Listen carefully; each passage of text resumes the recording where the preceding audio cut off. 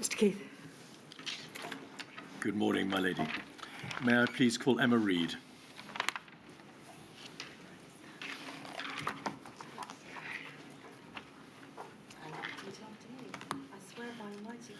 I swear by Almighty God that the evidence I shall give shall be the truth, the whole truth, and nothing but the truth. Thank you.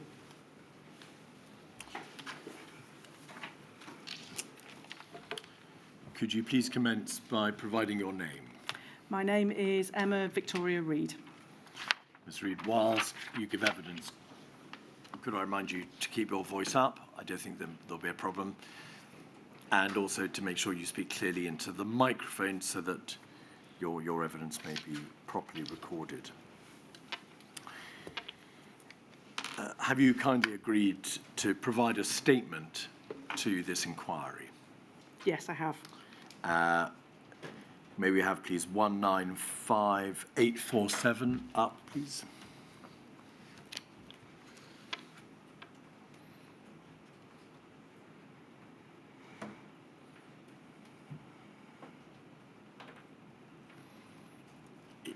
Does that appear to be your statement? It does. And if we have the last page, you provided a signature and a statement of truth. I did. Milady, may that be published, please? Certainly.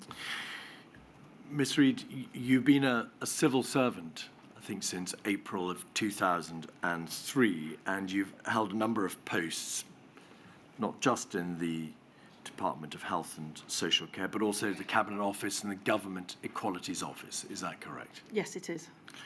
And were you appointed to the Senior Civil Service in April of 2013? Yes, I was. From November 2014 until June 2015, were you one of the two deputy directors in the Department of Health and Social Care, leading on the response to the Ebola outbreak? Yes, I was.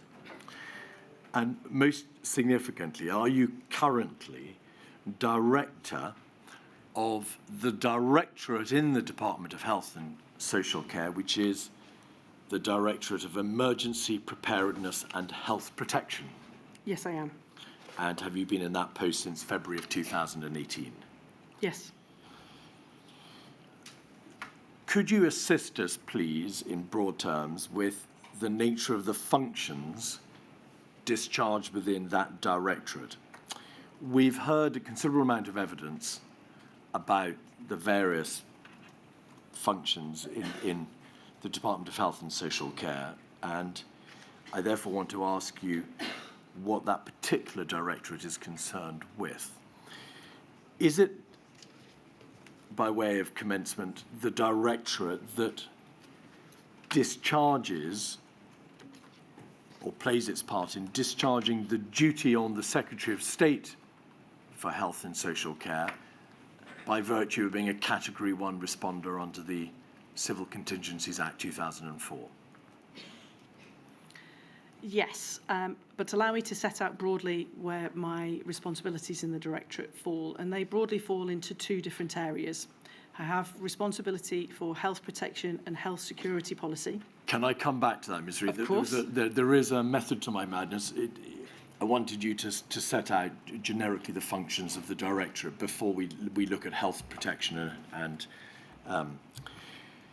health security.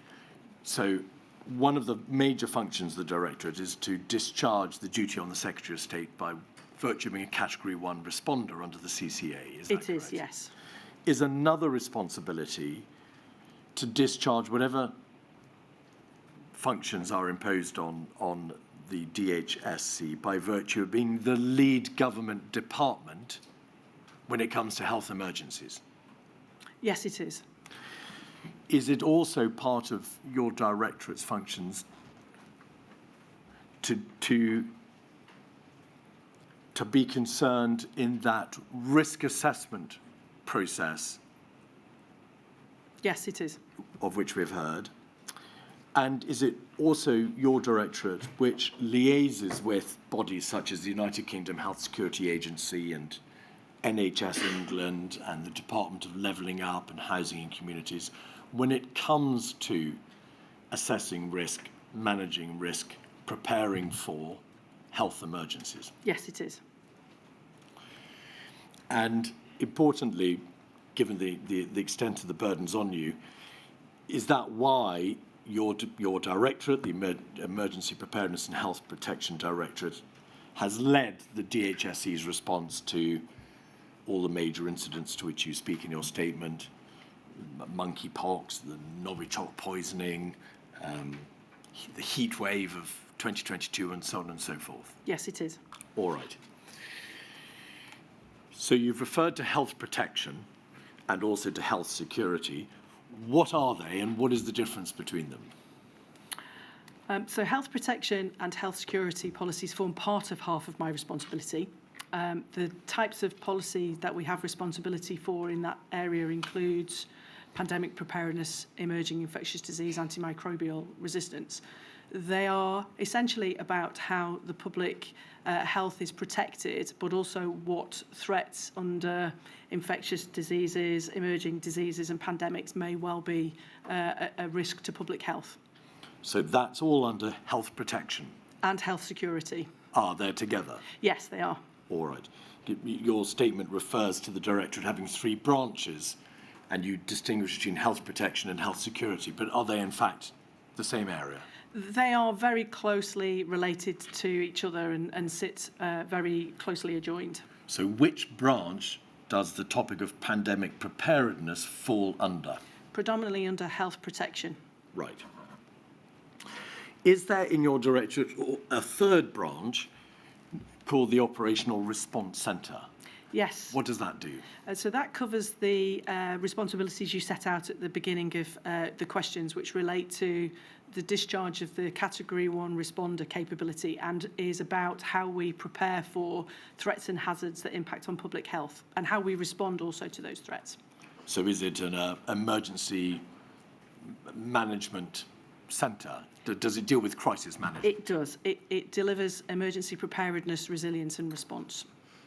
And is the history, the etymology of the Operational Response Centre, that it was first created within health and social care to deal with the necessary preparations for the no-deal EU exit, but latterly it is now the Crisis Management Centre in the Department of Health and Social Care that deals with all emergency preparedness, response and resilience issues?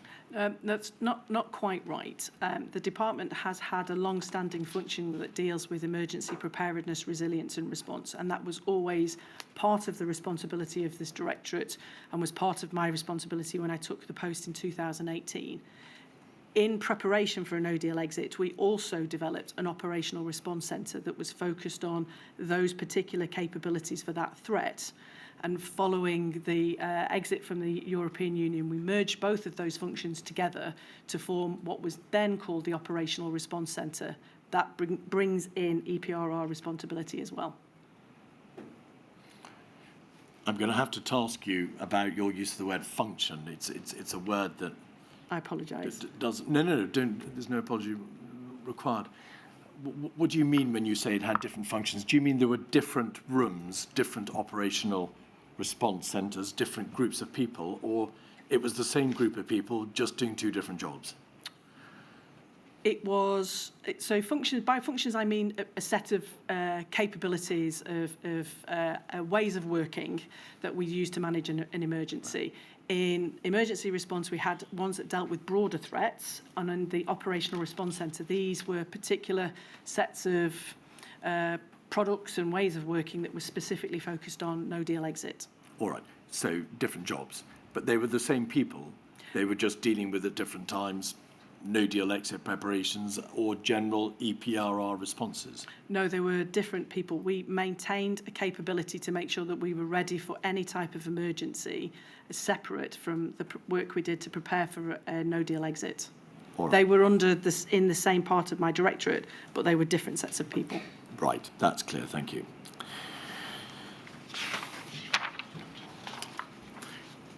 Milady's heard evidence about the high-level risk register that was held in the Department of Health and Social Care,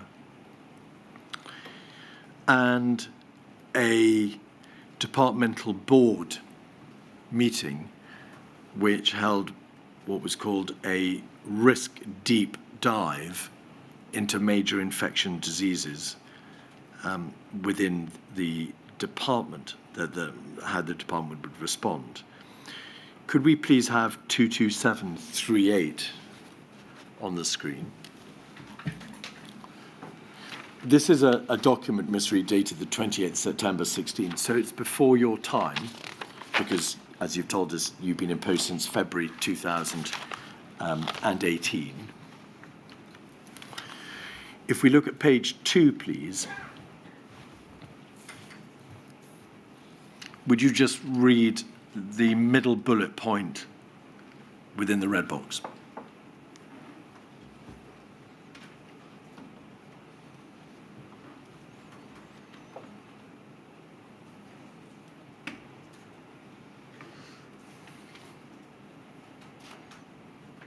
Thank you. At the time that you took up your position as director of the relevant directorate, to what extent did you understand that steps had been taken to address that plainly very serious and real concern? Were you told what had been done to raise awareness of the risk and to plan for the immediate mobilisation of a large number of staff in the directorate? I was not made aware of that particular commitment or issue raised in 2016.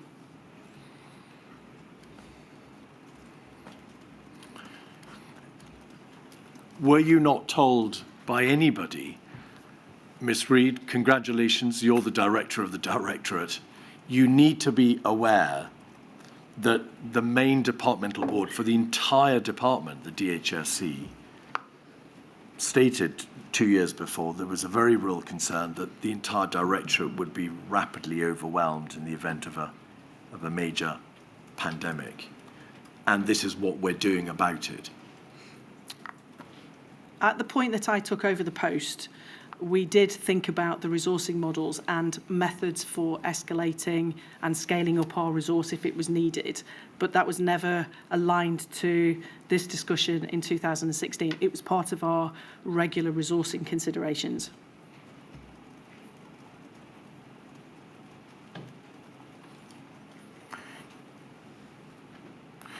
Could we have the minutes of that departmental board meeting at 57271, please, page 6.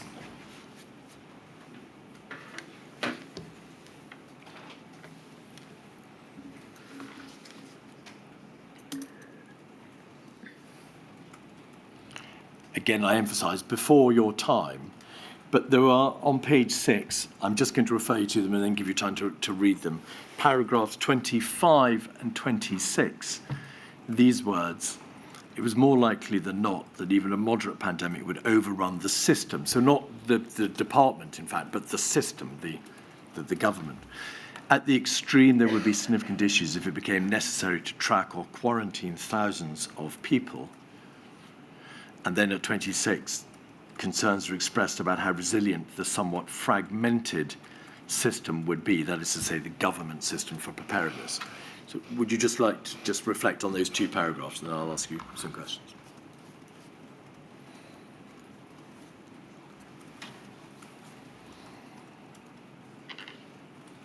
Thank you.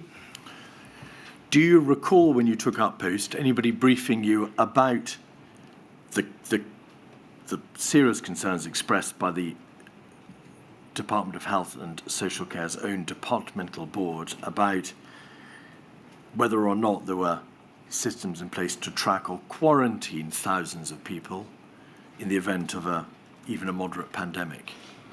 There was no discussion with me about quarantining. What about track and trace? Anything about that? There was no discussion with me about track and trace. All right. And then in relation to paragraph 26, did anybody at your quite senior or very senior level in the department say, Miss Reid, we've got concerns about how fragmented the system for preparedness in the United Kingdom has become. This is something that your directorate is going to have to grapple with. In the terms in which you set out, no.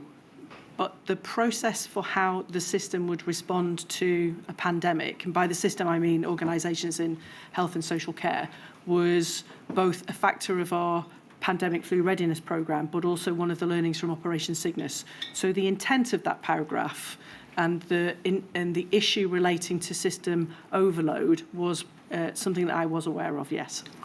In essence, these concerns were being addressed because there were boards and systems and procedures otherwise in place to try to make sure the system was better prepared. Yes.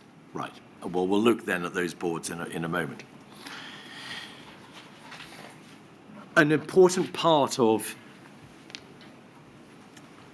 your directorate's preparedness arrangements was its, and I'm now going to slip into the terminology, its ownership of a 2011 pandemic influenza strategy. Yes. Was it not? Yes. Because that was a strategy dealing with influenza pandemic, a health emergency, and therefore by definition something within the reach of the Department of Health and Social Care. Yes.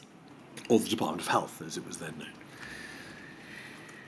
Can you recall what you understood when you took up your post about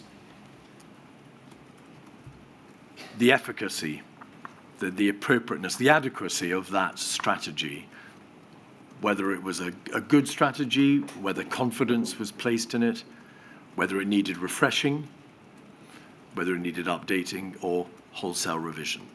Can you recall what the state of play was? As I recall, the view was that the strategy included important component parts that would be used for a pandemic influenza, that it had been tested through exercise Cygnus, and there were elements of that needed to be enhanced, and that there was a work programme underway through the Pandemic Flu Readiness Board to deliver that.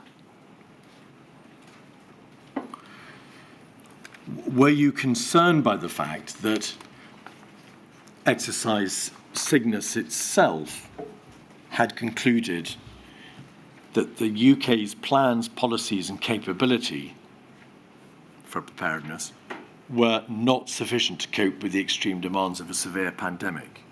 So you've referred to Cygnus, and your answer essentially is, well, I understand that Cygnus, which had taken place before your time again, had addressed elements of the strategy. But the exercise Cygnus conclusion was rather more serious than that, wasn't it? It was very clear that there was a lot of work that the department needed to do to improve its readiness for pandemic influenza. If the question you're asking was I concerned about that? Yes, I was concerned about that, but I was also aware that by the time I'd started in my post in 2018, a programme of work had been established to address those concerns. And it was therefore of central concern to you that those programmes should continue because they were put into place for a good reason, namely to meet the serious concerns of this, of the departmental board's observations, the outcome of exercise Cygnus, and a clear understanding that the 2011 strategy needed at the least some work doing on it. Yes. All right. That 2011 strategy was the only pandemic scale strategy, wasn't it? It's the only one that was centrally run by the Department of Health, yes. Well, pandemic is a health emergency. It goes to the heart of your department's functions. Who else would have an overarching health emergency related strategy for pandemic influenza?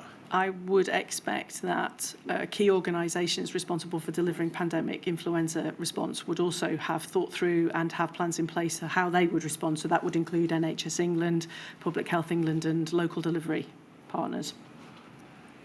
In the event of a national crisis, in the event of a, as it turns out, a catastrophic health emergency, the Department of Health and Social Care is the lead government department which drives forward what is required to be done to prepare for and initially, at any rate, respond to that crisis. That's correct.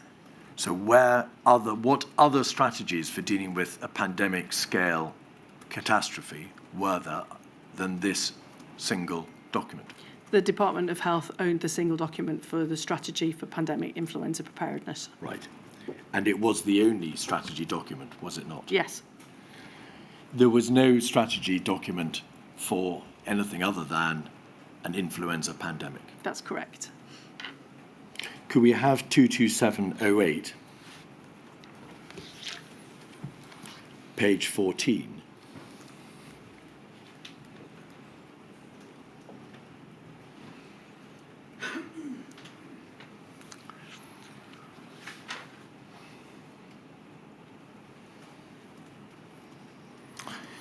Three bullet points from the bottom in paragraph 2.21, there's a reference to the intrinsic unpredictability of influenza pandemics. Ms. Reid, could you just have a read of that bullet point, please?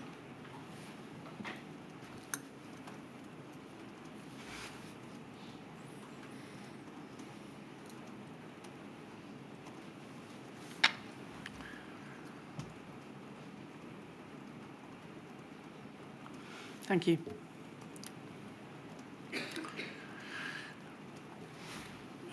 You are not by training an epidemiologist. No. Why did no one in the directorate, with an eye to that bullet point, ask himself or herself,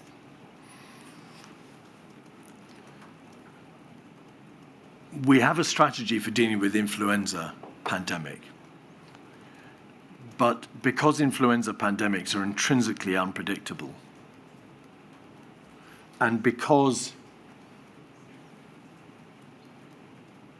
we may be struck by a pandemic that is not influenza, but is another viral respiratory outbreak that is equally unpredictable as influenza, and therefore equally catastrophic. We need to have plans for that eventuality. Why was that question not asked? The preparedness we developed for pandemic influenza was based on the reasonable worst case scenario. So effectively, every renewal of that risk assessment did ask whether what the scenario would be that we ought to prepare for. And on successive risk assessments, the risk assessment was the pandemic we should prepare for was a pandemic influenza.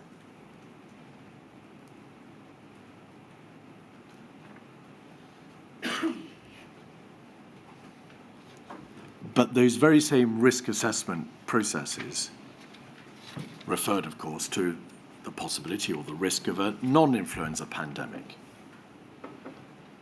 And those same processes stated in terms that there were inherent variabilities, that the pandemic, the next pandemic, might or might not be influenza. It might have the same characteristics. It could be just as deadly or more so.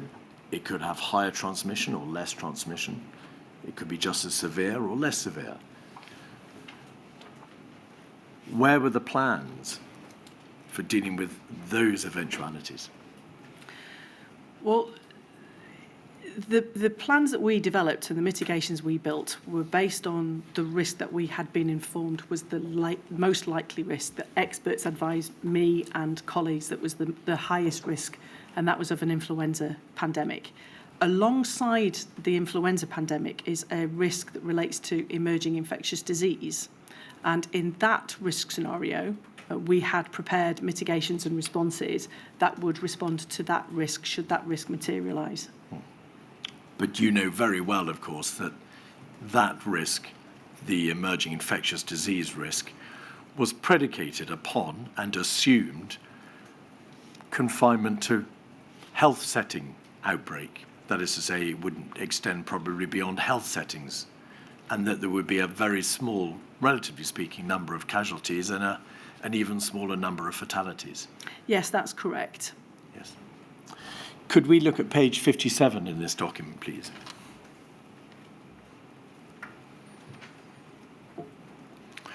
The 2011 strategy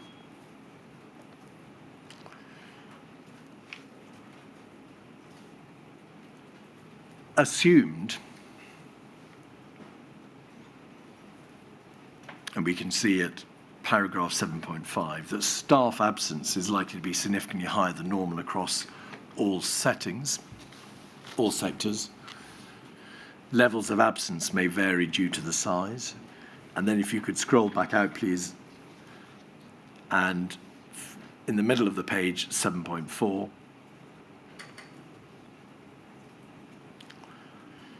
the government will encourage those who are well to carry on with their normal daily lives. The UK government does not plan to close borders, stop mass gatherings, or impose controls on public transport during any pandemic. Any pandemic.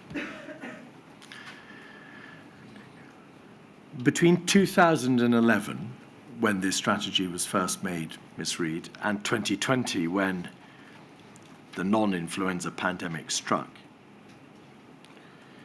are you aware in the Department of Health and Social Care of any person at any time questioning that statement?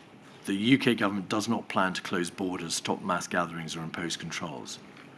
Was there any debate about the possible necessity of border closings, self-isolation, quarantine, mass quarantine, mandatory quarantine, or anything of that sort?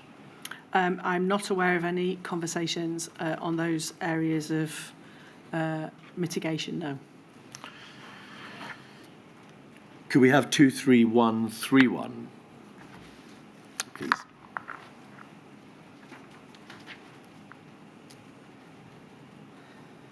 This is a pandemic preparedness meeting dated November 19, so on the eve of the pandemic, Ms. Reid, but about a year and a half after you had taken up your post. It's a meeting of in fact, the Department of Health and Social Care. So it's not, I think, it wasn't a PIP meeting or a PFRB meeting. We'll come back to those in a moment. It's just a departmental meeting. Page 5.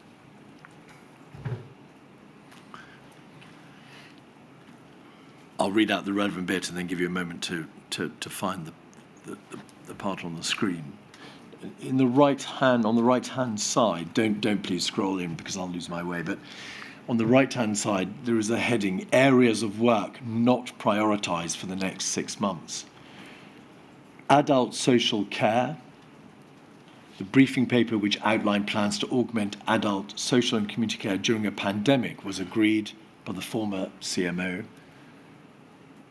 Professor Dame Sally Davis, the CSA and the CNO in July 18, DHSC Policy and Social Care Team to work with National Health Service England and Improvement to agree next steps.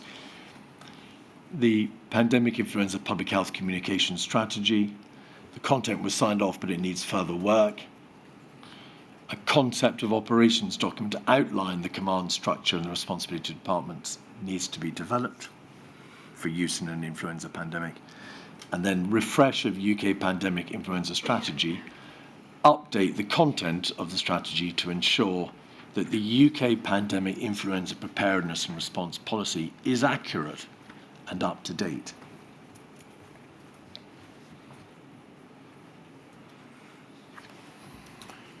Thank you. These areas of work, which were not prioritised, were of fundamental importance, were they not, to the United Kingdom and the Department of Health and Social Care's ability to be properly prepared for a pandemic? They were important pieces of work in the pandemic flu readiness programme, yes. They were not the areas of priority. Are you suggesting, Ms. Reid, that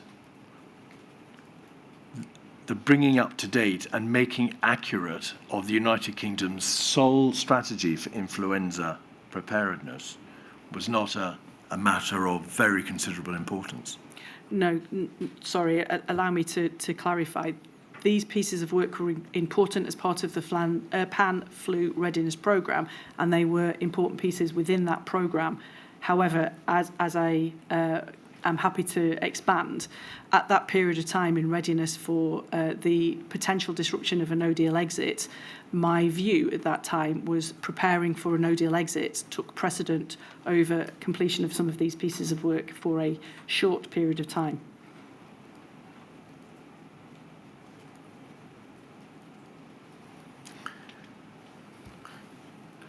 Did you or anybody else, when confronted with, and it was a cabinet direction, wasn't it?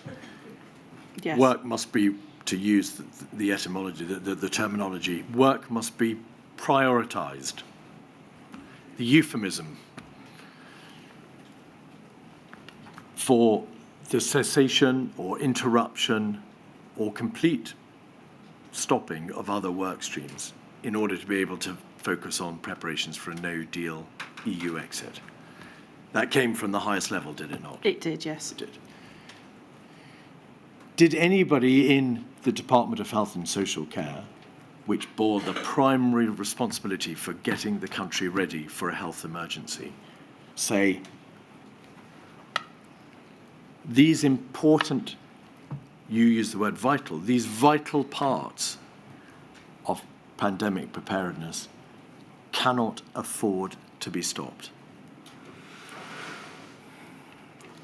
If I recall the process at that time, I was asked to look at which areas of work we would prioritise and deprioritise in order to prepare for a no-deal exit.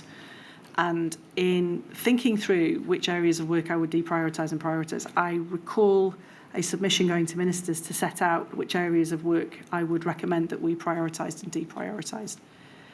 On the case of adult social care particularly, I think it may be helpful to add that my concern about the impact of adult social care as a result of a no-deal exit, a real and credible threat to that sector, was that that sector needed to prepare for and ready itself for a no-deal exit over the risk of a pandemic preparedness.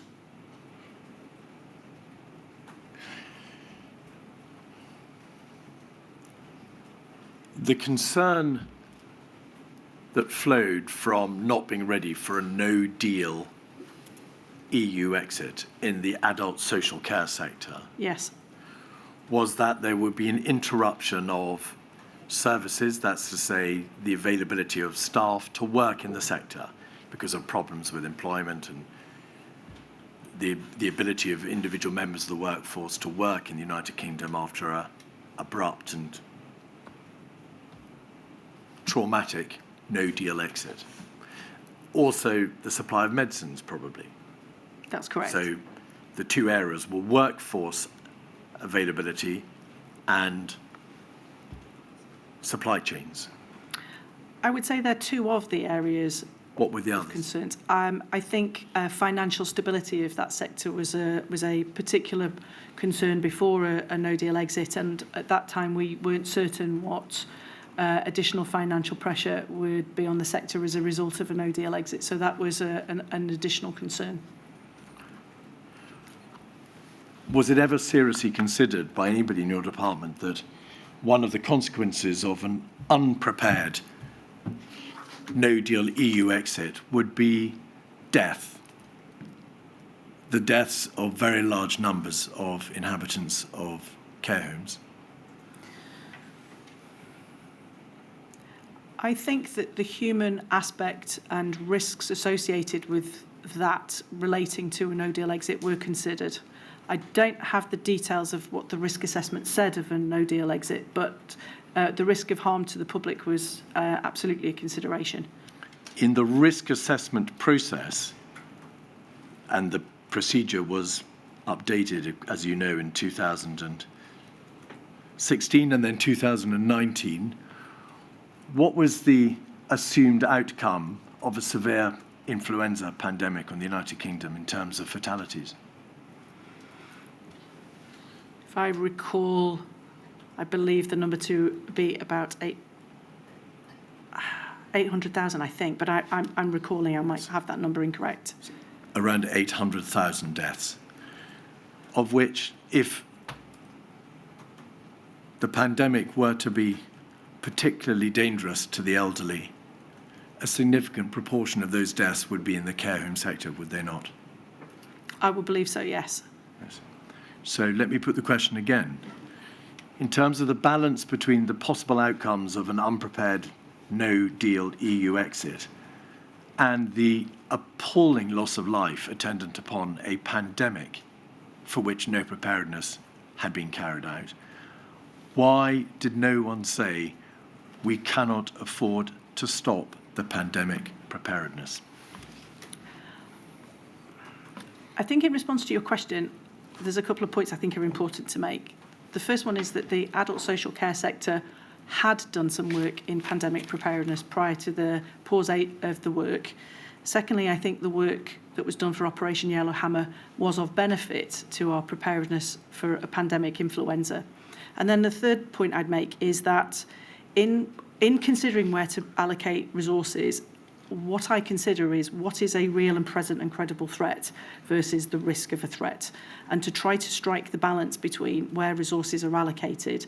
I retained teamwork on pandemic preparedness, but I also allocated resources to deal with the real risk of a disruption through a no-deal exit.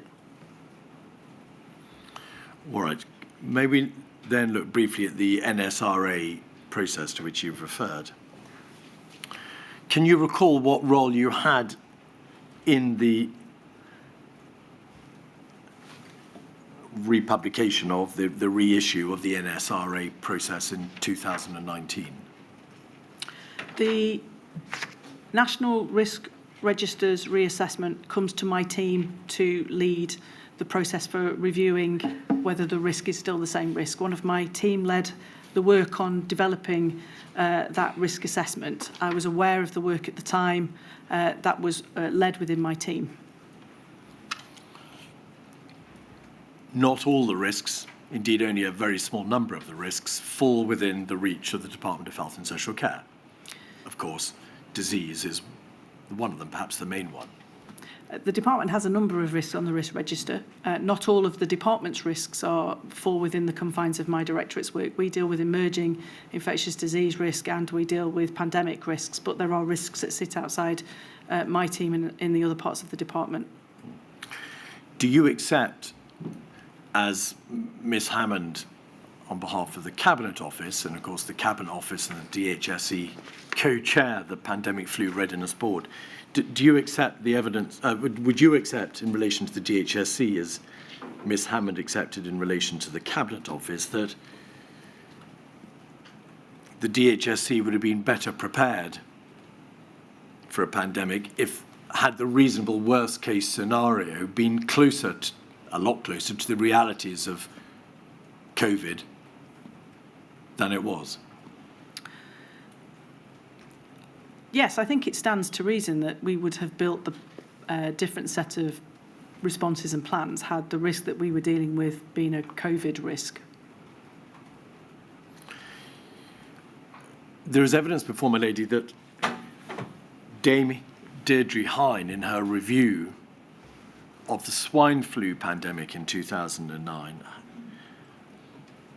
had expressed some concerns about the adequacy of the RWCS, the reasonable worst case scenario model.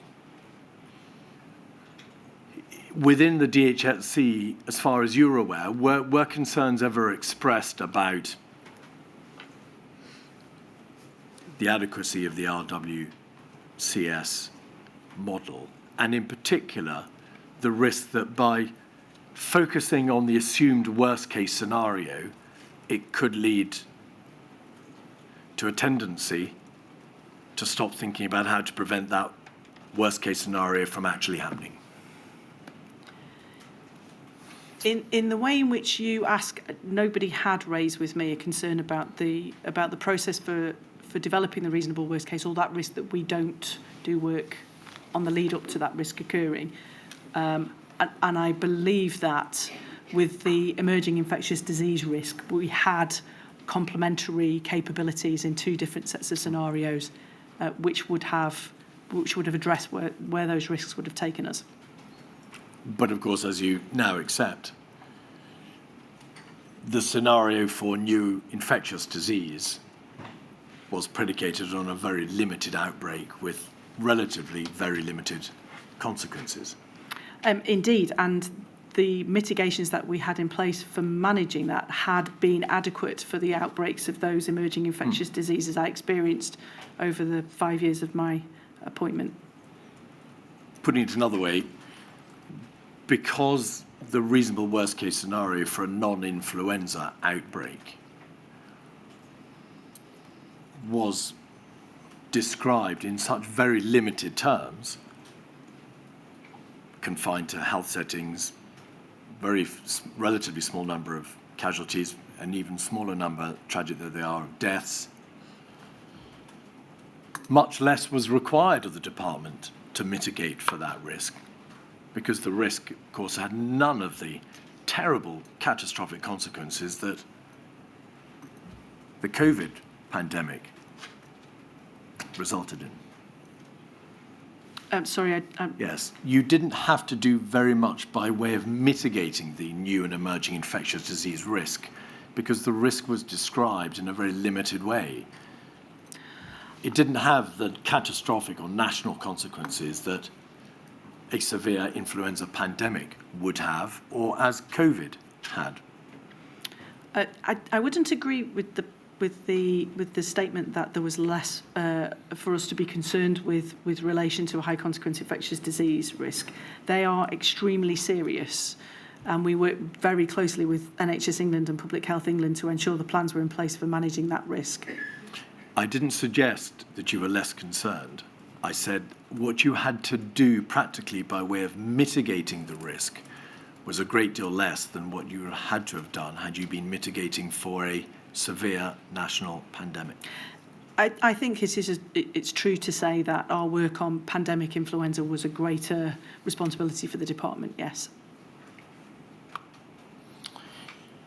And that work was framed by that 2011 strategy, which said in terms, you don't need to worry about things like borders or quarantining or self-isolation or mass test and trace, because none of it was envisaged, was it?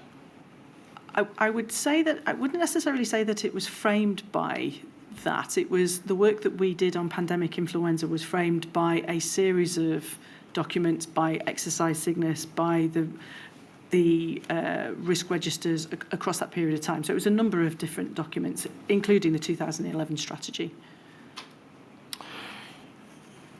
When Mr.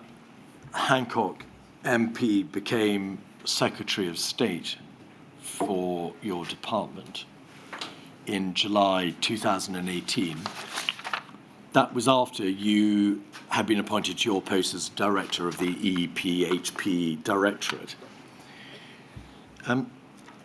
He was provided with a document 181825, please.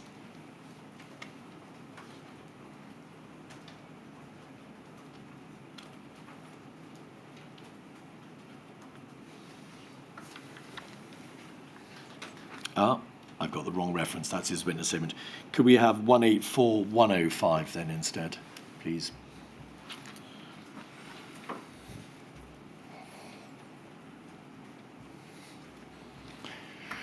Introduction to Emergency Preparedness, Resilience and Response.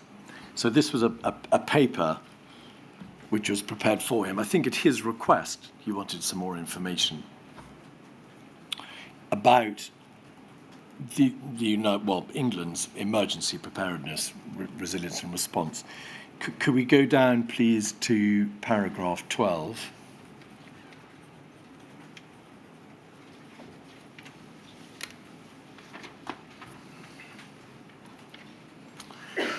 Following a national level exercise in 2016 and a subsequent National Security Council Threats, Hazards, Resilience and Contingencies meeting in February 17, a cross-government pandemic flu readiness board was established to develop and manage the UK's preparedness for a flu pandemic. The first year of the programme included the following work streams, and then over the page, please. Response to the adult social care and community health system, coping with excess deaths, legal, moral and ethical considerations that led to the MEAG committee being set up, keeping different sectors working with reduced staff numbers. If that could be shrunk, please.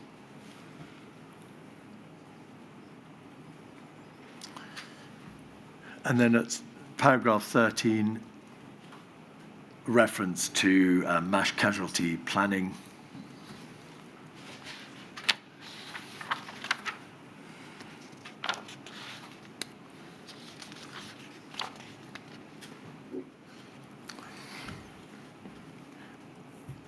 Do you recall assisting in the process by which Mr. Hancock was briefed in relation to the general state of preparedness? I am not familiar and cannot recall specifically adding to this briefing. I can say and can recall that when new ministers arrive, I do support Clara Swinson in producing an assessment of the very current situation of risks and threats that the department faces as part of new ministerial briefing, but I can't specifically recall contributing to this particular one. Paragraph 12, the first few words are, following a national level exercise in 2016. Would that have been a reference to exercise Cygnus, do you think?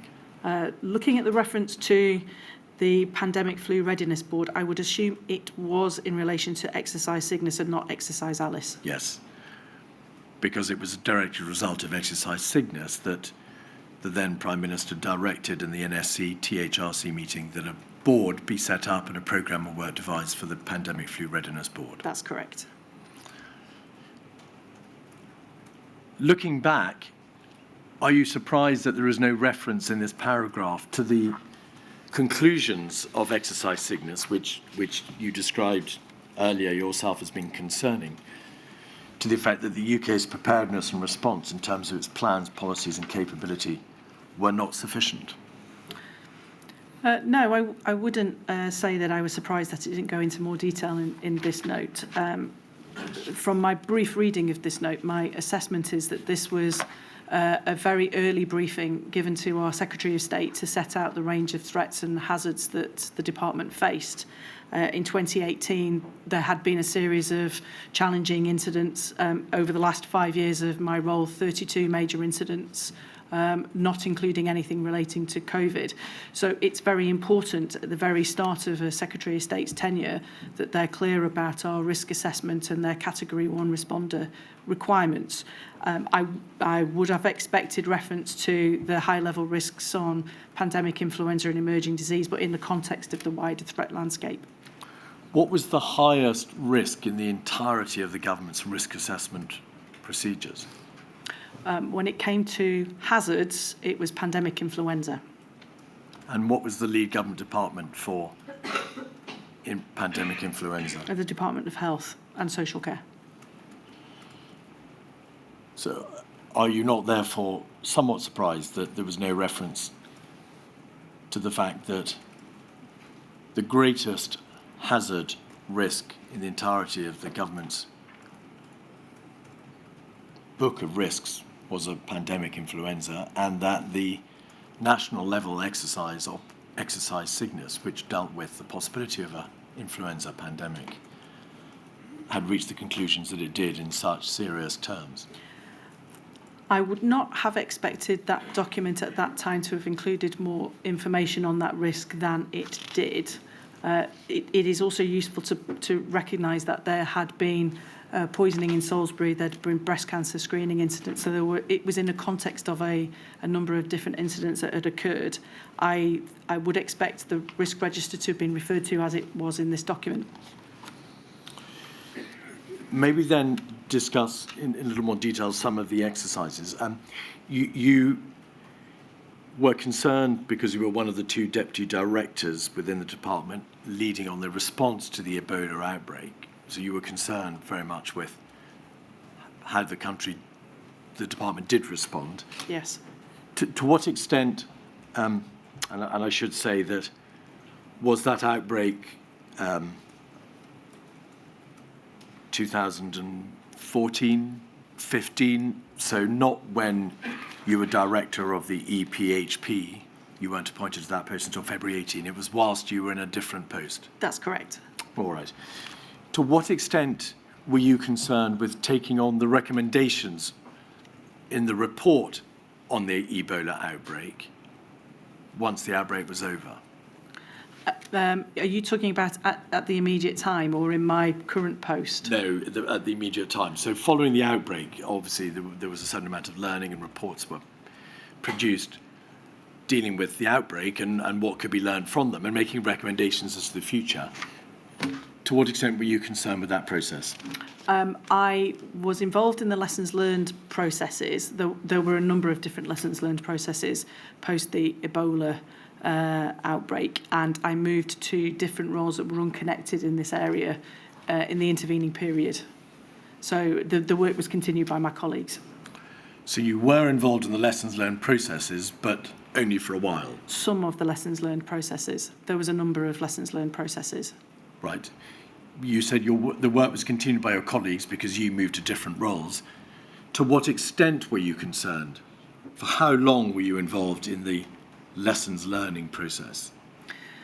I'm recalling that some of the lessons learned processes were operational lessons learned, and some of them were more detailed lessons learned series of sessions. I was not involved in the more formal lessons learned processes, if I can recall. The reason I ask, Miss Reid, is that, as you will no doubt recall, one of the lessons, lesson 8 from the Ebola report, was that appropriate levels of PPE should be maintained for ongoing infectious disease preparedness. And a second lesson, lesson 16, was that consideration needed to be given to the development of the relevant powers to allow stepped interventions from port through to community. So, in a sense, social restrictions or closing of borders or management of people and gatherings. Can you recall what steps were taken to pursue those issues, to draw up further papers or develop the thinking on PPE and social interventions? So thinking about the PPE aspect of your question, PPE and appropriate levels of PPE were part of the mitigations that were recommended on the back of the emerging infectious disease risk. Ebola is an emerging infectious disease. It's a high consequence infectious disease and would therefore have been dealt with under the mitigations for that particular risk. Can I just pause you there? Is that a reference back to what you said earlier, which is that of the two risks, health or disease-related risks in the risk assessment process, you've got influenza pandemic with its assumed catastrophic consequences, and then you've got the much narrower new and emerging infectious disease risk with the assumed much narrower consequences, and therefore reference to PPE would be a reference to the PPE required in a health setting or in a much narrower way. That is correct. Ebola would have been classed as an emerging infectious disease and would have been treated as an emerging disease with the mitigations that would be appropriate for the management of high consequence infectious disease. And with that, your question around PPE is the PPE advice that would be given to us would be based on how you have that intensive treatment regime for a high consequence infectious disease and what would be the appropriate PPE required to manage those diseases. what about lesson 16 and the consideration of powers that might be required to adopt interventions in the community? So restrictions on movement or public gatherings or border controls and so on. Do you recall what work was done on those issues? I don't recall the work that was done on those issues. I am aware that there was a view that border restrictions wouldn't be the appropriate response for an emerging infectious disease or pandemic influenza. Of course, that's why it was the lesson in the report. But was this not something that, at least subsequently, as the director of the directorate, you would have seen the outcome of the work done to put that recommendation into place? I'm aware of work that Public Health England and latterly UK Health Security Agency have been doing around border measures. I'm not aware of any work that was done to restrict border access. Exercise Alice was in 2016, wasn't it? And it was an assumed large-scale outbreak of MERS coronavirus. Yes. That's correct. Was that an exercise in which the Department of Health and Social Care was a participant, an organiser, or just an observer?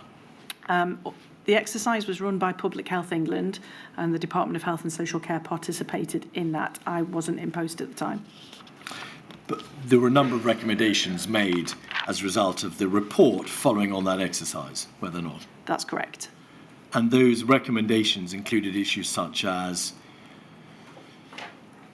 developing plans for, or at least considering the need for quarantine, self-isolation, the collection of data from contacts, an enlarged process of community sampling.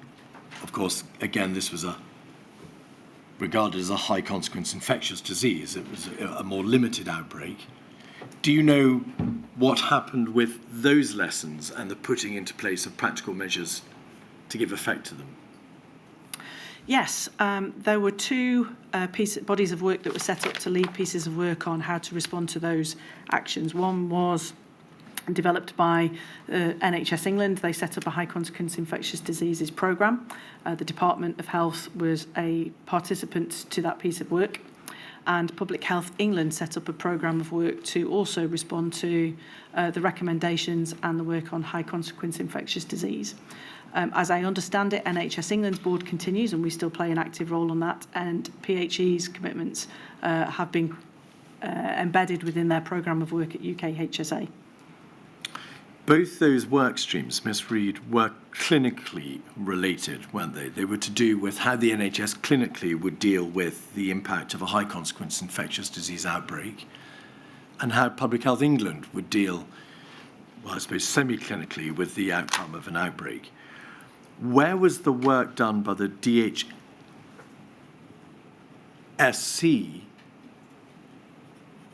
by way of plans for quarantine, self-isolation, enhanced community sampling and collection of data? I would say that the recommendations were both clinical and operational, and that the clinical and operational elements of them were led by NHS England and Public Health England, with bodies that we were on to support. In your answer to your question about where the work on contact tracing was led, that was within Public Health England. Did the DHSC, as far as you are aware, take forward, produce papers or policies or guidance or spend time thinking about any of those issues within its own department? So the advice on clinical and operational matters would be the responsibility of NHS England and Public Health England. So we would look to those bodies to provide us with advice. I am not a clinician and I'm not well placed to write those papers. I would seek advice from colleagues across the health and social care organisations that can. We were very aware of the level of readiness in the health and social care system to deal with an emerging infectious disease. There were off memory, approximately 8 or 9 in the 5 years of my appointment. And so I was very aware of the response capability to high consequence infectious disease and had run a number of incidents to see how that operated in practice. Those recommendations were not formulated by way of directions to NHS England or Improvement or to Public Health England. They were generic recommendations or lessons. X, Y, or Z must be done. So, given that it wasn't the NHS England or the PHE who were told to respond in their own way, within the limits of their own functions, to these areas of concern, why wasn't the DHSC itself responding, doing what it could to improve the overall system of preparedness for health emergency by addressing these particular issues?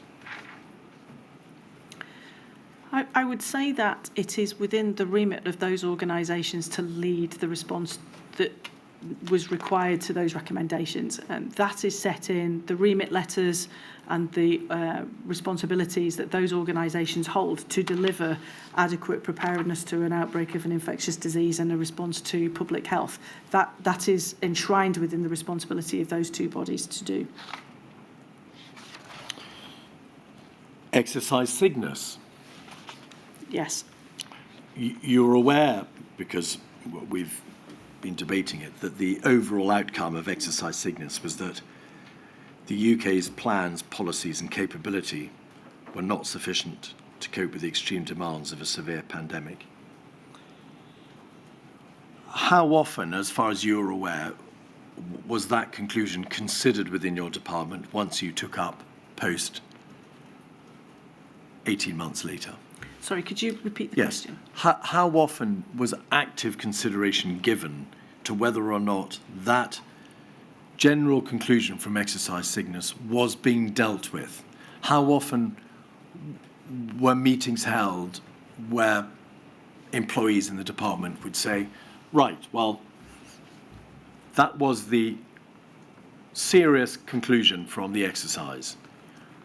How well are we doing in terms of addressing those concerns, of making sure that the plans and the policies and capability are now sufficient? How often was active consideration given to making sure that that worrying feature was being adequately addressed? I would say on a regular number of occasions in different ways. That the concern that was raised in Cygnus was a feature of our risk and our risk register. That was discussed every level of the department on a quarterly basis. We had boards that were looking at the readiness of the health and social care system to respond to that. That was chaired by my Director General, Clara Swinson. We had quarterly conversations to look at cross-government readiness and whether we were addressing the recommendations of that report. So, and also regular meetings with our permanent secretary. So I think the question about how we were responding to our state of readiness was asked on a regular occasion. How many recommendations came out of Exercise Cygnus?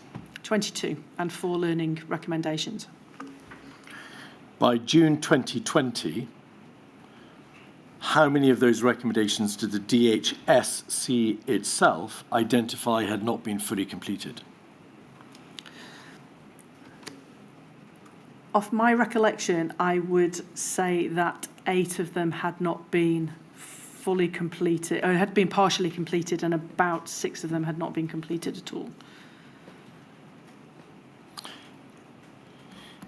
That was, you're quite right, the conclusion of a DHSC meeting, another work stream, to consider to what degree the department, or to what degree the recommendations from Exercise Cygnus had not been completed. And that was a conclusion reached in June 2020, was it not, Ms. Reid? That sounds about the right date, yes. All right, take it from me then. Can I just ask what you mean by not fully completed, not completed at all? Completed means done, completed. And so I would have thought not fully completed means work had started but it hadn't finished. Not completed at all, I don't understand. Okay, allow me to expand. Some of the recommendations had different component parts to them. And so there may be an element of a part that had been completed. So, for example, we had completed some work on surge guidance. That had been completed, but the second half of that around socialising that with or testing that with health and social care organisations, that part of it was not completed. But that would come under the category of not fully completed. I think that's a fair conclusion to reach. Yes. So what do we mean by 6 were not completed at all? Do we mean no work had started? No, I wouldn't say that no work had started. Work had started on all of the recommendations. But there were some elements of those that had been completed. So I would agree with your conclusion that they weren't completed, but work had begun on all of them. Or they hadn't got very far? It varies across the recommendations, my lady. If you have a recommendation that says we must get more PPE, this is a highly infectious disease, it's got dreadful consequences, we must get... Whose responsibility is it to get the PPE? I would suggest that would be my responsibility. And who would ensure that your responsibility was carried out, apart from you? That would be the responsibility of my permanent secretary and the departmental board. So after Ebola, you had a recommendation for more PPE, was it? I can't recall the recommendation from Ebola, my lady. I think there was one in relation to PPE. If there was a recommendation that related to PPE being acquired for an emerging infectious disease, as I understand it, the PPE stockpiles for emerging infectious disease have been adequately built. I haven't had anything to tell me to the contrary. So I can't, unfortunately before my time, I can't confirm whether or not and how the recommendations for Ebola's PPE were delivered, but I can say that hasn't been raised to me as an issue, that there isn't adequate PPE for an emerging infectious disease. Thank you. Can I assist you, Miss Reid? Lesson 8 from Ebola is that further work would be required between the Department of Health, NHS England and Public Health England to determine the most appropriate levels of PPE that should be maintained for ongoing infectious disease preparedness. But for the reasons that we have been debating, namely that the assumed consequences of infectious non-influenza disease were set so low, were so narrow in terms of being confined to healthcare settings and very low levels of casualties and fatalities. Not very much PPE was required to meet what was thought to be necessary for a high consequence infectious disease. But no consideration was given at all to the need for PPE for a non-influenza pandemic. That's the sum of it, isn't it? The risk assessment we were building our mitigations for were a pandemic influenza and emerging infectious disease, and in both of those cases, with advice from experts and specialists, we were advised what PPE we needed for both of those risks. If you start from the premise of the risk you're mitigating, you build the appropriate mitigation for those risks. So it is the case that we had appropriate PPE for those two scenarios, but not for a COVID pandemic, which was not the risk we were managing. And going back to the recommendations, the recommendations from Cygnus, 14 of which had not been fully completed, whatever that means, 8 partially, perhaps 6 not fully completed. That was not a situation in June 2020 which took anybody by surprise, was it? No. The recommendations that hadn't been completed were part of our ongoing programme of work. And as I mentioned earlier, some elements of our programme needed to be paused. And so there were elements of those programmes that hadn't been completed. I would also say that there are a number of recommendations in Cygnus that it's not really conceivable for us to say that we have ever fully completed. So the first recommendation is that our emergency preparedness must follow best practice.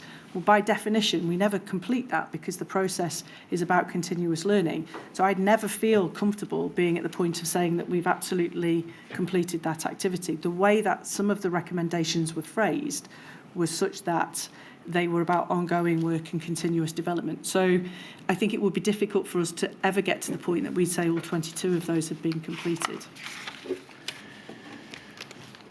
The point, Ms. Reid, though, is this, isn't it? As at June 2020, the body that was looking at how many of the recommendations were implemented couldn't have been taken by surprise. It must have been apparent to everybody who was responsible for implementing the implementations from 2016 through to 2020 that the recommendations were not being implemented. It just was not being done for a variety of reasons, which you've attempted to explain. It just wasn't done. There were a number of recommendations that weren't completed. That's absolutely correct. And you knew that the recommendations were not being implemented. 2016 was 4 years before this committee reported as to the number which weren't being implemented. That's correct.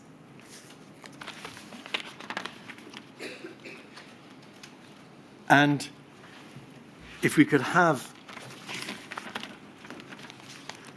please, on the screen, 22792.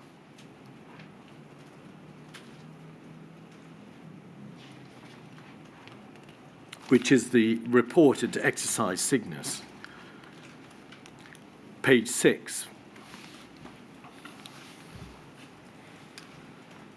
At 1. Amongst the recommendations which were never implemented in full were this one, the development of a pandemic concept of operations. Correct? That's correct. Page 8. At 3.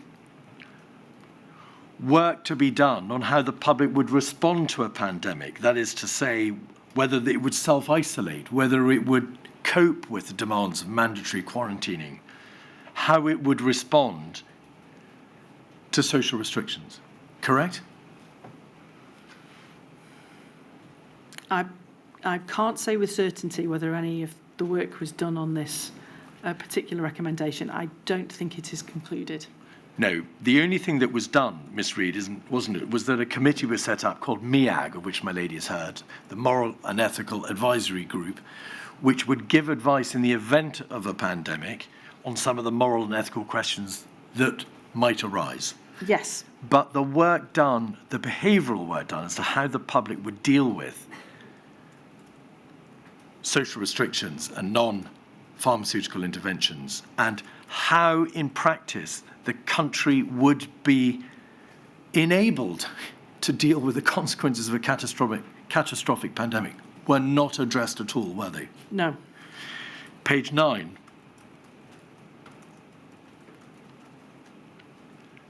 An effective response to pandemic influenza requires the capability and capacity to surge resources into key areas which in some areas is currently lacking. The NHS did put into place, at your department's urging, plans for surge capacity. And we saw that, of course, when the pandemic struck. But very little work was done in relation to how the adult social care sector would cope with a mass influx of patients in a pandemic. I wouldn't agree that there was no work done in that space. There was a lot of engagement with LRFs, and some guidance was issued to adult social care providers in May of 2018 that addressed the question of surge. I would not say that that work was completed, and I would be very clear to say that there was more that we needed to do about community surge, but it was not the case that no work was done. Page 11.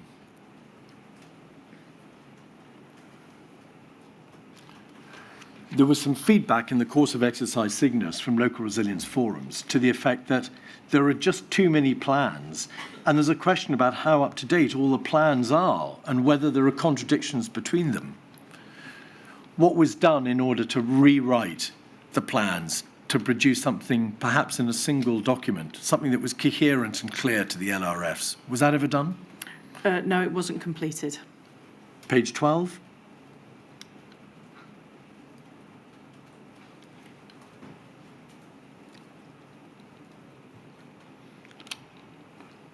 some of the feedback was to the effect that LRFs, the local resilience forums, would have difficulty operating their plans and capabilities at this scale of response. More focus and coordination on planned flu preparedness is needed nationally, departmentally, and within Resilience and Emergencies Division Operations Centre itself. Now, of course, you don't speak for the Resilience and Emergencies Division of the Department of Levelling Up, Housing and Communities, nor for the Cabinet Office. But was that focus and coordination carried out, as far as you're aware? I am aware that the Ministry for Housing engaged extensively with Local Resilience Forum around their readiness in pandemic influenza. I'm aware the Cabinet Office engaged extensively with local resilience forums on their resilience standard and their level of preparedness. Of course, it's also important to note that NHS England and Public Health England are represented on the Local Resilience Forum, so I also engaged with the health system that sits on Local Resilience Forum. It was not coordinated, and that was definitely one of the recommendations that we didn't deliver, which I regret, around that coordination and the bringing together of advice. But we did engage with local resilience forums and at the local level. Ladies, is that a convenient moment? Certainly. I shall return at 12 o'clock. All right.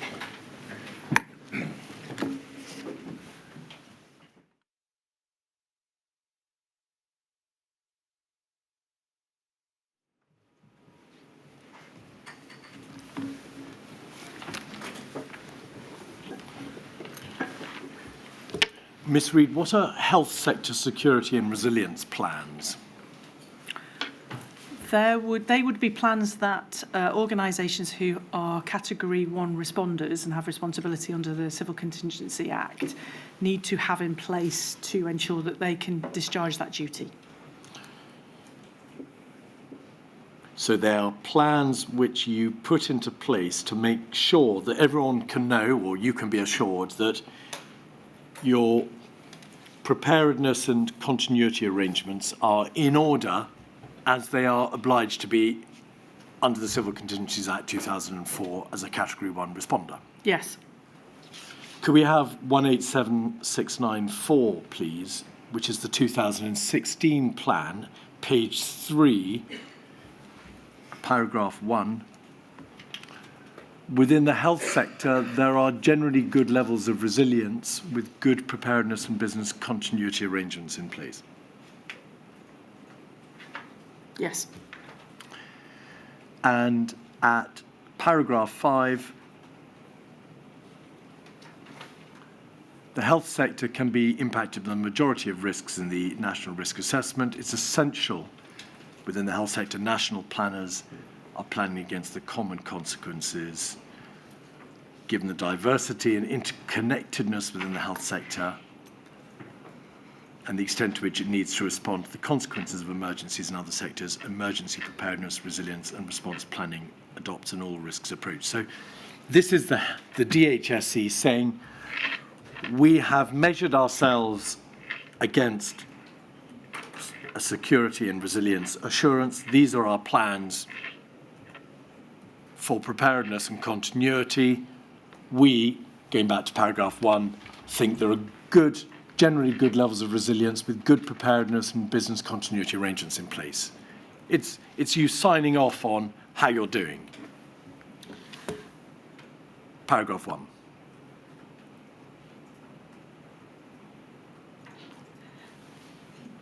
Yes, but this is not a static status. It is something that we continually look at the health and social care sector's resilience for emergency preparedness. Of course. So this is just for 2016? Yes, I'm not familiar with this document. All right. So every year or every 2 years these plans are put into place, or these documents are prepared? And they're not static, are they? They take account of whether or not there are good levels of resilience, or whether there's been an outbreak, or whether there's been an exercise and whether you've responded to an exercise, or whatever it might be. They're not fixed, set in place. They take account of the reality of how well the department is doing. The department and its delivery Arm's organisations, length, yes. and its arm's length bodies. Yes. Could we then please have 2017-18 Health Sector and Resilience Plan, 105273?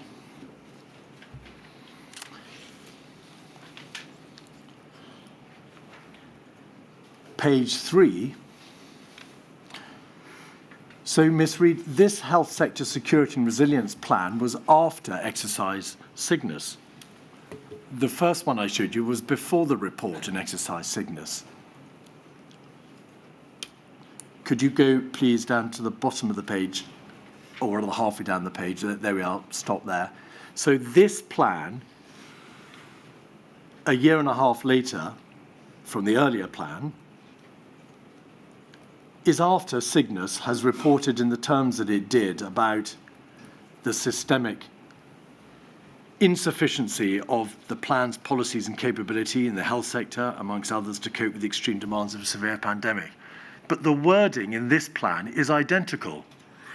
There are generally good levels of resilience with good preparedness and business continuity arrangements in place. The identical words to the plan 18 months before. So it wasn't static. It was static. The plan uses the identical wording from the earlier plan. So how could it possibly have taken account of that severe conclusion from Exercise Cygnus and the fact that the work streams which came from Cygnus were not, by and large, being pursued through to their fruition?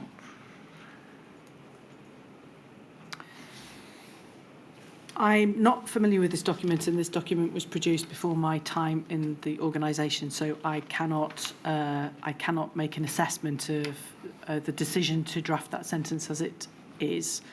Looking at this document for what I can see it to do is it is looking across the totality of the threats and hazards landscape, so all of the threats that are captured in the National Security Risk Assessment.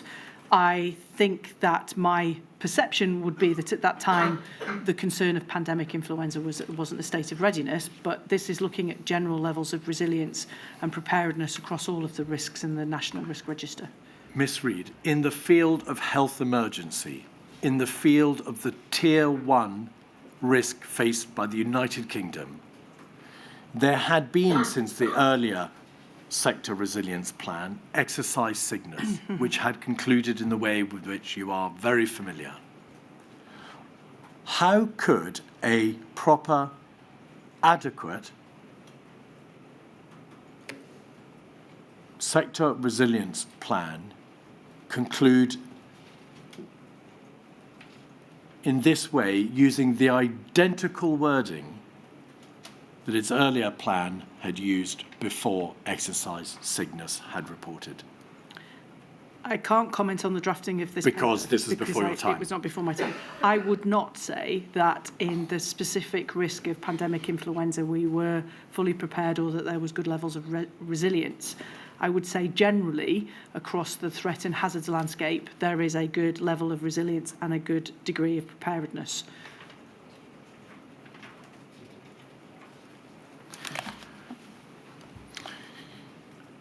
Was there a sector resilience plan prepared by you, however, after you were in post? I don't believe there was, no. I don't recall producing one, no. All right. My lady, there's a document which we have in our system which hasn't, in fact, been disclosed for a variety of reasons. I'm not quite sure why, to core participants and to the witness. And therefore not in a position to be able to bring it up on the screen, and it's not right that I should, because it'll take everyone by surprise.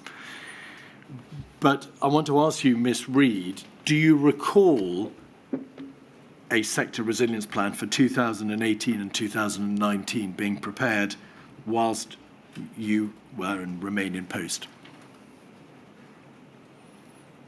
I don't recall a plan being produced, no. All right.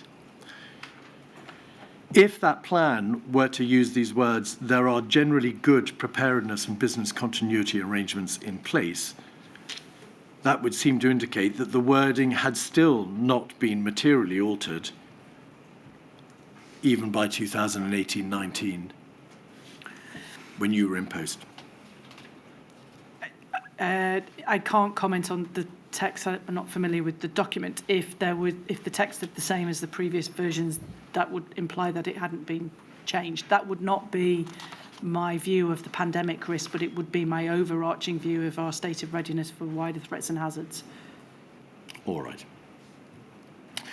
The Pandemic Flu Readiness Board, we've covered the work streams which were meant to be addressed by the Pandemic Flu Readiness Board. Bringing those threads together, the board was established in 2017. In March, following Exercise Cygnus. It was established by order of the National Security Council Threats, Hazards, Resilience, Contingencies Committee in the order of the then Prime Minister. Yes. It had a number of work streams, some of which were completed. Yes. Some were part completed, some were not completed at all. We needn't go into the detail of it. But that Pandemic Flu Readiness Board, which was a board chaired jointly by your department and the Cabinet Office, didn't sit at all, did it, between November 18 and November 19? That's correct.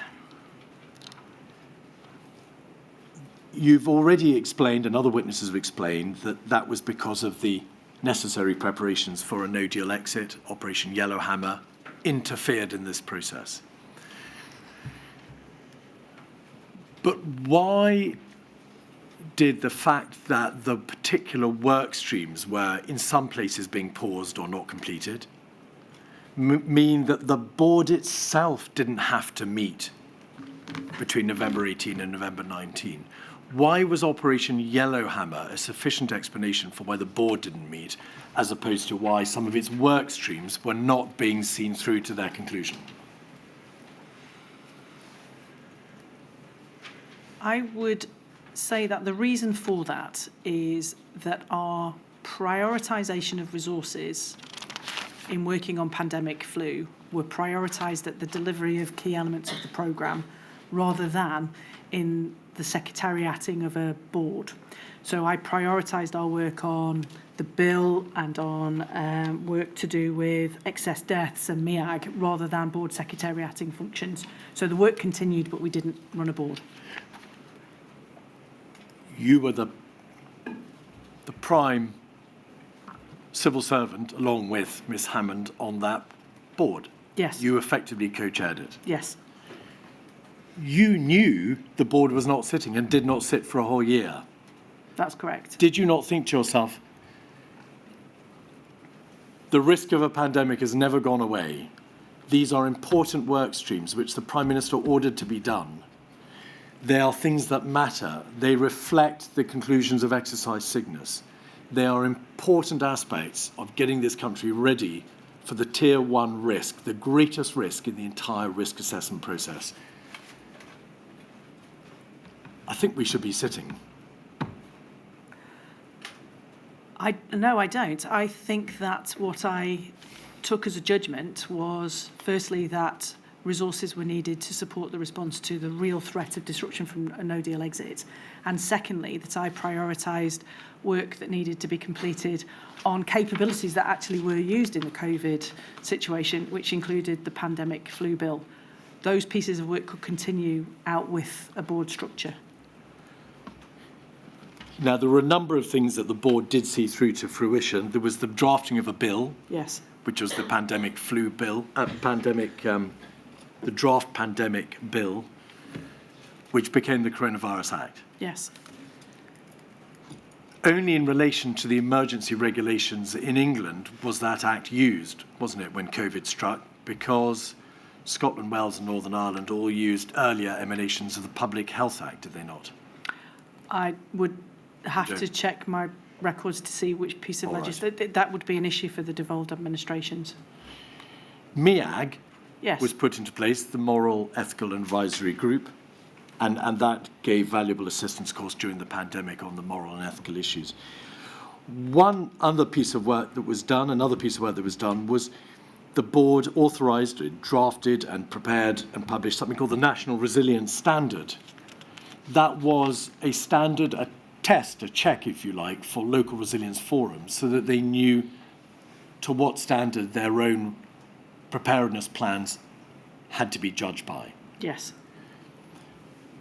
I put it to Ms Hammond, but I ought to put it to you because I think the National Resilience Standards for Local Resilience Forums came, at least in part, from the Department of Health and Social Care. Did they not? If I recall, it was a piece of work that was led by the Cabinet Office working in partnership with the department responsible for local government, but we will have supported that work. All right. Are you aware that until the 14th of November 2019, just before the pandemic struck, the National Resilience Standards for Local Resilience Forums across the entirety of England and Wales made no reference to any need to judge their work by reference to the plans that might be required for an influenza pandemic? That would be a matter for the Cabinet Office and the Department for Housing and Local Government. All right. The PIP board, or the PIP programme, what was that? That was a programme that was led by my Director General, Clara Swinton. The responsibility of that body was to look at the delivery of the health and social care elements of pandemic preparedness. So it was a more internal health and social care focused programme. And was there a long period during which it did not meet, or at least the board for the pandemic influenza preparedness programme did not meet? As I recall, it also did not meet during the period of end 2018 to 2019. Again, because of Operation Yellowhammer? As I understand it, yes.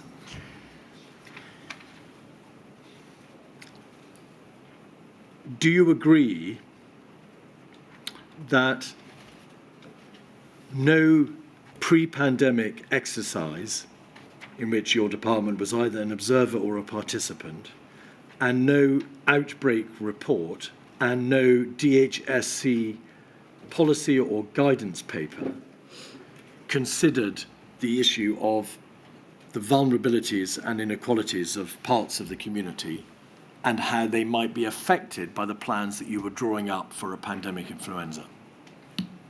No, I wouldn't agree with that statement. I think there was consideration taken for the impact of vulnerable people of a pandemic influenza. Clinical vulnerability, Ms Reid. It was clinical vulnerability. It was obviously, in the event of a pandemic, the pandemic and our responses to the pandemic will have an impact clinically on those who are at greatest risk from the disease.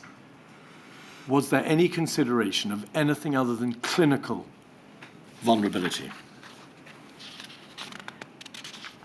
I believe that there were considerations of wider inequalities for those individuals who would potentially find it difficult to access health and social care systems. You mentioned earlier also the Moral and Ethical Committee that considered issues around concerns from different faith groups about the approach to vaccination and shielding. So there were areas where thinking about protected characteristics were a consideration in our planning and preparing. There was no systemic assessment of protected characteristics impact, but individual work programmes were considering impacts on vulnerable people. The work programmes to which I now understand you may be referring, was that the work done to ensure that if individuals want treatment, clinical treatment, steps needed to be taken to mitigate differential impact by ensuring that health communications will be available in a range of languages? There was work undertaken to think about how we reach communities where English is not the first language. I would say that it is writ within the principles of how we deliver our work that we consider health inequalities at a national and local level. And so communications would in themselves think about people who may not be able to access information where English isn't their first language. Ms Reid, other than the obvious point that some people may be more clinically vulnerable to a pandemic, the only consideration in this whole 10-year period given to the position of members of ethnic minority groups or vulnerable sectors of society by way of your pandemic planning was making sure that health information would be available in a range of languages. Is that the sum of it? I don't believe that to be true. We considered equality impact assessment as part of the 2011 strategy. We considered an impact assessment as part of the pandemic build preparedness that you mentioned earlier. in guidance that went to local resilience forums, they talked about people who would struggle to access mainstream healthcare, which included those who were homeless and disenfranchised. So there was work to do that. It wasn't systematic, I apologise, but there was work to consider vulnerable people. The work that was done, and you've just referred to it, was a consideration. There was a paper called the Equality Duty paper, which came out around about the same time as the 2011 strategy. There was nothing thereafter, which considered the legal obligation imposed on the government generally under the Equality Act 2010, known as the Public Sector Equality Duty. Is that the duty to which you're referring? Yes. Right. That was a broad omnibus consideration of the power or the duties of the government under the Equality Act. Where was a single paper referring to what the impact would be on the particular parts of society to which I've made reference of either a pandemic or your planning? There was no single piece of paper with that on it. Right. And do you accept from me evidence from the government's own Equalities Hub and its director, Mr. Bell, who's given a witness statement to Milady, which says reasonable and proportionate searches have been conducted. I can confirm that this department was involved in no work related to the United Government's response to civil emergencies, including a pandemic. There was no contribution to the design or preparation of any policy response on behalf of the United Kingdom government in the event of a pandemic. Just no work was done on this topic at all, was it? There was no overarching assessment of the impact of the pandemic preparedness strategy on inequalities since the publication of the strategy in 2011. Had there been a revision, we would have done that. All right. Those are all my questions. Thank you. Lady, that concludes the evidence of Ms. Reid. So no Rule 10. Have there been any applications which permission has been denied, or no applications? There were applications, but permission has been denied.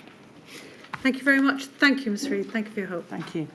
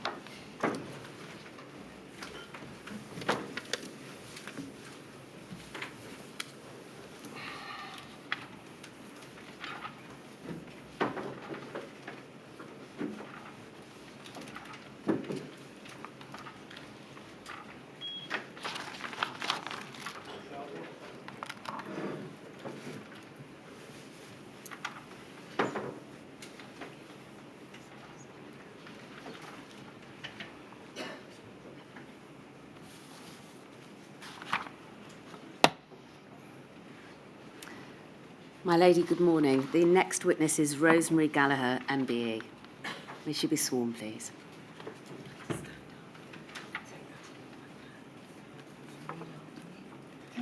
I swear by Almighty God I swear by Almighty God that the evidence I shall give that the evidence I shall give shall be the truth, shall be the truth, the whole truth, the whole truth, and nothing but the truth. and nothing but the truth. Is it Miss or Mrs. Gallagher? It's Mrs. Thank you. Mrs. Gallagher, thank you very much for the assistance that you've so far given to the inquiry, and thank you for coming to give evidence today.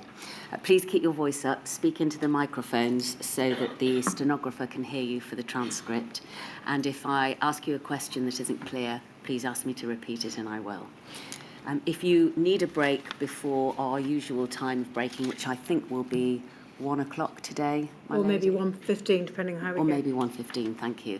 Then please just say so.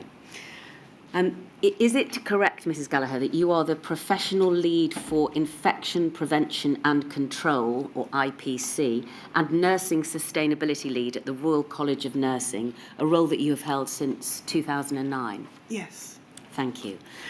In terms of your professional career to date, you were a senior nurse in infection control at Stoke Mandeville Hospital from 2002 to 2008. In 2009, you represented the Royal College of Nursing as a member of the Pandemic Influenza Clinical Operational Advisory Group dealing with the H1N1 swine flu pandemic.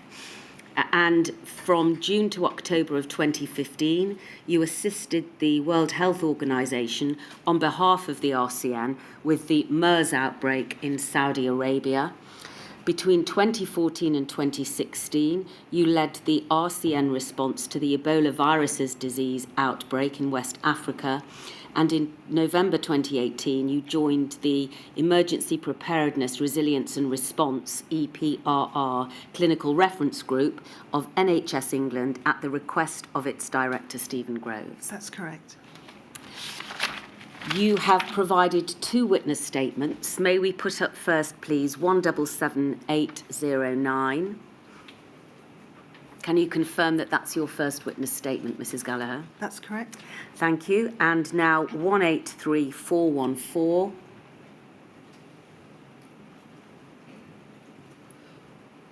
Thank you. Is that the second statement that you've provided? That's correct. Thank you very much. My lady, could we have permission for those to be published? Thank you. We can take that down. I'm going to begin, please, by asking you to describe to us the role and function that you hold at the Royal College of Nursing.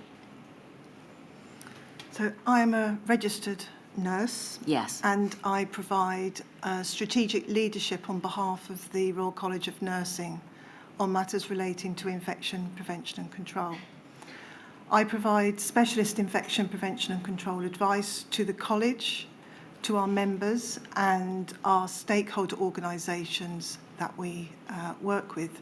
My role is a UK-wide role, and I'm one of a team of about 13 professional leads that work together to cover many areas of nursing practice. Right. And it being a UK-wide role, how do you ensure a tailored approach to the particular needs of each of the devolved nations, for instance? So the RCN has covers the 4 regions of the United Kingdom, and my role often involves both proactive and reactive work. With the proactive work, we engage with the 4 countries, the 4 regions of the Royal College of Nursing, and as far as possible with our relevant organisations in the countries as well.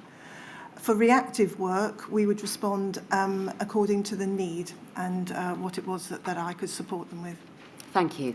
Moving then to your role with the EPRR Clinical Reference Group, a role that, as we've established, you've held since November of 2019. Could you provide us with an overview of what that group does and in particular what your role is within that group? I was asked to be on the group as a nurse, yes. Not specifically in relation to my experience with infection prevention and control, although that was thought to be advantageous in terms of some of the discussions that took place in the meetings. And I shared that role with a colleague who represented public health nursing. As a member of the EPRR, we were there to represent our discipline of nursing and to provide nursing input and advice onto the discussions that were on the agenda at that time. Right, thank you. At paragraph 17 in your witness statement, you tell us that pandemic preparedness with the group focused only on influenza and was not a significant regular agenda item at meetings of the group, and that the need to consider other potential infections with pandemic potential was made public by the Chief Medical Officer for England in July of 2019. And this position was supported by the RCN due to the experience that it had gained through its planning to support Saudi Arabia with the MERS-CoV outbreak. You also say, Mrs. Gallagher, that additionally, Disease X was added as a new category to the World Health Organization's emergency priority list in 2019. but that the UK continued to focus on influenza, despite the experience of MERS in the Middle East and severe acute respiratory syndrome, SARS, and the potential for a new coronavirus to emerge. So the Chief Medical Officer had given advice in July 19. The World Health Organization had made disease X, given it a place on the emergency priority list in the same year. And yet the group upon which you sat was giving pandemic influenza only a priority in its discussions, and even that wasn't a regular agenda item. Were you concerned about that? The overarching pandemic planning did not feel as if it reached into the EPRR group, whose agenda focused on much more recent incidents and our response and our learning from those. So it was an ad hoc agenda item, but not a regular item. And I'm unsure exactly how the EPRR group fed directly into the governance systems for pandemic planning. Did you personally have any concerns prior to January of 2020 that the focus within the group was too narrow, given as it only appeared to consider pandemic influenza? The RCN had raised concerns regarding the opportunities for other organisms with pandemic potential that we needed to consider. If I recall the discussions, it was more of an agenda item rather than an opportunity to feedback. It was more feedback on where the pandemic planning was going. The inquiry has heard an explanation or justification from those who were focused perhaps too narrowly on pandemic influenza, that in fact plans could be and should be adapted. So the fact that pandemic influenza led to a certain level of planning was able to be seized upon and used during the course of the COVID pandemic. Do you agree that clinical preparedness plans are capable of being adapted for different infectious diseases? I believe that if you have the principles right in relation to pandemic planning, that you can use those as a platform to adapt as situations evolve. You cannot have a specific plan for every specific organism, but it's important that we get the foundation structures right. Thank you. The inquiry has heard from Professor Dame Sally Davis, former Chief Medical Officer, and in her witness statement to the inquiry, she has said, "I have previously expressed the view that whilst the World Health Organization has said that the UK was well prepared for a pandemic, those preparations assumed a pandemic of influenza. This reflected a long-standing bias in our preparations in favour of influenza and diseases that had already occurred, with, we now know, an underestimation of the impact of novel and particularly zoonotic diseases." Do you agree with that? I do. Yeah. And in his evidence to this inquiry, Jeremy Hunt has said that in his view, there was a groupthink that the United Kingdom knew this stuff, as he described it, the best, and that we had no need to look further afield to other countries in order to try and learn from their experience. In particular, he said, "I don't think people were really registering, particularly Korea, as a place that we could learn from." Did you observe this type of groupthink as described? I did. Yes. And did you raise your concerns in relation to that with anybody or any organisation? In response to the work that we did with Saudi Arabia, and also in relation to the work we did on Ebola, we raised significant concerns around the different needs, for example, for personal protective equipment that may differ from influenza. So the concerns that we raised came out of our experience supporting other incidents and were fed directly back to those involved. Right. Well, I want to ask you about your personal involvement with incidents representing the Royal College of Nursing. In your witness statement, you tell us that the Royal College of Nursing was invited to be part of the Pandemic Influenza Clinical and Operation Advisory Group, or PICO, and that was as part of the response to the H1N1 swine flu in 2009. Tell us about your experience in that group, please.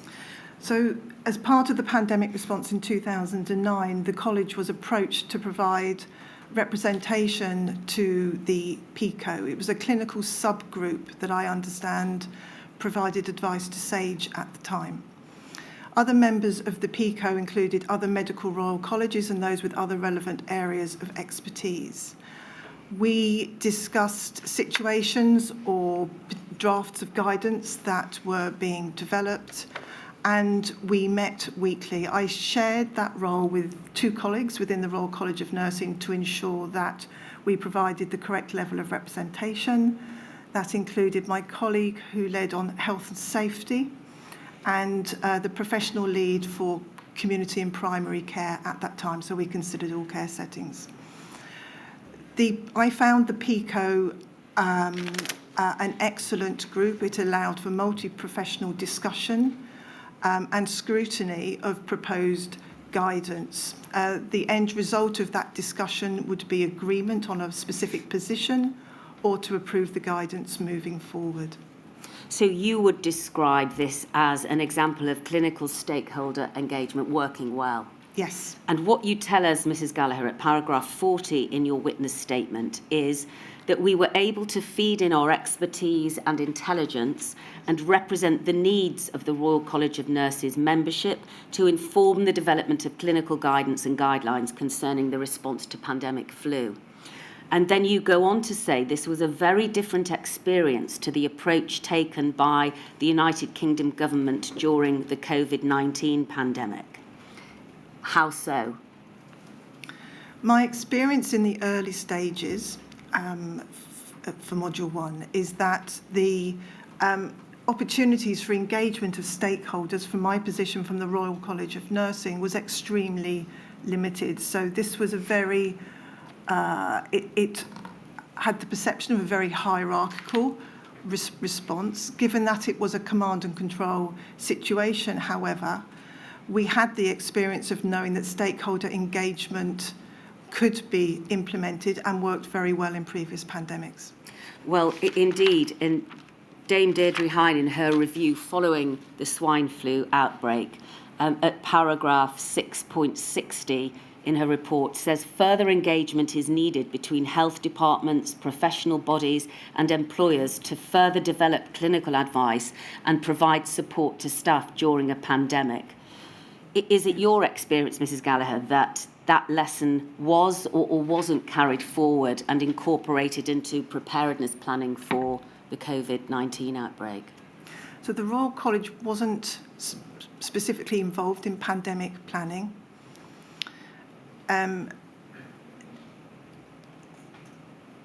Our experience does not reflect stakeholder engagement, and I would just like to add that it's not just the development of clinical guidance or guidelines that requires stakeholders to be involved. Nursing is the largest part of the healthcare worker workforce, and actually we have a key role in implementing guidance and guidelines, so it's absolutely vital that we are around the table to be able to identify opportunities or risks to that proposed guidance. But that didn't happen? No. When didn't it happen? I got a feeling that you were moving on to when the pandemic really was acknowledged as having hit. So in other words, a response rather than... So I was referring to the very early days up until the middle of January, because I'm aware Module 1 only covers that short time period. All right, but in relation to pandemic planning, yes, there was a lack of engagement with the Royal College of Nursing. That's correct, yes.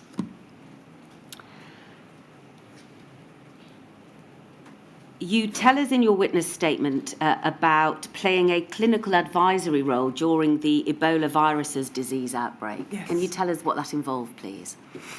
So the Ebola epidemic in West Africa was extremely challenging, and a request was made for UK nurses to go out and support the delivery and action in West Africa.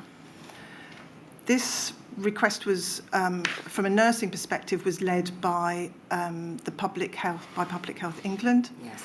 And I was asked to provide professional support to the nurses that were leading that response. This was really about where the RCN could add value, as somebody put it, at a time when everybody was running towards the fire. We are able to sit back and reflect on what is needed from a professional and regulatory and indemnity perspective, and to support those nurses who may be interested in going to West Africa under those conditions, to really understand what it is they need to do and the level of competency and capability that is needed to do that sort of role. All right. And was it possible, in your experience, for lessons to be learned by the government in pandemic planning from the time of the Ebola virus's outbreak until COVID-19 hit at the beginning of January 2020? Yes, one of the most useful lessons for us, unfortunately, occurred when a healthcare worker in Spain acquired Ebola virus disease as a result of caring for a patient in a hospital in Madrid. Now, that healthcare worker was not involved in providing direct care. There were many, many lessons that were identified as a result of a European Nursing Summit through our relationship with the European Federation of Nurses, to identify lessons around how we can best protect healthcare workers from what we call high consequence infectious diseases now, such as Ebola. Now, we were not preparing for a pandemic of Ebola. This was very much a local situation, but it highlighted significant lessons around how infection control policies were written and the need to engage with clinical staff. It identified lessons around not just what type of personal protective equipment was needed, but how we support staff to be educated on how to put these on and take these off safely. And it also highlighted many lessons around confidence and communication and transparency that was needed by the healthcare workers. I wanted to ask you about the culture of transparency and learning. What do you say in relation to that should have been carried forwards and perhaps wasn't? We fed the lessons back from the experience of that meeting in Madrid directly. At the time, I was part of a Department of Health communications group that actually worked very well, again, with other stakeholders around the table, where we were able to feed in both intelligence from within the UK around how some vulnerable groups were feeling stigmatised as cases started to be imported into the United Kingdom, but on this occasion, more importantly, about the lessons we learnt from Madrid. So that worked very well. However, I have no knowledge of what happened with those recommendations and that report after it was delivered. All right, thank you. Moving forward to MERS-CoV, could you outline your role, please, during the outbreak in the Middle East in 2015? Yes, a request came in to Public Health England through the global, through GORN, which was a global network requesting support in Saudi Arabia, particularly in relation to the spread of MERS-CoV within hospitals.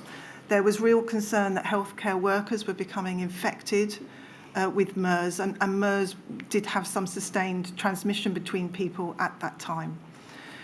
We were asked to effectively identify nurses that would be willing to go to Saudi Arabia to support education and training on infection prevention and control.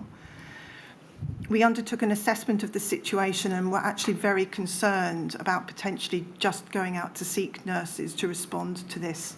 And we asked if it would be possible to undertake an assessment in person so that we could identify whether it was appropriate for nurses to go there, number one, but also to identify what risks might be present both culturally, clinically, the holistic view.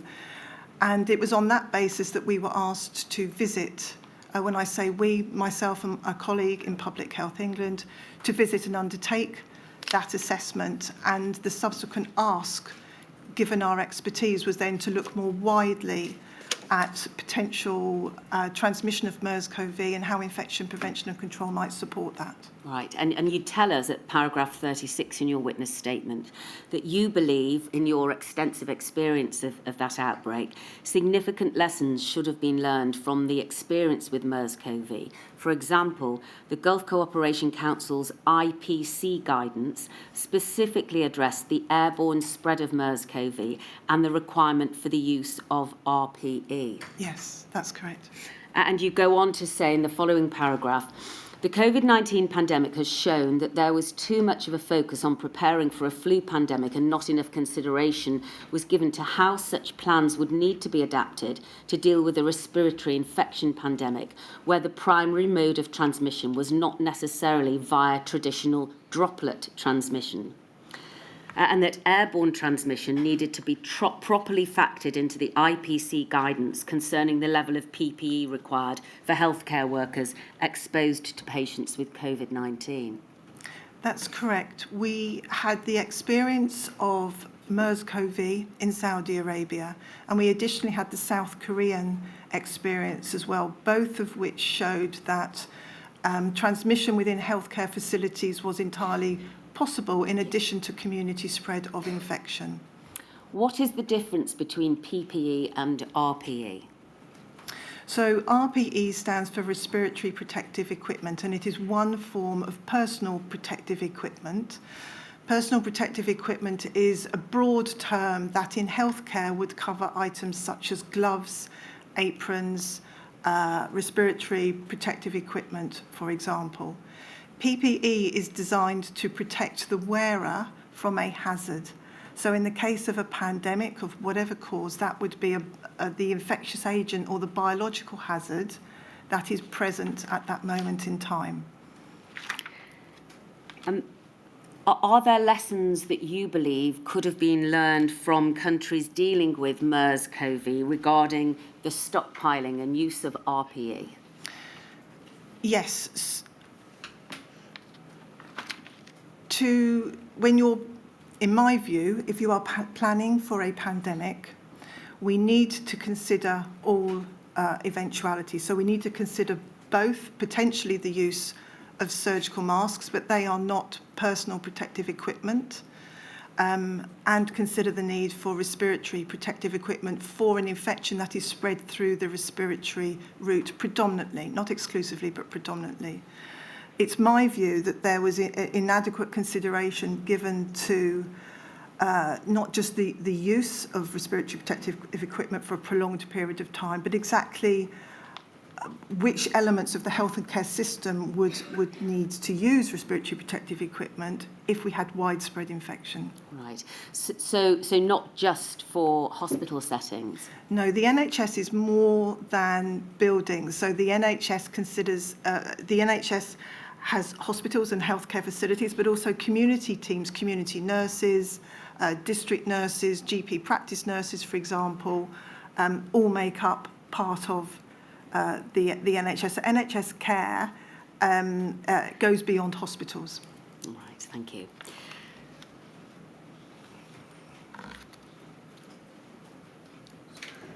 I want to ask you now about the level of engagement that the RCN had in the preparation of exercise Cygnus, which we know began to be prepared in 2014, but in fact didn't take place until 2016.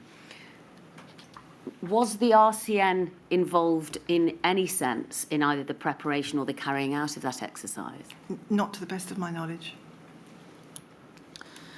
Do you know whether or not the RCN was invited to be involved in the preparation or carrying out of the exercise? No.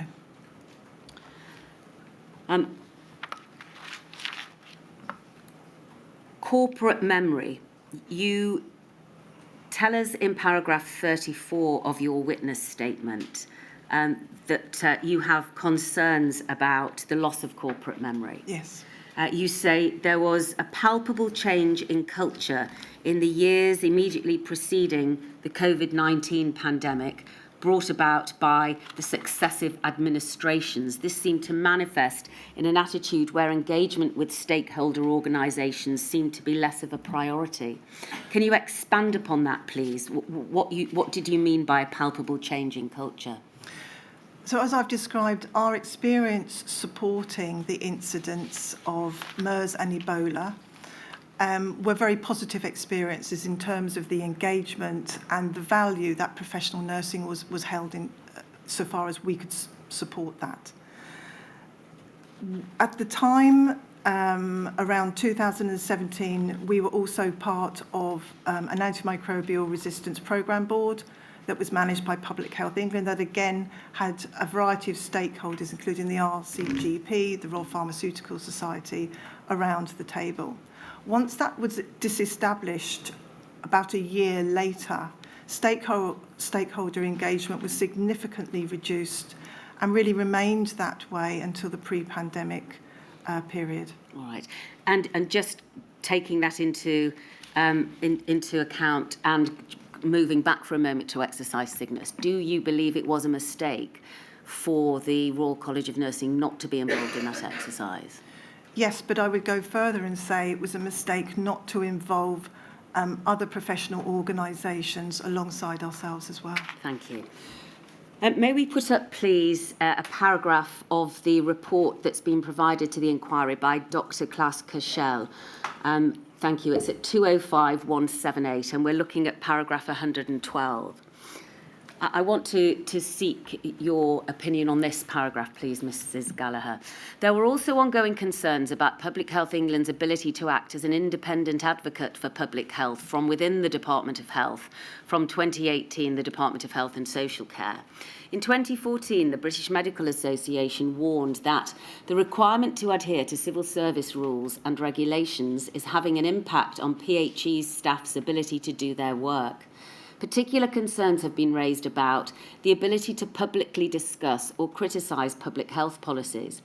In surveys, local authorities noted that Public Health England could do more to acknowledge the pressures and constraints facing local authorities in its work with them and be more vocal around issues such as welfare reform and austerity and what this means for the health of our nation. A later witness seminar also highlighted that the increasingly rapid turnaround of civil servants across government departments had created a lack of specialist interlocutors and understanding in Whitehall. In your view, Mrs. Gallagher, did Public Health England become less able to effectively advocate for public health and public health budgets in the period preceding January 2020? Are you able to give us your opinion on that? What I can say is that the Royal College of Nursing was very concerned around the reduced funding for Public Health England and the impact that that was having on local authorities and local health protection teams to support population health initiatives in that time. From my perspective, obviously from an infection prevention and control position, the conversations continued in terms of business as usual, but not necessarily in relation to how we could move work forward to increase population health and respond to incidents at pace. All right, thank you. We can take that down now. Finally, on the issue of stakeholder engagement, before we leave this topic, please could we display INQ 148405, and it's page 5, paragraph 15 of Professor Kevin Fenton's witness statement, he being the President of the Faculty of Public Health. If we could look over the page, please. In fact, let's look at paragraph 15 on page 5. Thank you. Could we highlight that, please? Generalist specialists in public health, particularly those working in health protection at regional and local levels, have been underrepresented in the development of national pandemic policy, strategy and guidance. And there is opportunity for this to be addressed in the future through the UKHSA-hosted Centre for Pandemic Preparedness, there was a significant missed opportunity for broader engagement in planning across local resilience forums and local health resilience partnerships, which require closer working and mainstreaming of planning, training and exercising of pandemic response arrangements.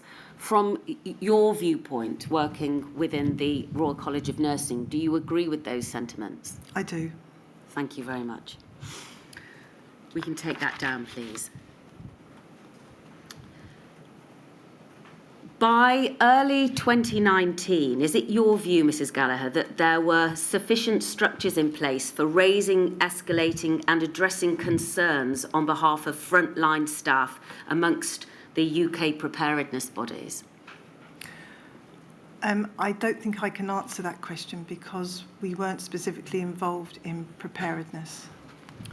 All right. So because of your lack of involvement at all, it's not possible for you to comment on that question? No, could you repeat the question again for me, please? Yeah. It was whether or not you considered that there were sufficient structures in place for escalating and addressing concerns on behalf of your frontline staff with the United Kingdom preparedness bodies. No, that wasn't in place. We weren't able to contribute to that. All right. Well, and indeed, as you've already said, there was a complete lack of engagement with the Royal College of Nursing in terms of preparedness. So there was no option or potential for raising those issues on behalf of your frontline staff. You tell us in your witness statement that in terms of your role at the Royal College of Nursing, and indeed you've confirmed this morning, that it was as part of a UK-wide organisation. Did you have any concerns in relation to how EPRR had been dealt with in any of the devolved nations in terms of the frontline staff there? No, I only attended the EPRR group, which was based in England. Yes.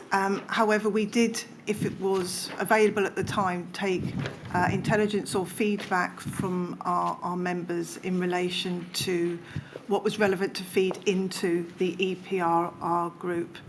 To the best of my knowledge, the agenda items that would discuss the lessons there would have been learnt, would have been shared with the 4 countries, but I wasn't party to those discussions. All right. I want to come on to discuss workforce resilience issues, which are crucial to a pandemic. Mm-hmm. What is the relationship, Mrs. Gallagher, between the resilience of health systems and the resilience of the workforce within healthcare and social care? So the resilience of the health and care workforce is absolutely essential in order to be able to deliver healthcare services that meet the public's needs. We know that we went into the pandemic with a significant shortage, about 50,000 nurses short before we went into the pandemic. And therefore, that immediately put us at risk when we needed to surge capacity to support patients who were infected either at home or in hospitals. Had the RCN, in your view, consistently highlighted over a number of years the absence of effective workforce planning for nursing? They had. And what was the reaction of the government to that being highlighted? The RCN has campaigned and lobbied for many, many years around what we now call safe staffing for effective care. The RCN has participated in significant research with our European counterparts around the impact of insufficient numbers of registered nurses, for example, on patient care and the implications for patient safety. The RCN has responded to all the consultations and also comprehensive spending reviews highlighting the importance of investment in the nursing workforce. Has this been handled differently across the different nations? What I'm coming to is asking you about the fact that the Welsh Government have implemented the Nurse Staffing Levels Wales Act, which was passed in March of 2016. And does that mean that health boards and NHS trusts in Wales must have regard to the importance of providing appropriate numbers of nurses in all settings? That's correct. And in Scotland, the Health and Care Staffing Scotland Act of 2019 has been passed, setting out requirements for safe staffing across both health and care services. But the implementation of that, in fact, was delayed due to Covid-19. That's correct. So is that still pending as far as you're aware? As far as I'm aware, but I'm not leading that piece of work, so All right. And you also tell us in your witness statement that in Northern Ireland, members took industrial action in December 2019 and January 2020 over safe staffing and pay. yes, they did. So just immediately going into the pandemic. Yes. All right. So does this still remain a concern of high priority for the RCN across the four nations? Yes, absolutely. I mean, there are clearly differences across the UK in terms of how workforce and the need for an appropriate workforce level is implemented across the UK. Thank you. I'd like to display, please, the witness statement of Jeremy Hunt, please, just to underline this point. Page 15, paragraph 66. Could we highlight this, please? As I have written elsewhere, one of the things I learned as my time as Health Secretary and wish I had understood better at the outset was the importance of workforce planning. This is not something I implemented while Secretary of State because it took me some time to appreciate the full picture. I was also not advised to place more emphasis on this because the NHS had a long-standing habit of relying on immigration to fill any gaps. However, with a 2 million shortage of doctors globally, according to the World Health Organization, this was not a sustainable position in the long term. Now, the former Secretary of State for Health and Social Care doesn't mention nursing there. No. He uses the shortage of doctors as an example. But would you say, Mrs. Gallagher, that the issue was just as important in relation to nursing and workforce planning? Absolutely. We know we have a global shortage of nurses, as identified in the Triple Impact report. So this is a global problem, and the reliance on overseas nurses is a real cause of concern for the Royal College of Nursing. Thank you. I think, Ms Blackwell, we are going to have to pause there because Right. we've got a strange noise that I know Oh dear. may need fixing. I don't know if you're conscious I of can't it. hear it, I'm afraid. Initially, I thought it was thunder, but Right. forgive us. You're going to have to come back, I think, this afternoon, Mrs Gallagher. I hope it's not too inconvenient for you. I shall return at, I'm being told, 1:45. Fingers crossed. Thank you.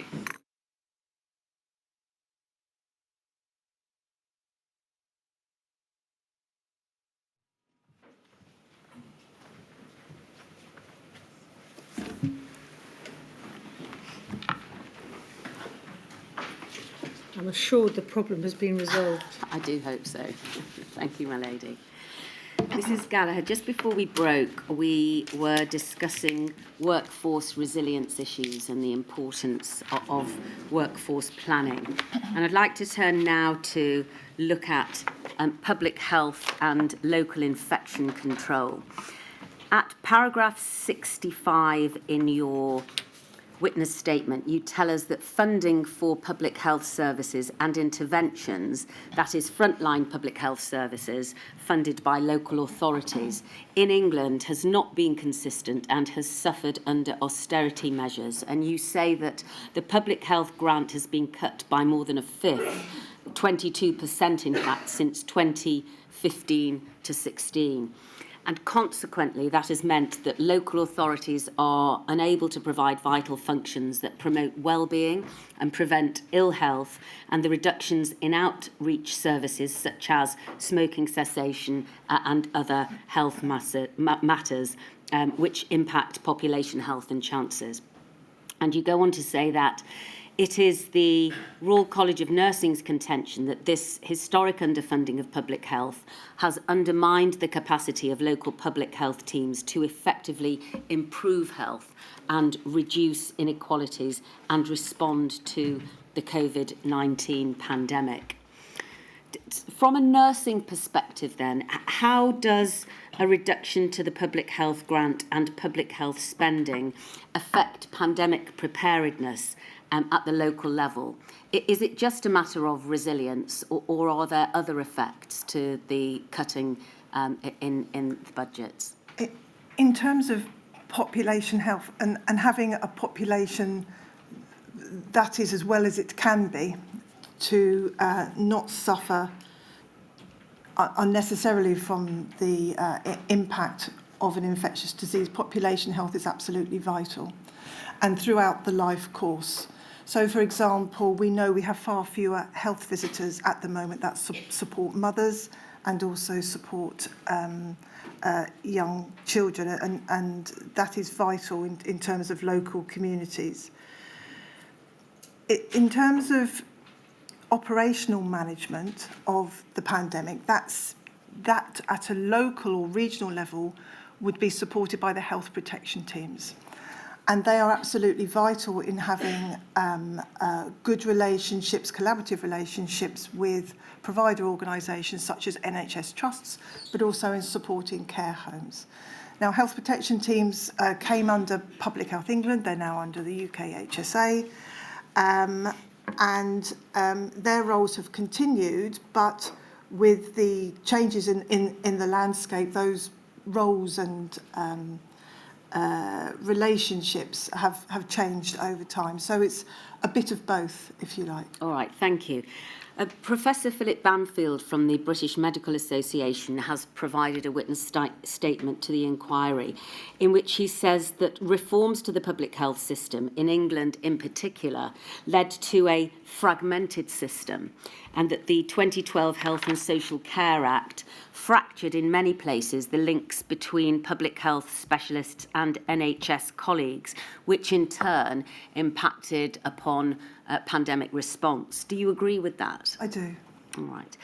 What role does community infection prevention and control have to play in pandemic planning and emergency response? So the role of community infection control teams has changed over time. When I was in clinical practice, we provided support from the acute trust to our community partners and provided them with an infection control service. But in other areas, they have dedicated infection control teams. So there is variation across the system on how advice is provided.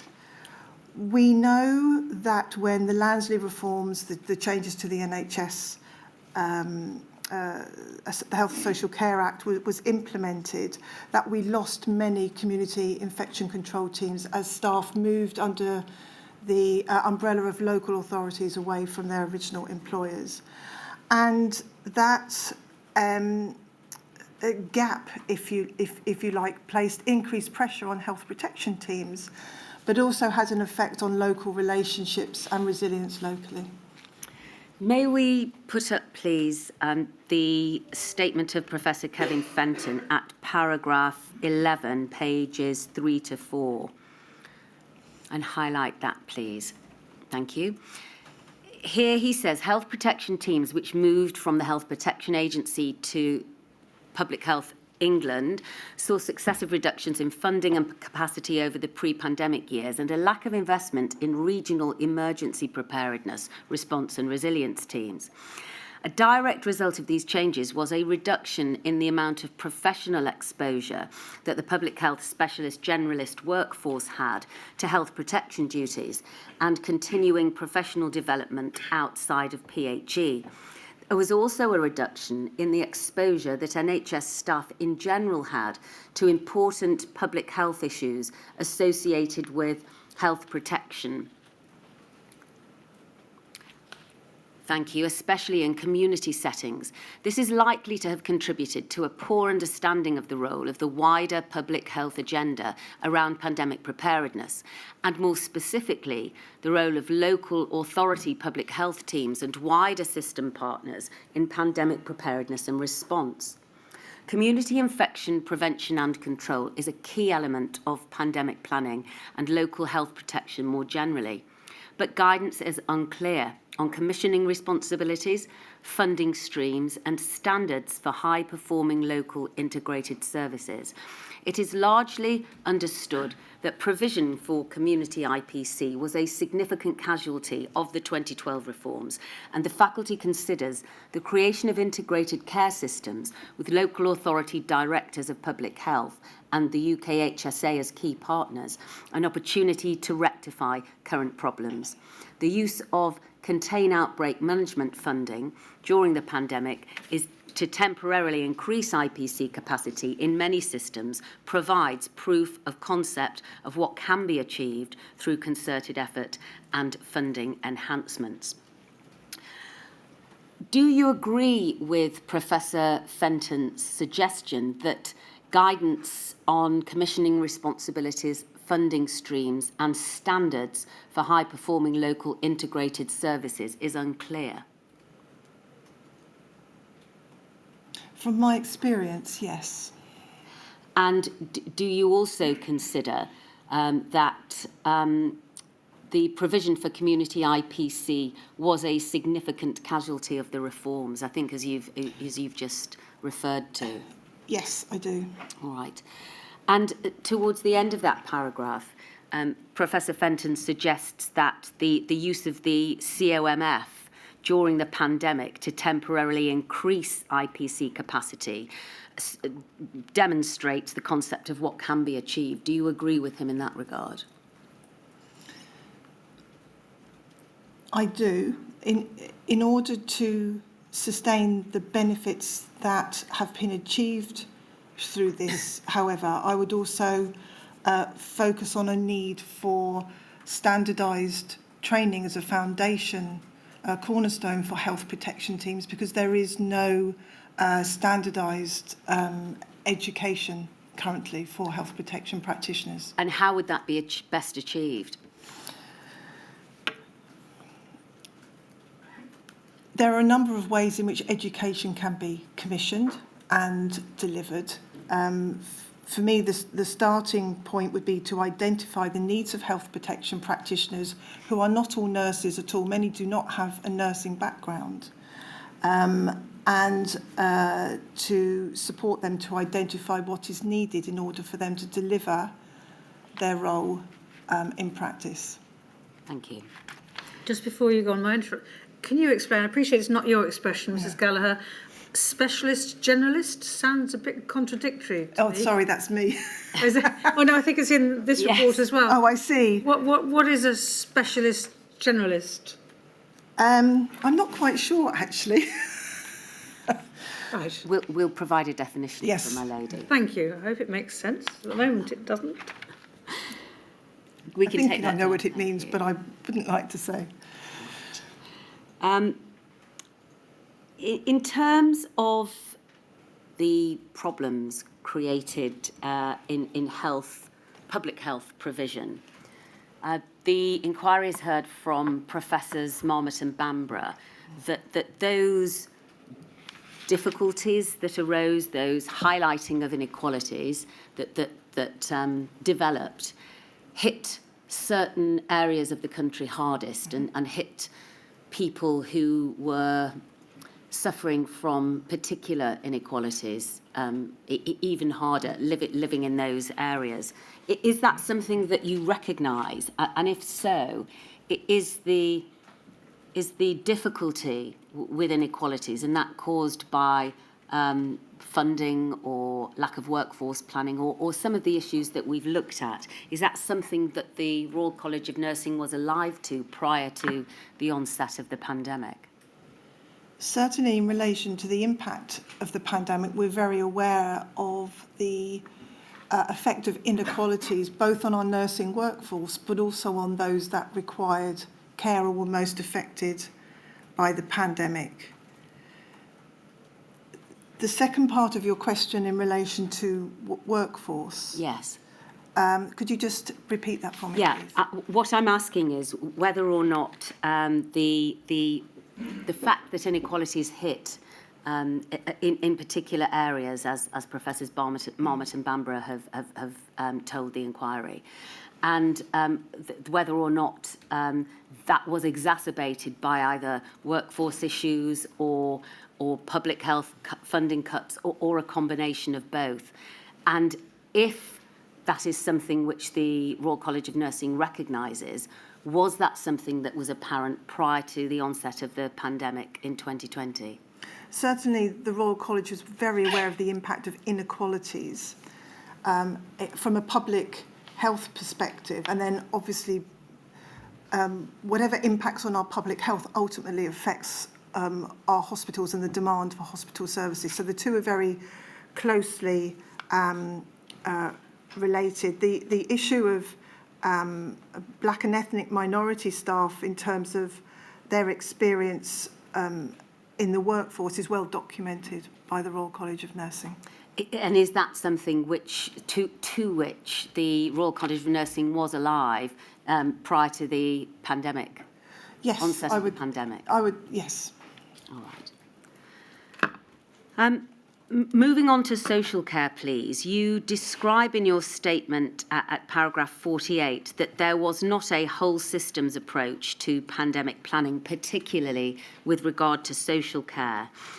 And you say that from your perspective, this was evident at the start of the pandemic during efforts to rapidly scale up acute capacity when some community staff were being redeployed into the acute sector without sufficient thought being given to the services that needed to continue in the community.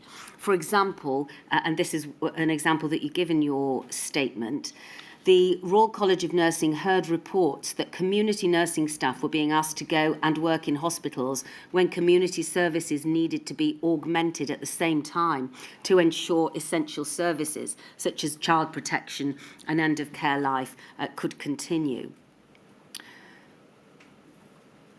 You identified this as a problem. Was this a problem that had persisted prior to the pandemic, or was this something that came to light only when the pandemic hit and the staff, as you say, were being pulled from hospitals into the care sector and back again, and vice versa? Certainly, you would expect to need to move staff in a case of need. In the case of a national incident, the pandemic highlighted really the impact of doing such actions, and there was real concern regarding how we would maintain care for our patients in the community. And we have many more patients in community settings than we do in hospital settings, for example. The RCN has raised concerns over a number of years around a reduction in the community nursing workforce and the implications for that, not just in terms of community care, but the knock-on effect of care in hospitals. Right. As far as you are aware, was there any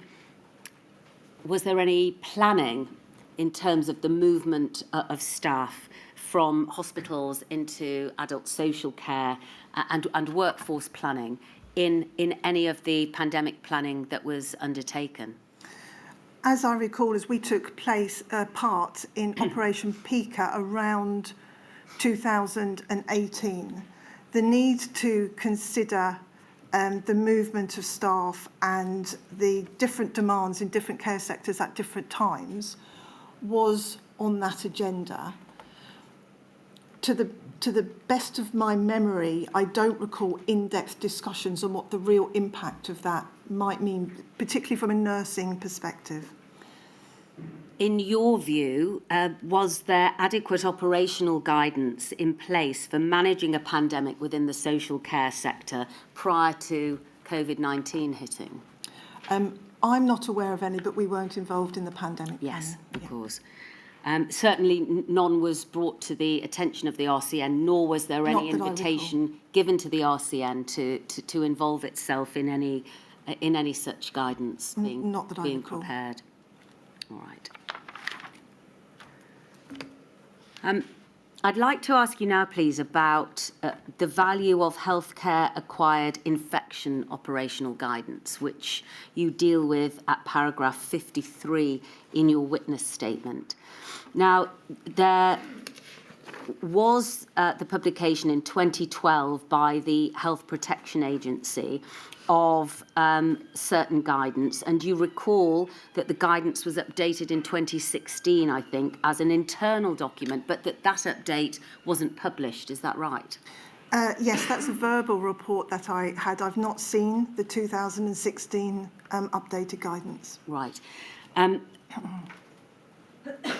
You say in your witness statement that the fact that this operational guidance wasn't published, that's the 2016 update, I think, meant that NHS teams, as well as care homes and community settings, didn't have up-to-date information on the roles and responsibilities of health protection teams, and that would have impacted directly on local, regional and national incidents, including responding to HCIDs such as Covid-19.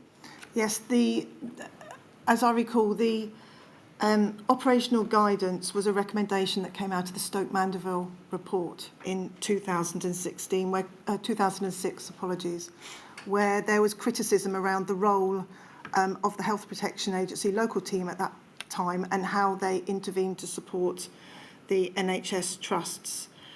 The guidance is around roles and responsibilities, and relationships between health protection teams, acute trust and community providers is really important for dealing with local or regional issues, and therefore when it comes to a national incident is absolutely essential. The 2012 guidance focuses on healthcare acquired infection because Stoke Mandeville was predominantly around Clostridium difficile, a healthcare acquired infection. However, for me, this represents good governance and essentially having your house in order to have up-to-date operational guidance in place that can be referred to and is already in place. Has the RCN been vocal in expressing its concern about a lack of guidance in this area? I don't believe we've written anything formally, but it's certainly questions have been asked over the years since it was developed and at a time when it would have been reasonable to update it. Yeah. One of the aspects that you bring to the forefront in your witness statement is the concern that has been regularly raised by the RCN at national fora, including the Care Quality Commission's stakeholder group for non-hospital organisations, that the CQC had not delivered on its regulatory responsibilities in relation to IPC to the extent of ensuring effective systems. Is that something which has regularly been raised by the RCN over the years? So when I attended the CQC meetings on behalf of the Royal College of Nursing, I did raise this at those meetings, and I also took the opportunity, I can't recall which meeting specifically, but to raise this as part of concerted efforts to support the reduction in healthcare associated infections that didn't just focus on hospitals. Right, and in particular, I think one of the concerns of the RCN was that a focused inspection was requested of the CQC in adult social care and to strengthen non-hospital-based IPC provisions.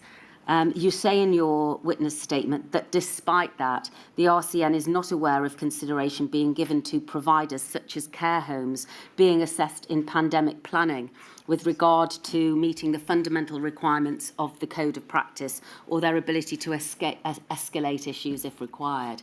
Is that right? That's correct. The theory behind our ask is that if care homes are well prepared for business as usual, then when it comes to an incident, they are much better prepared to respond and consider how they will manage should that occur. Was social care non-compliance something that you'd raised with the Department of Health and Social Care before 2020? Non-compliance with regard to the Code of Practice? Yes. Do you mean? we raised concerns around the level of compliance, I would say, rather than non-compliance with the code of practice, which every provider of health and care has to meet in a proportionate way to their role. So there is a different expectation for care homes than there is, for example, to a large acute hospital. The essential expectations around having good policies and procedures and education in place would be fundamental to their response in a pandemic. Right, thank you. We've touched upon PPE and RPE. And you tell us in your witness statement that as far as the RCN is concerned, there was a lack of or insufficient stockpiling of RPE that was needed. That's also a reference, is it not, to FFP3 face masks, which I think you've already described to us, the critical nature of those. You say that without a sufficient stockpile of that equipment, not only for hospital settings, but also for community nursing staff are putting their own lives and the lives of their families and patients at risk. But in addition to the availability of such PPE, is it also necessary for those who are going to be utilising it to know how to fit it properly? And that involves staff training in fit testing. From an RCN perspective, is there, or indeed was there, at the onset of the pandemic, sufficient capability within staff who might need that PPE to be able to fit it properly? Had the training been in force and in place? If I might go back a little step, Certainly. Briefly, the failure to consider a pathogen that had pandemic potential, that would require the extended use of respiratory protective equipment was not duly considered. And it is my view that that had an effect on how large the stockpile was of respiratory protective equipment as opposed to face masks. If you take that to the next degree, then I would have expected consideration of the need to cascade fit testing to be in place as part of pandemic preparedness. When a pandemic or an incident first starts, it's absolutely critical that we also take a precautionary approach to what it is we are dealing with until the science tells us otherwise, and that would also have implications for how much respiratory protective equipment we would need.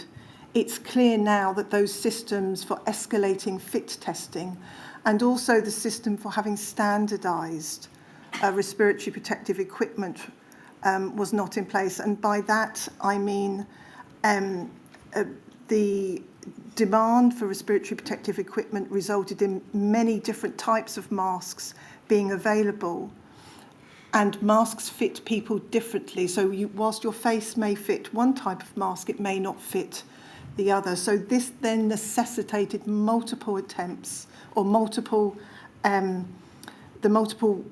requirements to fit test staff on numerous occasions because of the numerous types of masks that were required. So I don't believe that the system was well set up to consider this as part of pandemic planning.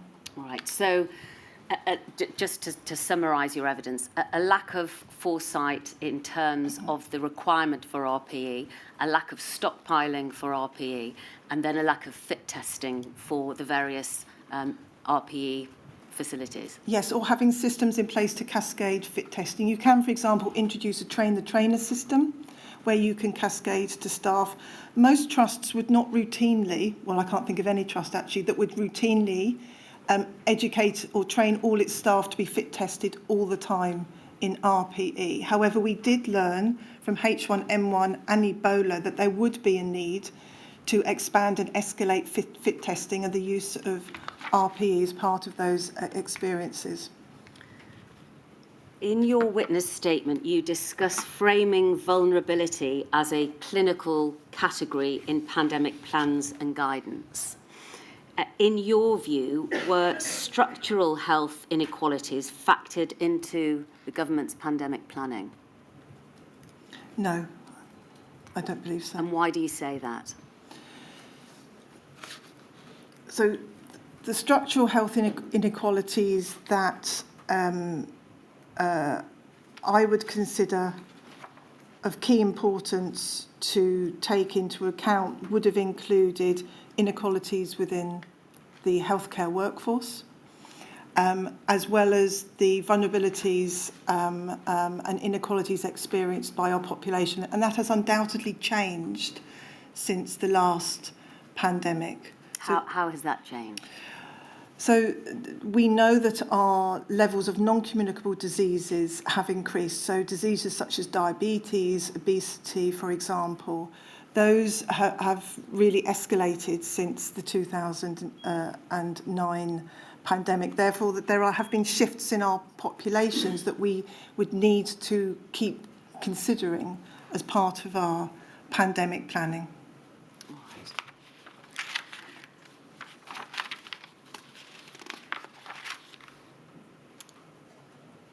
Frontline workforce and planning for minority ethnic members of the workforce. Paragraph 63 of your report, you say that in its written submission to the Treasury Comprehensive Spending Review in September 2020, the Royal College of Nursing highlighted the overrepresentation of BAME staff at bands 4 to 6, which represent those professionals providing care on the front line, warning that they may be at increased risk of exposure to the viral load of Covid-19. And you also highlighted the fact that as the pay bands increase, data shows larger increases in the number of white staff at each pay grade compared to the increase in ethnic minority staff. Was the risk of a disproportionate impact on minority ethnic staff mitigated against within pandemic planning as far as the Royal College of Nursing is concerned? In my opinion, no, but as I've stated before, we weren't involved in pandemic planning. But you haven't seen anything or had anything brought to your attention in your position to indicate that it was so considered? Not that I recall. The language used in most strategic documents tends to refer to at-risk groups. Yes. Or, as you've said, other clinical vulnerabilities linked to medical conditions, but not inequalities as described by Professor Marmot, for example. Thank you. And finally, Mrs. Gallagher, turning to lessons learned for future pandemics. You've mentioned stakeholder engagement earlier in your evidence this morning. What do you say is missing, and what needs to be done in order to better ensure a level of preparedness, certainly so far as your organisation is concerned, with stakeholder engagement going forwards?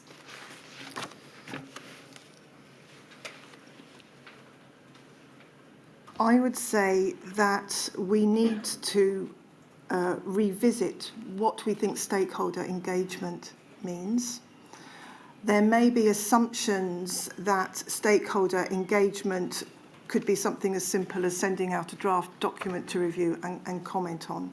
But the view of the Royal College of Nursing is that meaningful stakeholder engagement would entail involvement at the beginning rather than being a recipient at the end of a long process.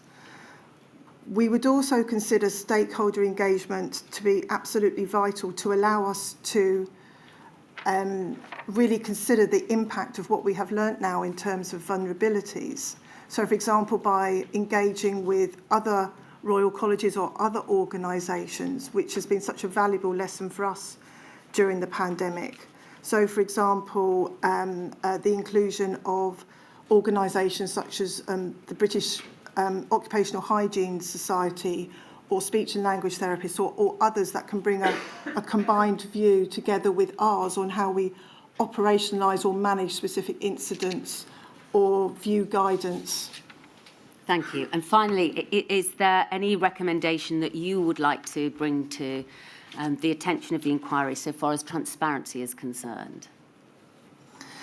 Transparency is absolutely vital to support communication. In my experience, I have found that healthcare professionals and the general public are very understanding that guidance and advice changes as an incident or a pandemic evolves, and they are very forgiving of changes in guidance and advice, but they need to understand why. So we are able to bring people with us if we can do that, and bringing the public and our healthcare workers with us at a time of a national crisis is absolutely vital. So transparency and information provision. Yes. Yeah, thank you. My lady, those are all the questions that I have. You have provisionally provided permission for COVID bereaved Families for Justice to ask a specific question around a meeting of the chief nursing officers back in 2014, according to the sheet that I have. May they ask those questions now, please? They may. Thank you. Ms Munro. Thank you, my lady. Good afternoon, Mrs. Gallagher. Good afternoon. In your witness statement at paragraph 29, I should have said, my name's Alison Munro and asked Nice to questions on meet you. behalf of bereaved, COVID bereaved Families for Justice.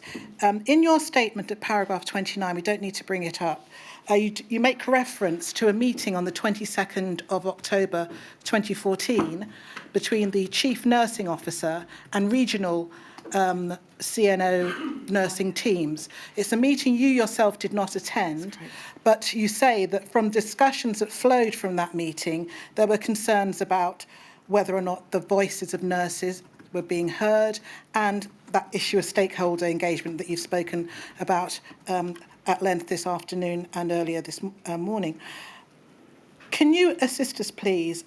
Were there wider concerns about the engagement with the Chief Nursing Officer and the RCN? And did you see any improvements following on from that meeting in 2014? The feedback I had as a result of that meeting, which I wasn't present at, was that the information that was provided, and this was in relation to the Ebola outbreak, had been positively received, and that there was that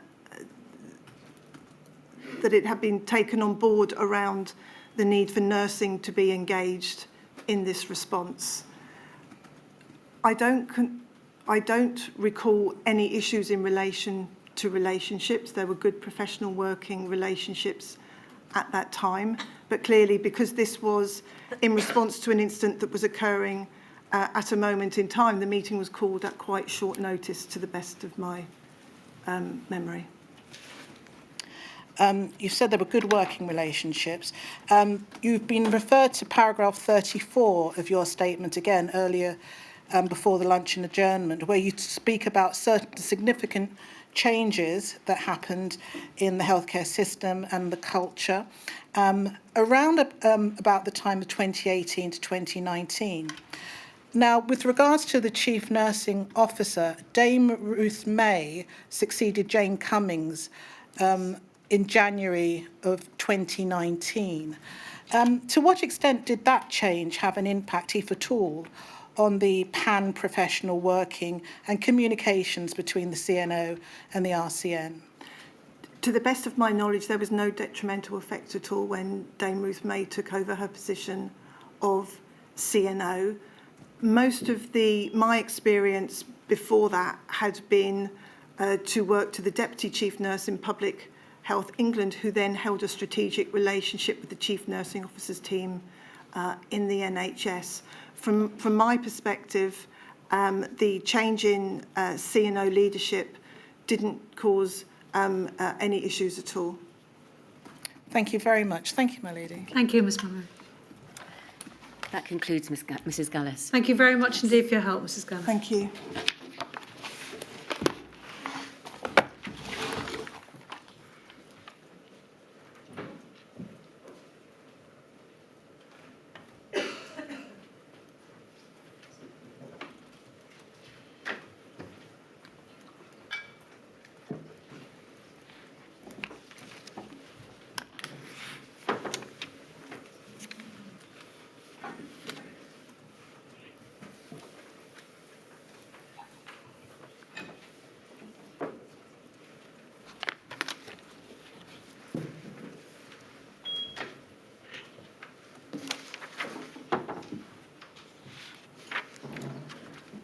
My lady, may I please call Professor Dame Jenny Harris?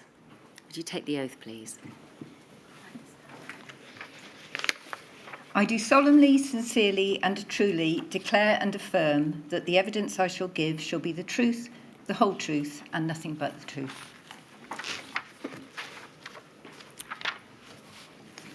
May I begin by thanking you for the assistance that you've so far given to the inquiry. You have produced an extensive witness statement. May we have it on this screen, please? It's 148429. Can you confirm that that's your witness statement, please, Dame Jenny? Thank you. We can take that down. And we have also had 2 witness statements from Professor Isabel Oliver, who is the Interim Chief Scientific Officer. The first statement on the 17th of May 2023, which is at 194054, and then a supplementary statement on the 12th of June of 2023 at 212902. And may we have permission, please, to publish Dame Jenny's witness statement and the second of Professor Isabel Oliver's statements, please, today. I can inform my lady that the first witness statement of Professor Oliver will be published at a slightly later date. Thank you. Thank you. Please keep your voice up during questions, Dame Jenny. If I ask anything that you don't understand, just ask me to repeat it and I will. And I'm going to begin by taking you through your professional qualifications and previous roles and relevant experience so far as it is relevant to our inquiry. So you are now Chief Executive of the United Kingdom Health Security Agency since its formation in April of 2021 and Head of the NHS Test and Trace since May of 2021. Prior to joining the UKHSA, were the Deputy Chief Medical Officer for England between 2019 and 2021. And prior to that, you were the Regional Director of the South of England at Public Health England from 2013 to 2019. And prior to that, you were the Interim Deputy National Medical Director between 2016 and 2017. You have also worked as a Director of Public Health. You are a medical physician with specialist training in public health medicine. You have formal qualifications in medicine and pharmacology, a master's degree in public health, and also one in business administration. You have a postgraduate diploma in health economics evaluation and a postgraduate certificate in strategic planning and commissioning.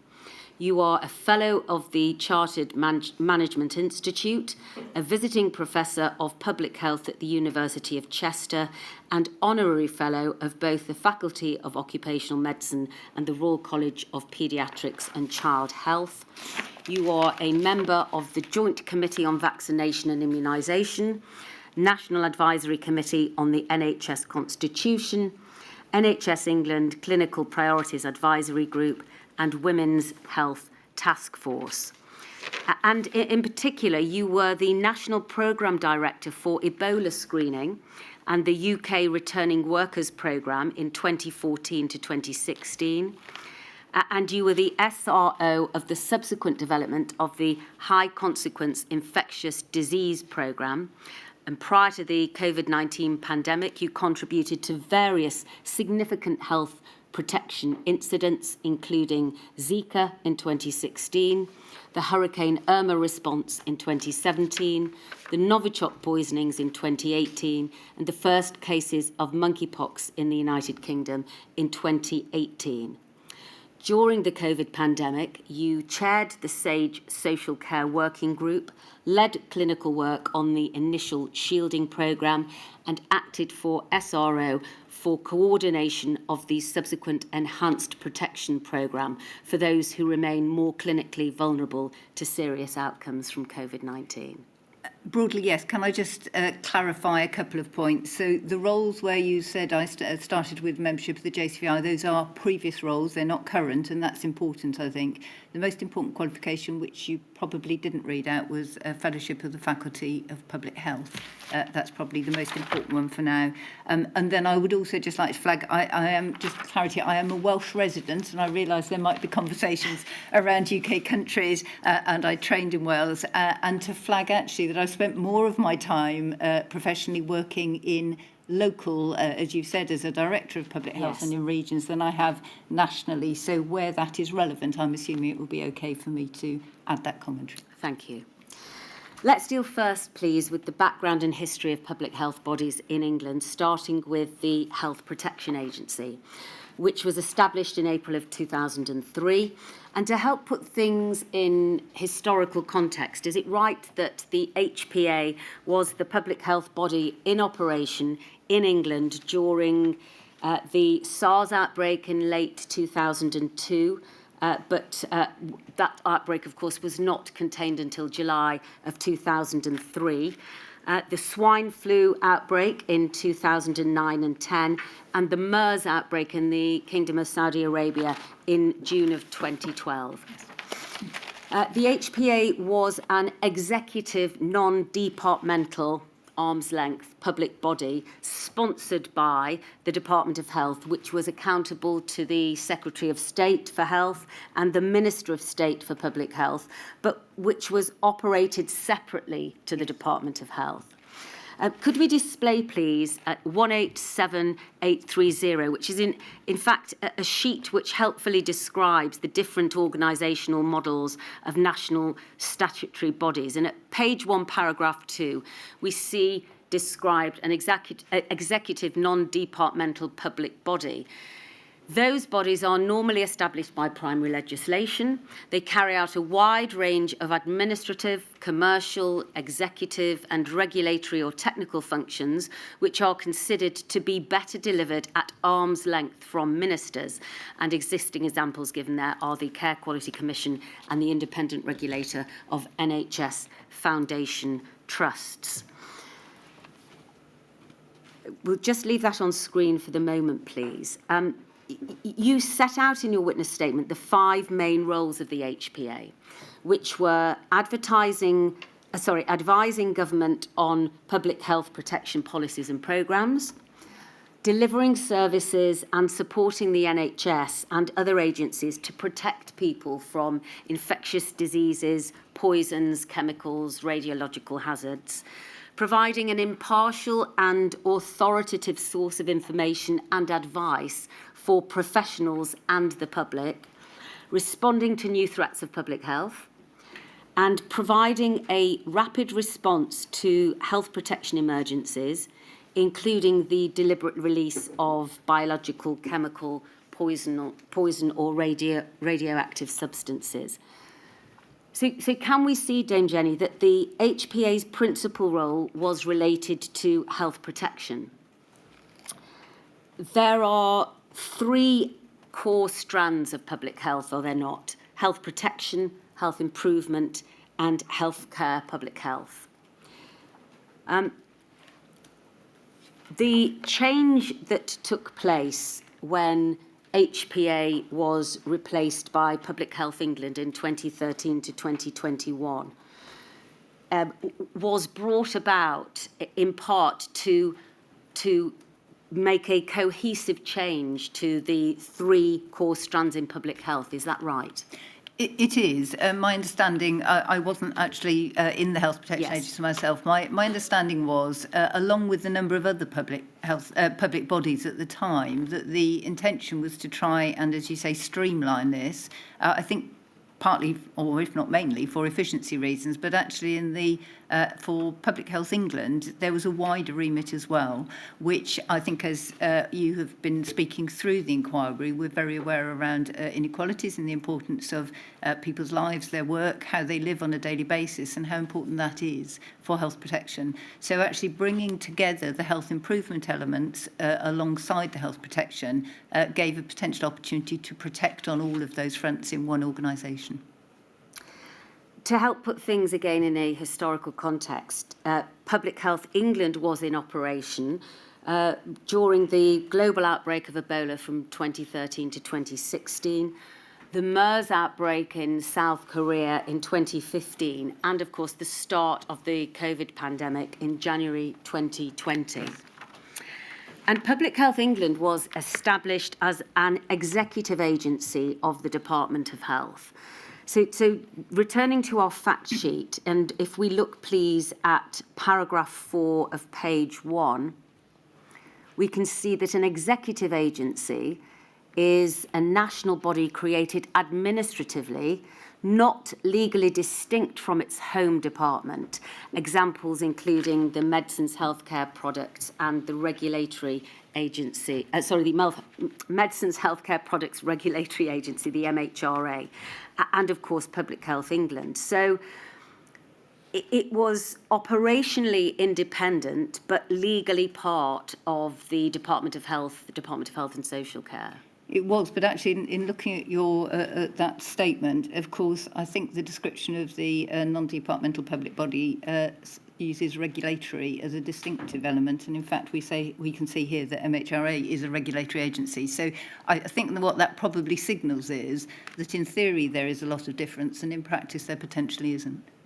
Well, one of the differences between the way in which the HPA was created and run and Public Health England is created and run is that there was a direct link, wasn't there? There was a direct legal link between Public Health England and its home department, the Department of Health. Yes, that's correct, but the HPA also eventually will have reported back up to Parliament, I think, for its use of public money. So, as I say, I think the distinctions are there. They're clearly not entirely distinguished, even in this statement, and in practice, I think they are less differential than perhaps is assumed from this. Well, as far as PHE's functions were concerned, they were wide-ranging, and as you have already told us, one intention was to bring together the three strands of public health.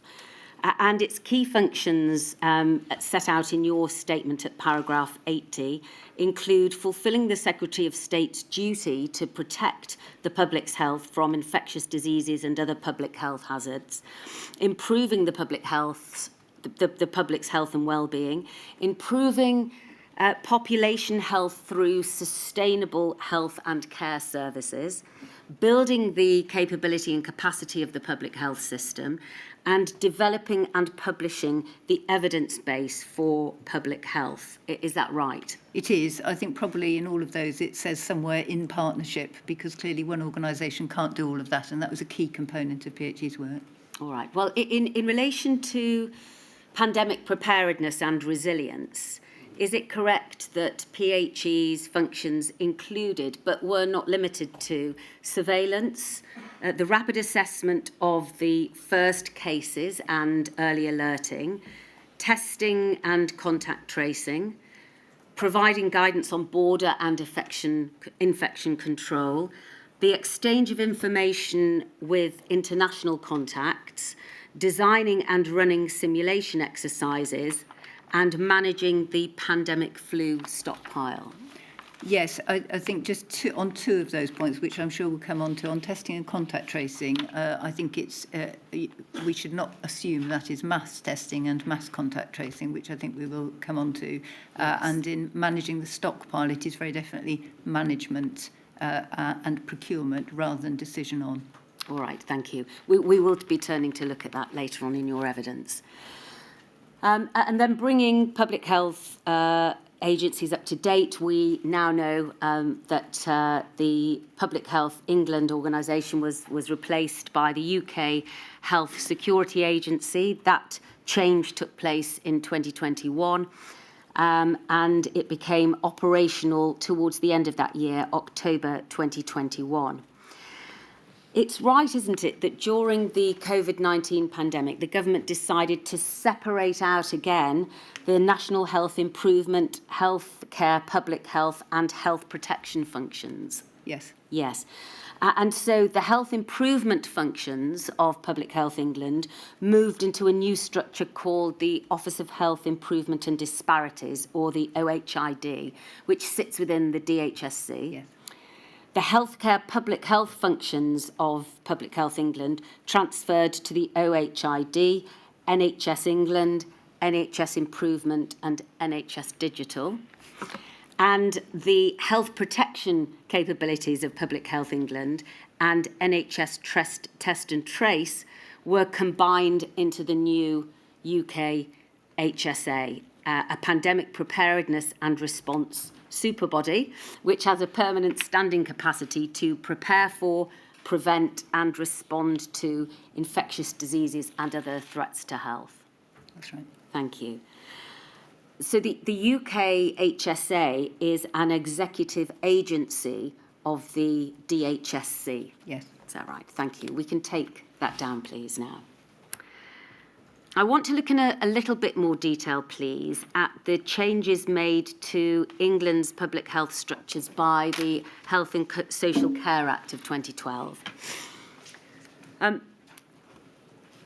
Would you agree that in 2012 there was a complex restructuring of health and public health services in England, including the abolishing the HPA and transferring its functions to the PHE, which involved the merging of 5,000 staff from over 120 different organisations? I mean, that in itself is quite a task. Yes, I mean, I think there's a series of different organisational moves which have involved very large numbers of staff and very complex systems working, including the last one. Thank you. And also the abolition of strategic health authorities and primary care trusts, which were replaced with a number of clinical commissioning groups. And the creation of new arm's length commissioning body, NHS England, which came into force. Also, the Secretary of State for Health was given a statutory duty to take steps to protect the health of the people of England, meaning that at a national level, accountability for health protection would rest with central government. Yes. And importantly, giving local authorities responsibility for improving the health of their local populations, which was previously, I think, the responsibility of the primary care trusts. Yes. The government's rationale for that change was that many of the wider determinants of health, for example, housing, economic development, transport, could be more easily impacted by local authorities who had overall responsibility for improving the local area for their populations and who were well placed to take a very broad view of what services would impact positively on the health of their local populations and maximise benefits.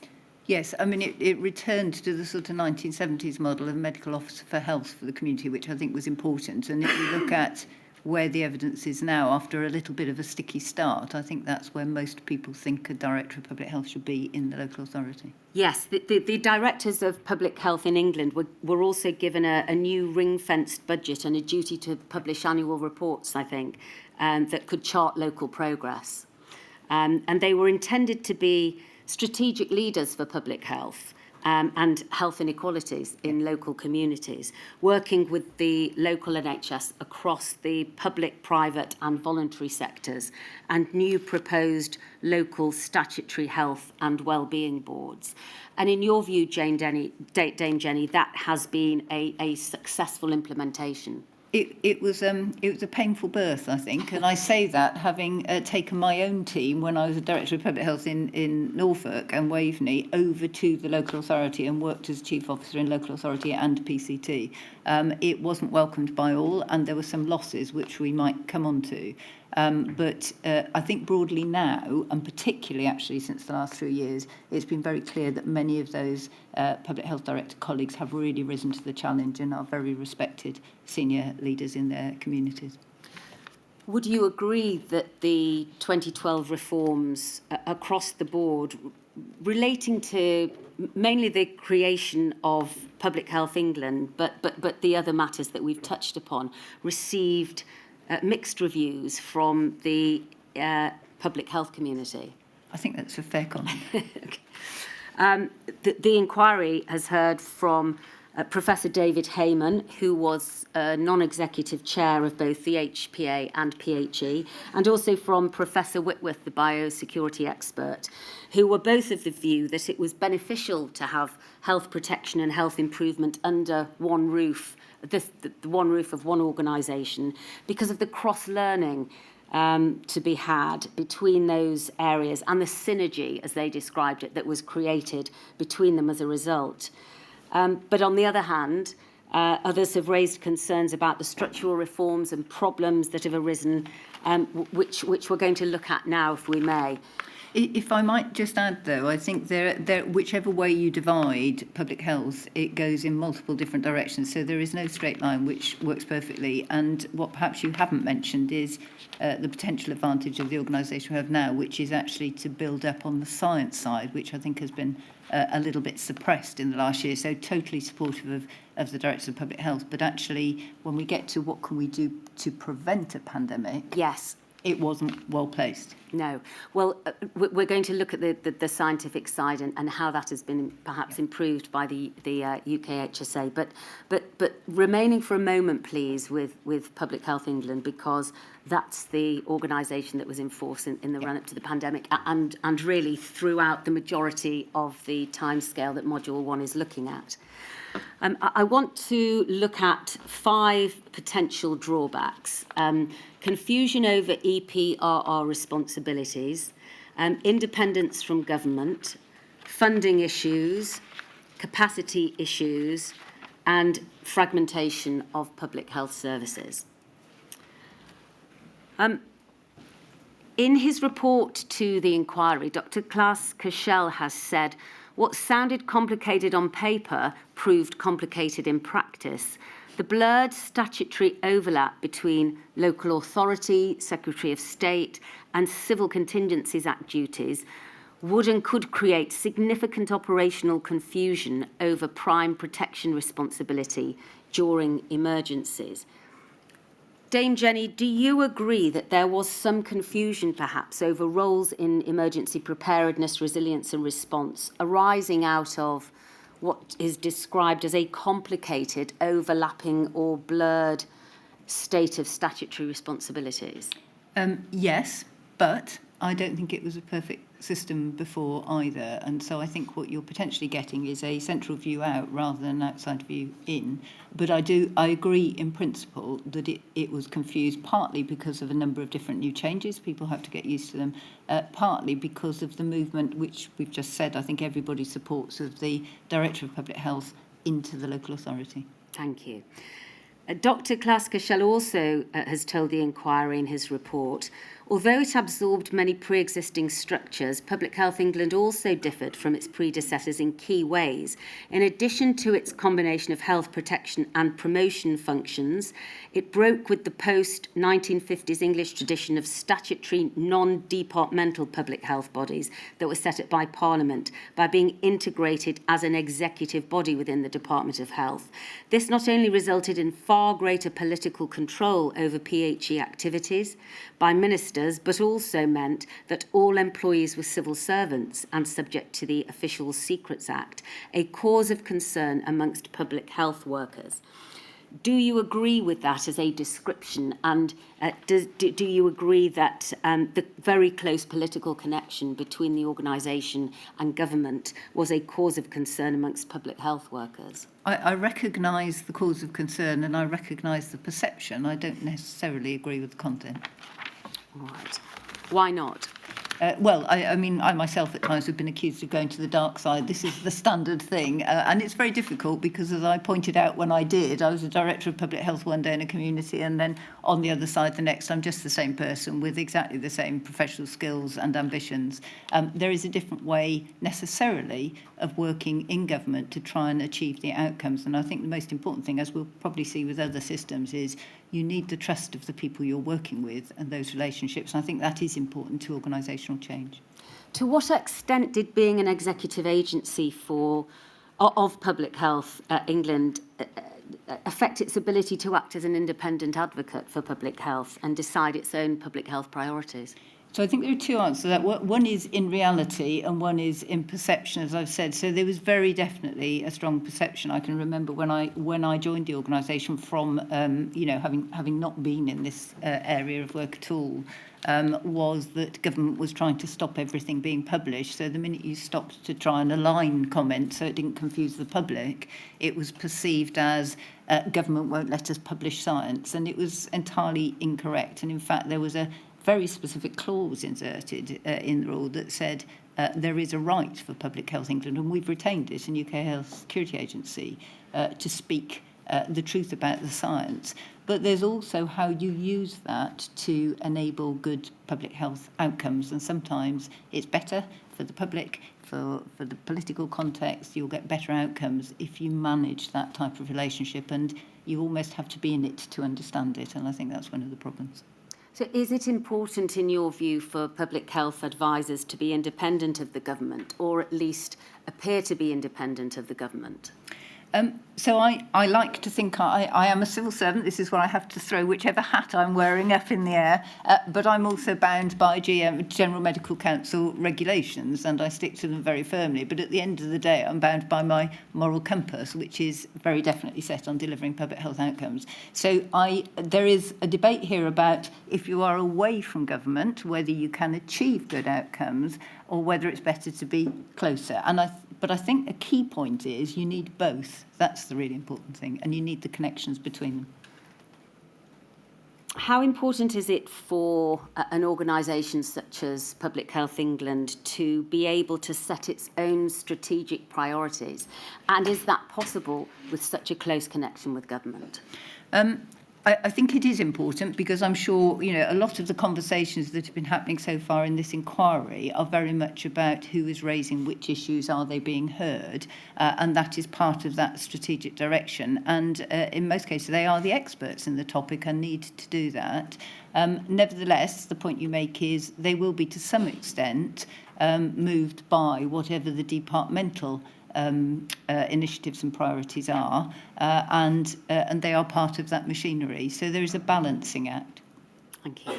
Moving on to funding, please. Could we display two INQ, we've had it already, paragraph 108. You're ahead of me, thank you very much.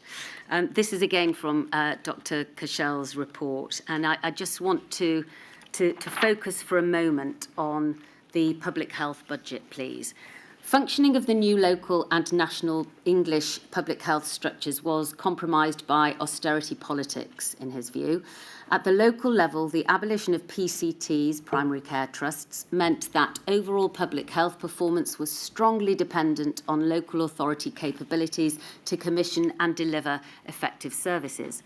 Ministers had promised to ring-fence the public health budget for local authorities. However, an in-year cut of 200 million in 2015 was followed by further reductions over the next 5 years.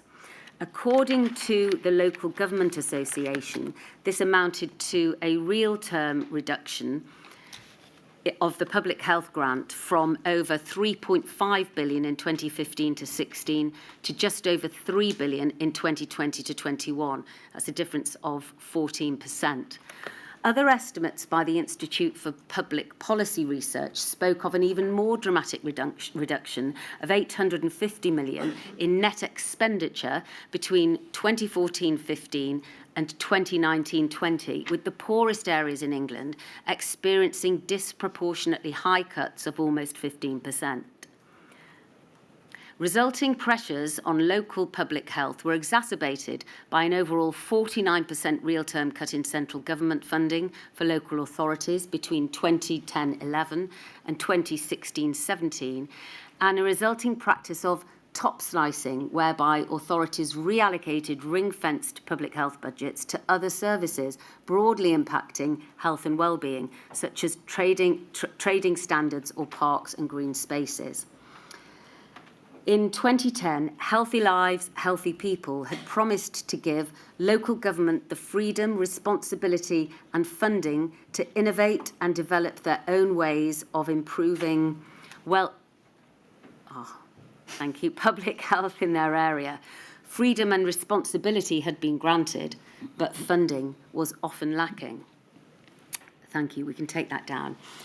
Dame Jenny, do you agree that the ring-fenced public health budget reduced over time due to austerity?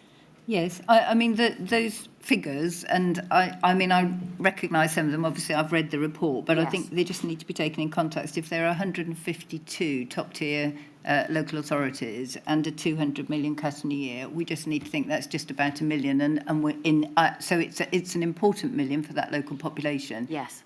But just to put that in context and hold that tight. Nevertheless, I do agree with you, and I know that directors of public health were under significant pressure. Local authorities actually were often much more efficient at commissioning services, so they could almost generate savings from that and get just the same public health outcomes, but nevertheless they were significantly under pressure. But as well as having the opportunity to generate income themselves, the public health budget was reduced even further, wasn't it, by local authorities dipping into it due to cuts to their overall funding from central government, as set out in the piece that we've just seen. Yeah, and rather than use the word generate, I might just say that it was a lower loss, if like, rather than it wasn't a generation. It's Yes, just they could all work right. more efficiently, just for clarity. So I think the way the public health grant was managed, it went through Public Health England effectively. It came out as a top figure from local authorities. It wasn't possible often to see, and we can, I think, may acknowledge that for health protection, exactly the detail of what was being spent where. Yes. And it was a very sensitive area for obvious reasons. But I think it's fairly reasonable to assume that local authorities were translating where lives were being protected through the lens which they had at that time. Do you agree that the poorest areas in England experienced disproportionately high cuts? I can't comment on that objectively without seeing the numbers, but my understanding is that that's the case. How did the funding cuts impact on the work of the directors of public health and local authorities generally when it came to EPRR functions, do you think? So I think it's fair to say, I mean, even at the start, before any of the budgetary changes, whether because of perceptions of people, for example, in clinical roles not wanting to move to local authorities, or whether for other reasons, the changes, people actually, lots of staff were lost in that move, so there was some skill loss. And then increasingly, as people went across, some of the, initially, not now, but some of the Director of Public Health roles started to move down the hierarchy within the local authority, and some of the more, if you like, the expensive roles, so some of the ones, perhaps the clinical roles, would be lost. So I think it is fair to say, and I'm pretty confident it's evidence, that some of the health protection skills were denuded, particularly from the smaller local authorities, where you would perhaps have one Director of Public Health, one consultant, and one other, really quite small. Yeah. In fact, your colleague, Professor Oliver, tells us at paragraph 93 in her witness statement that over the period from 2009 to 2013, regional EPRR resourcing in terms of whole-time equivalent capacity and relative seniority, and that of other teams supporting EPRR functions reduced. And she says that consequently this impacted on the ability of regional teams to undertake EPRR functions, including engaging in multi-agency pandemic preparedness work, and that reductions in funding also impacted on the HPT workforce, which would have had a further impact on EPRR capacity. Yeah, just for clarity, though, those comments relate to the Health Protection Agency EPRR capacity, not the local authority, which is what I was referring to before. But do you agree, agree with what she says in terms of the reduction in capacity? Yeah.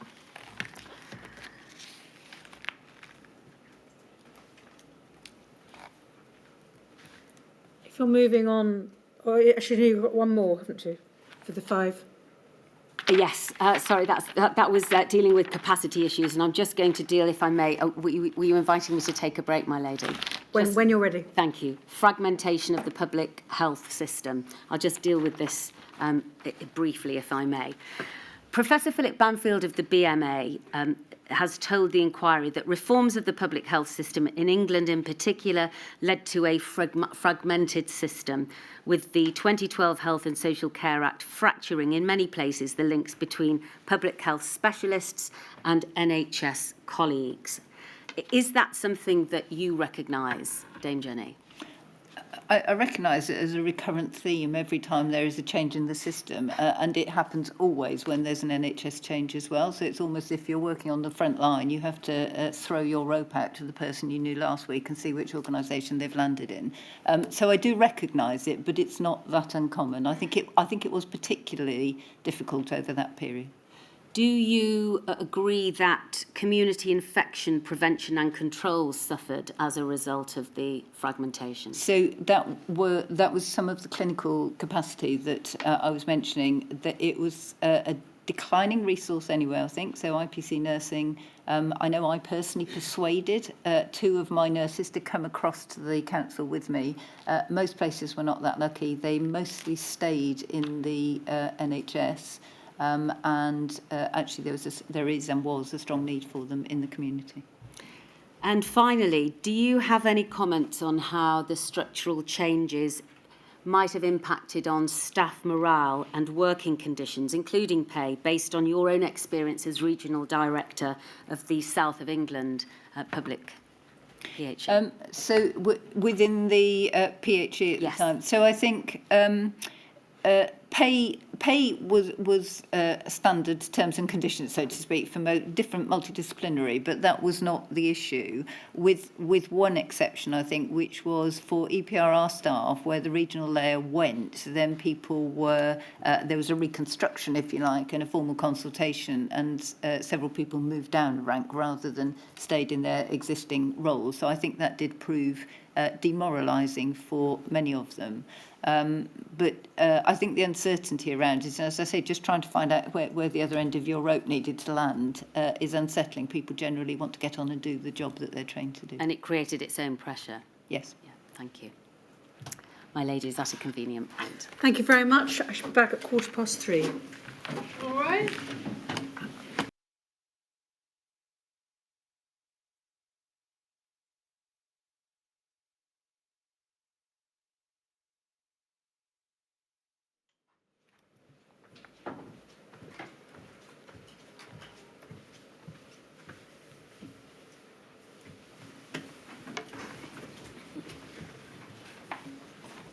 Thank you, my lady. At paragraph 139 in your statement, Dame Jenny, you explained that the PHE centres and regional teams worked with the NHS and local authorities, as well as with other agencies involved in local public health systems across all of the 3 domains of public health. What did the health protection teams do? What were their functions?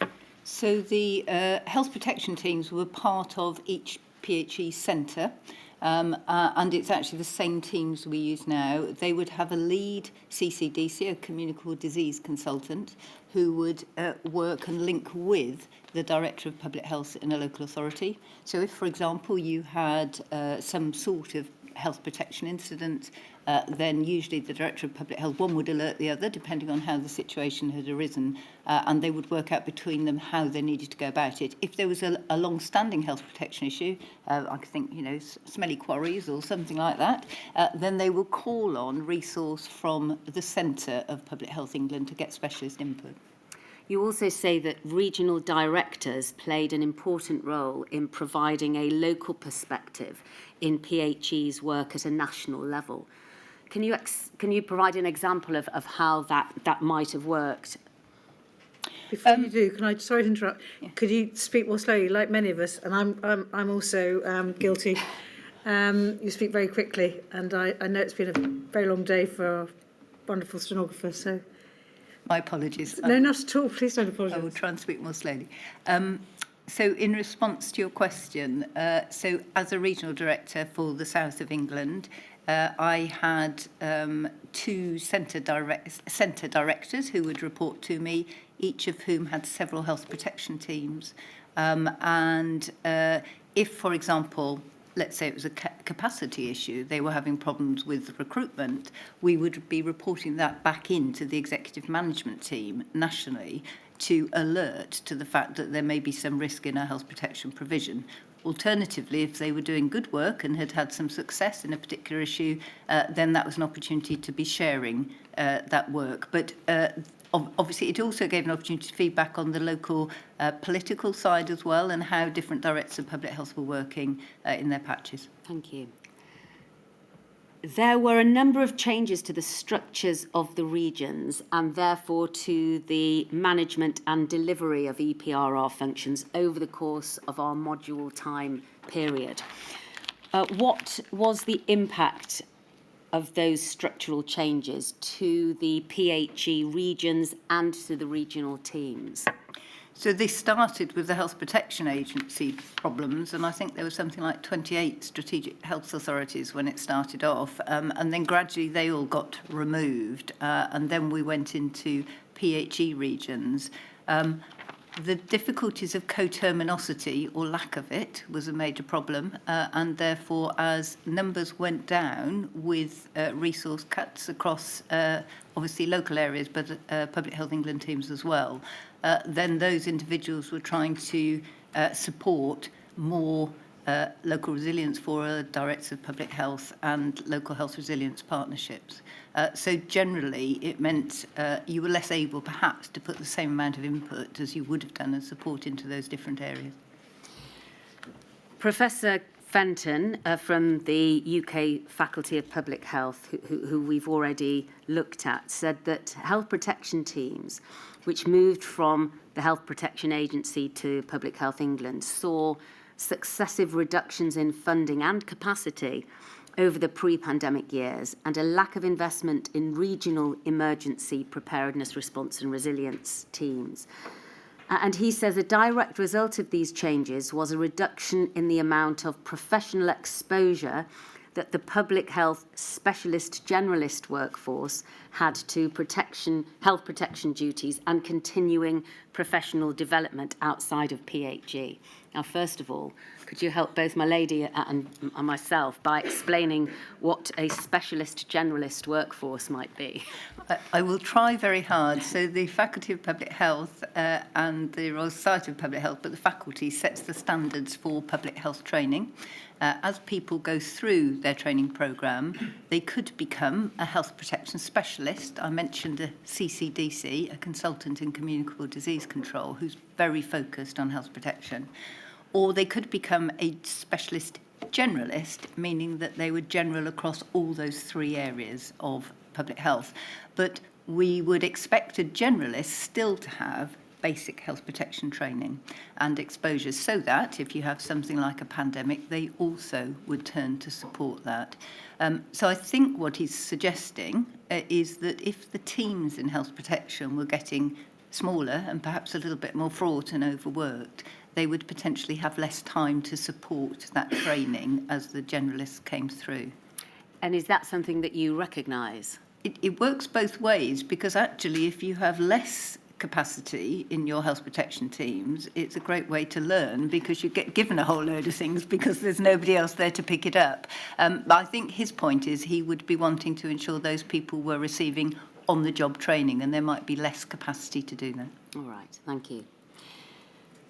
I want to touch briefly upon the developments in the infrastructure of public laboratories and in the generation of microbiological data, because there are other witnesses who will be helping the inquiry with this. But we've received a report from the then CMO, Sir Liam Donaldson, called Getting Ahead of the Curve, which the inquiry has read, and it was a report that proposed the creation, I think, of the HPA.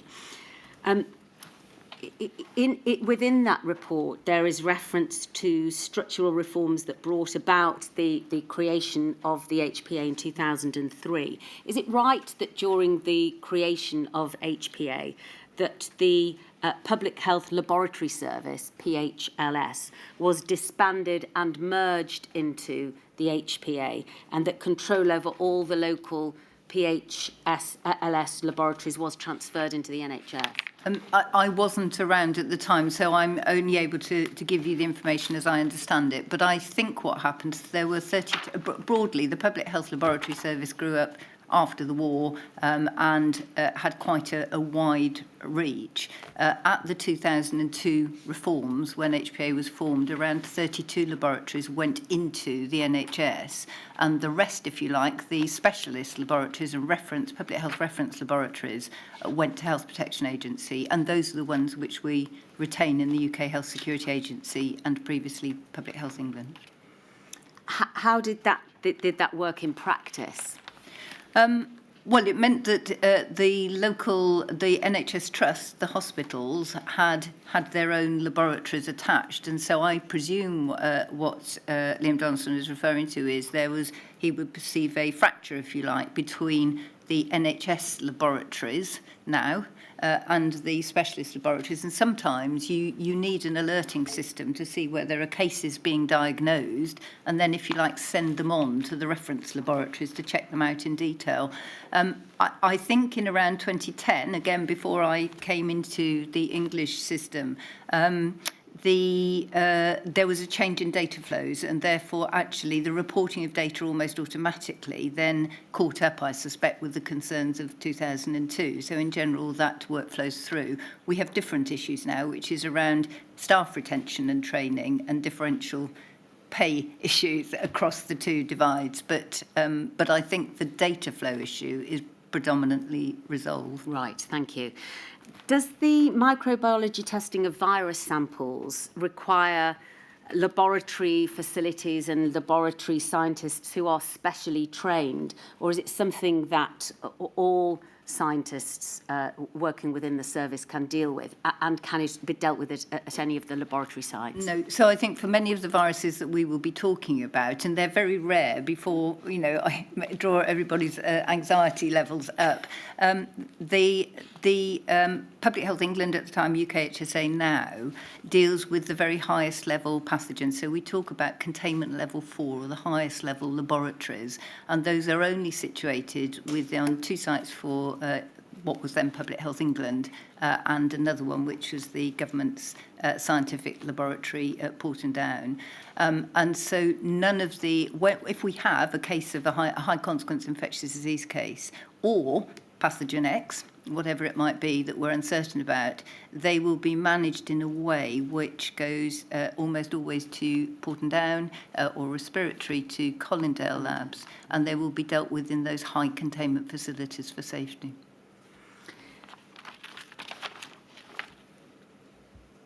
And what about the infrastructure of those 2 laboratory settings in Porton Down and Colindale?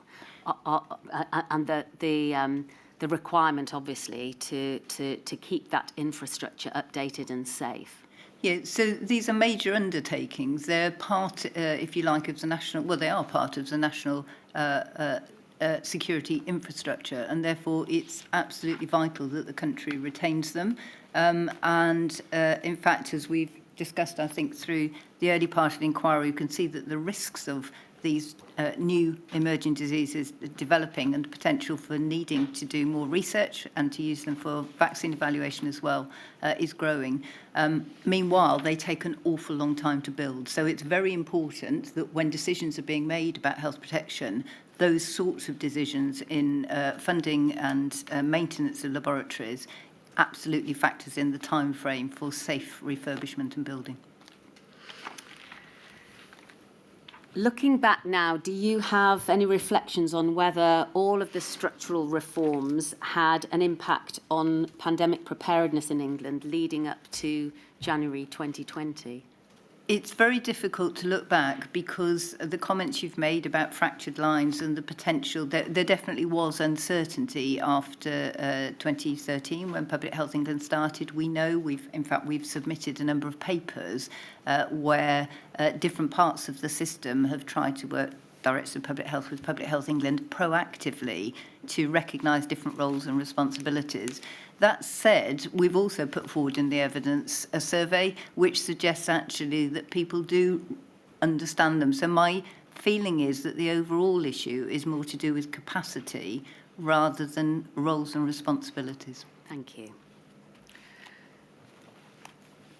You also deal with the funding situation of PHE in your witness statement, and you tell us at paragraph 91 that over the lifetime of PHE, its funding from central government was reduced by over 40% in real terms, taking into account inflation and unfunded pay pressures. Thus, the organisation had to implement the cost savings that this required, so it met its duty to operate within its budget. And in addition, there were budget reductions on the level of funding of PHE's predecessor bodies for the functions that came into PHE in 2013. I'd like to display 90350, which is a schedule of yearly funding for PHE received from the DHSC that UKHSA has produced for the inquiry. We can see the year in the left-hand column and the funding in levels of millions on the right-hand column.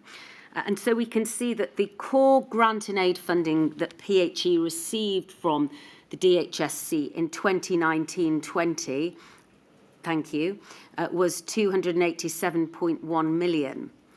If we move further up the chart and further back in time, in 2013-14, the amount was 392.5 million. Is that the 40% reduction that you were referring to? It is, but it's in real terms, and I think we've explained in the submission, in the statement, how that is derived. But yes, effectively what was happening, not only was the grant and aid dropping, but the costs were going up, so maintenance of these very expensive laboratories, which you have to retain. But also the organisation, therefore, in order to sustain itself, became very dependent on its earned income. It has absolutely brilliant scientists and it can generate some income. But by the end of this period, my view would be that rather than having a system that was a critical system for the UK, founded on a substantial grant that could maintain it, it was trying to pedal fast to keep up, generating income and often using its scientists to do that rather than perhaps strengthen the wider health protection system.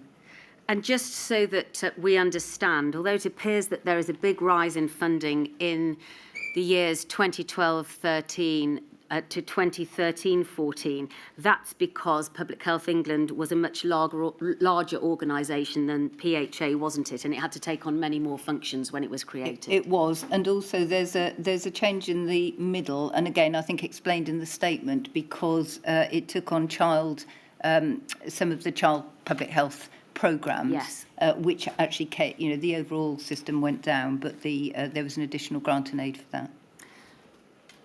Apart from the way in which you've described in your answers just now, are there any other ways in which those funding cuts, which ran in parallel to workforce issues and structural changes that we've just looked at, impacted on PHE's pandemic preparedness functions?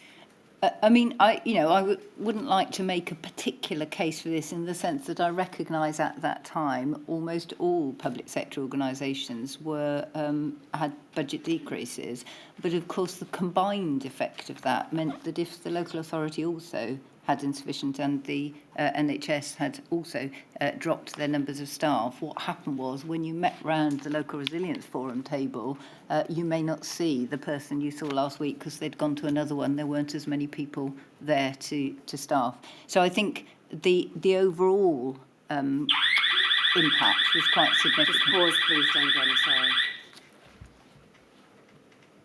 I'm afraid this is a recurring theme in the afternoon. Yes. And it's usually when I'm on my feet.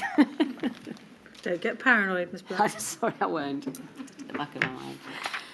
Sorry, Dame Jenny. You were explaining about perhaps not seeing the same face around the table. Concurrent efficiencies in relevant partner organisations is really important to maintain a system-wide health protection response.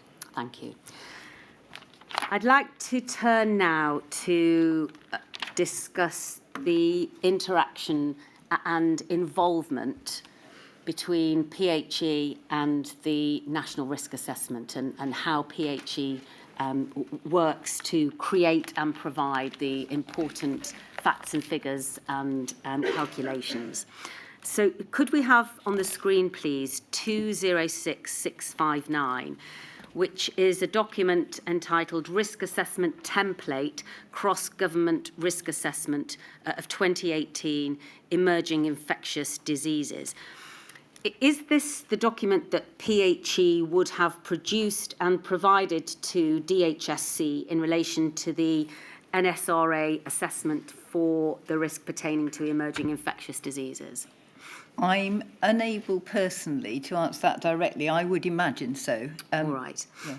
And because it's dated 2018, from your general knowledge of the system, could we assume that this was in preparation for the 2019 NSRA? I'm making that assumption. All right. Who would have produced this document, Dame Jenny?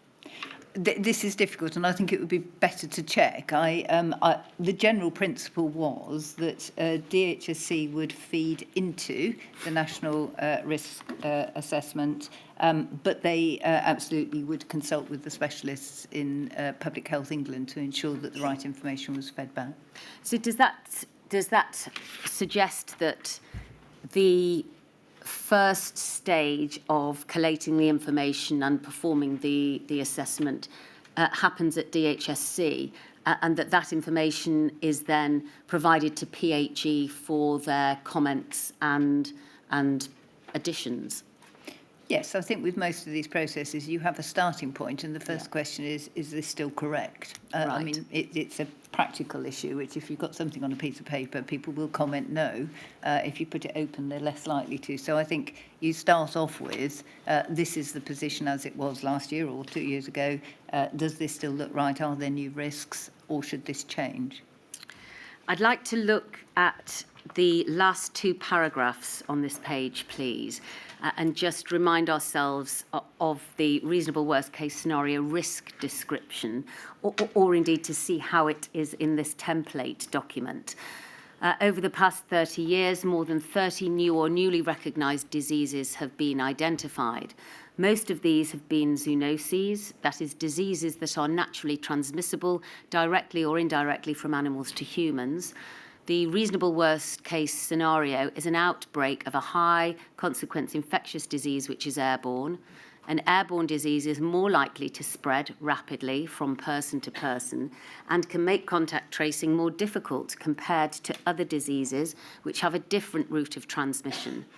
Other emerging infectious diseases which are spread through different routes of transmission are explored in the three variations below. Specifically, the current RWCS is based on an outbreak of a respiratory infection in the United Kingdom, which is similar to the outbreak of MERS seen in South Korea in 2015. This has been chosen due to the current risk of this disease and the historical precedent of imported MERS cases leading to outbreaks. However, it should be noted that due to the nature of an emerging infectious disease, there is some certainty as to whether a different emerging pathogen, including one which was airborne, would lead to an outbreak similar to the scenario described. We can see, moving back to look at paragraph 4, that the overall confidence assessment, the likelihood or plausibility, is assessed as being low.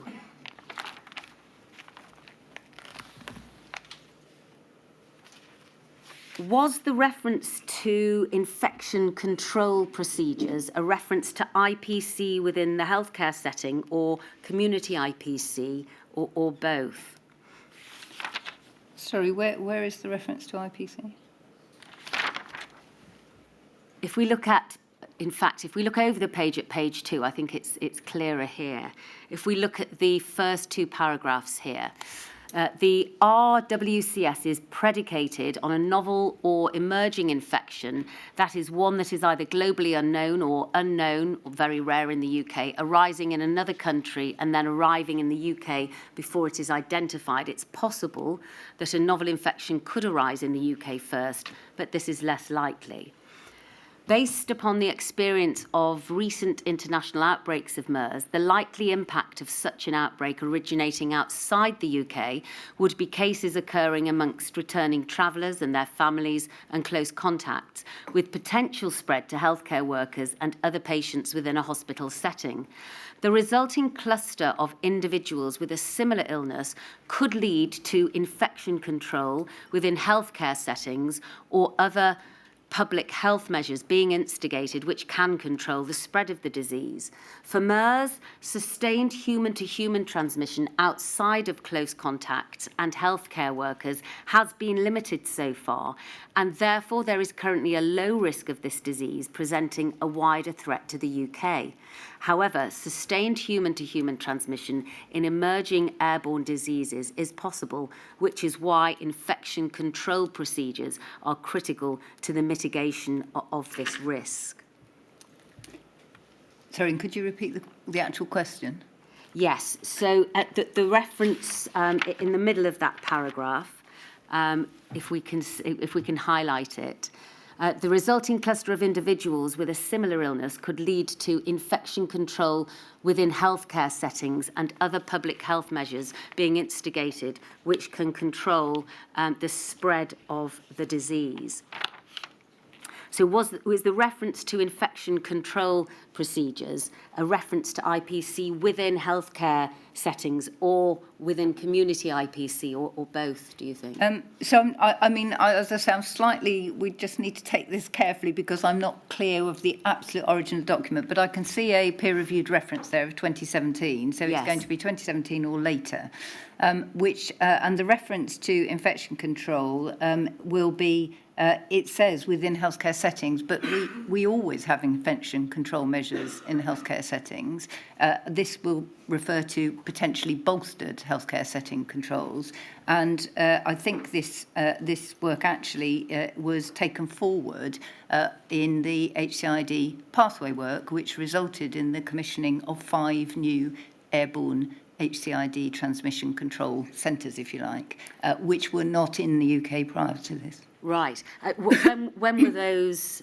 When were those created, and where were they created? So the names are actually in the statement, but the HCID work, which started after Ebola, which is obviously a contact transmission, but looked at the potential for high consequence airborne and touch transmission.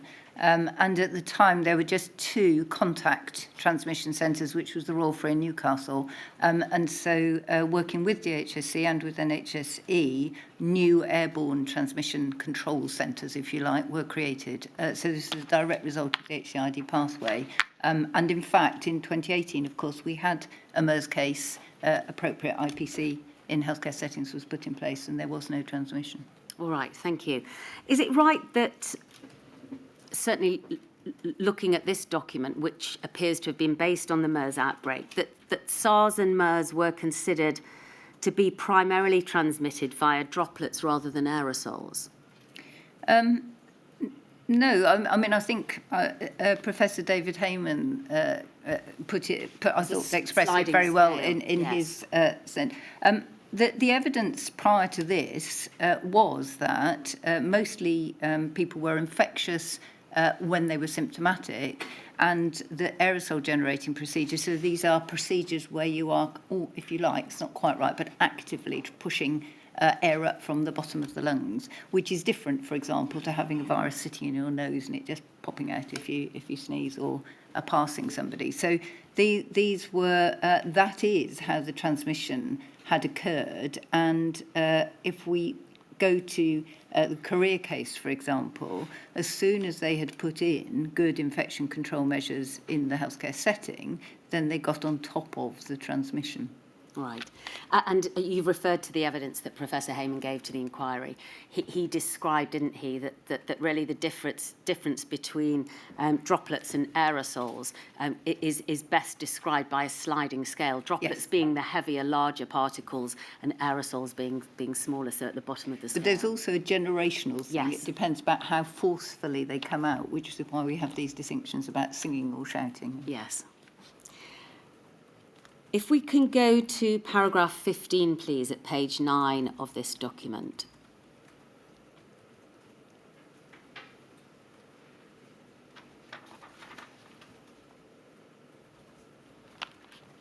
Now, we can see that, according to this risk assessment, it states that the total number of estimated fatalities, there we are at the top of the page, is between 40 and 70.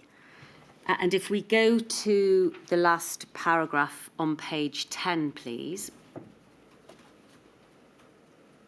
Thank you. And highlight the bottom paragraph. We can see that the number of casualties is based on the MERS outbreak in South Korea, which we've already established. And given this number of casualties, the number of fatalities could range from 40 to 70. Approximately 40 people died in the MERS outbreak, but with a case fatality rate of 34.9, it's possible that up to 70 people could have died. Both figures could be higher or lower than this, depending on how communicable the disease is, as well as how quickly the disease is recognised and prevented from spreading further using infection control measures.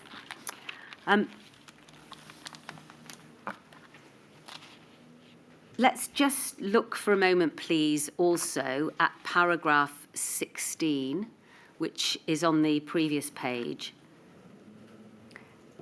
And we can see that the number of physical casualties is assessed here as being 200. Do you know, Dame Jenny, why that figure was assessed at that level, taking into account that the number of cases in Korea was 186? Well, I don't, and I think I would need to look at this. I'm very happy to do that outside the court and provide written feedback. It's quite difficult to just look at the numbers and make that decision. But clearly, Korea is one setting. I think all of these suggestions or scenarios around reasonable worst-case scenarios are based on what we know and Yes. the context at the time, and that's as good as we have. So we know case fatality rate around 35%, and the rest of it is a very sensible, but in many ways a slightly educated guess, unless you've got other parameters. Thank you. Can we take that down, please, and replace it with 185135, which is part of the 2019 National Security Risk Assessment, which this information fed into? And could we go straight to page 8, please? Thank you. Now, if we look at, without highlighting, if we look at the two main paragraphs under human welfare, going further down to casualties first of all, the total number of casualties here in the document itself is 2,000. And if we move up the page, the total number of fatalities is 200. Now, again, I appreciate, Dame Jenny, that you weren't personally involved in creating this risk assessment, nor indeed in providing the figures that we've just looked at that appear on the template. But in your experience of these matters, are you able to assist as to why, having been provided with the figures of between 40 and 70 fatalities and 200 casualties, those figures could have been expanded to 200 fatalities and 2,000 casualties, as we see in the actual document? So, as I said before, I would need to look at the whole document. On this sheet that you're showing me, it doesn't actually mention which disease we're looking at. And so case fatality rate for MERS was around 35%, but I think for SARS in the early days it was around 10%. So Yes. that would immediately answer your question, but I don't have the rest of the information to do that. I'm very happy to take it away and look in more detail. I think that would be helpful to the inquiry. But on that point, let's just look at page 9, please. And the section titled Human Welfare Confidence Assessment. Can we highlight that paragraph, please? Because what it makes clear is for the number of casualties and fatalities, the lower bound is based on the MERS outbreak in South Korea. However, there is the potential for this to be much higher. During the SARS outbreak in 2003, there were approximately 350 reported deaths in China, although this was where the outbreak was originating. Both figures could be higher or lower than this, depending on how communicable the disease is, which is a phrase that we've also seen in the template, as well as how quickly the disease is recognised and prevented from spreading further using infection control measures. There is considerable uncertainty regarding the impact of the outbreak on British nationals overseas. This scenario has not been modelled by the FCO or Department of Health. The number of non-British fatalities and casualties abroad will depend on the country where the outbreak occurs and the response of the responding health system. For MERS, there have been 2,102 casualties, 733 deaths from 2012 to 17, but for SARS, there were 8,096 casualties and 774 deaths from November 02 to July 03. The figures presented are therefore based on the SARS outbreak in 2003. Which aligns with what I've just suggested. Yes. So the figures are provided by PHE, and then they're not simply taken at face value. They will be worked on or adapted or perhaps even given a slightly different scenario in the preparation of this final document. Is that right? I don't think I would translate it that way, Right. in the sense that the information, I don't disagree with anything which is on the screen in front of me now. It's just we're talking about estimates. Yes. We have no cases to go on. So it's extremely difficult. All it's looking at is the totality of cases and other outbreaks and the case fatality rates.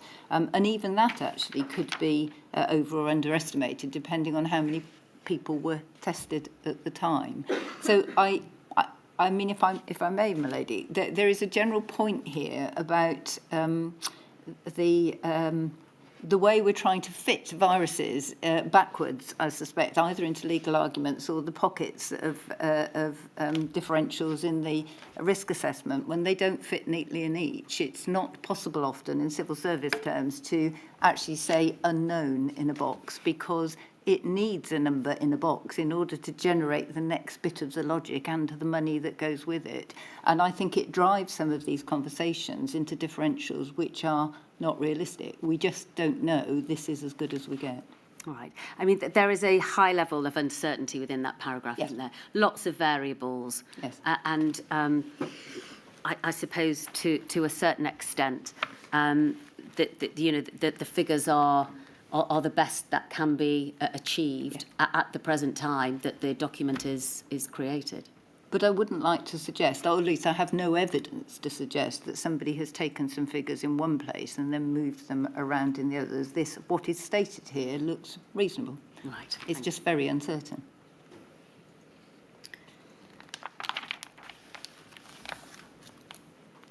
The provision, thank you, we can take that down. The provision of expert scientific advice and contribution to expert advisory groups.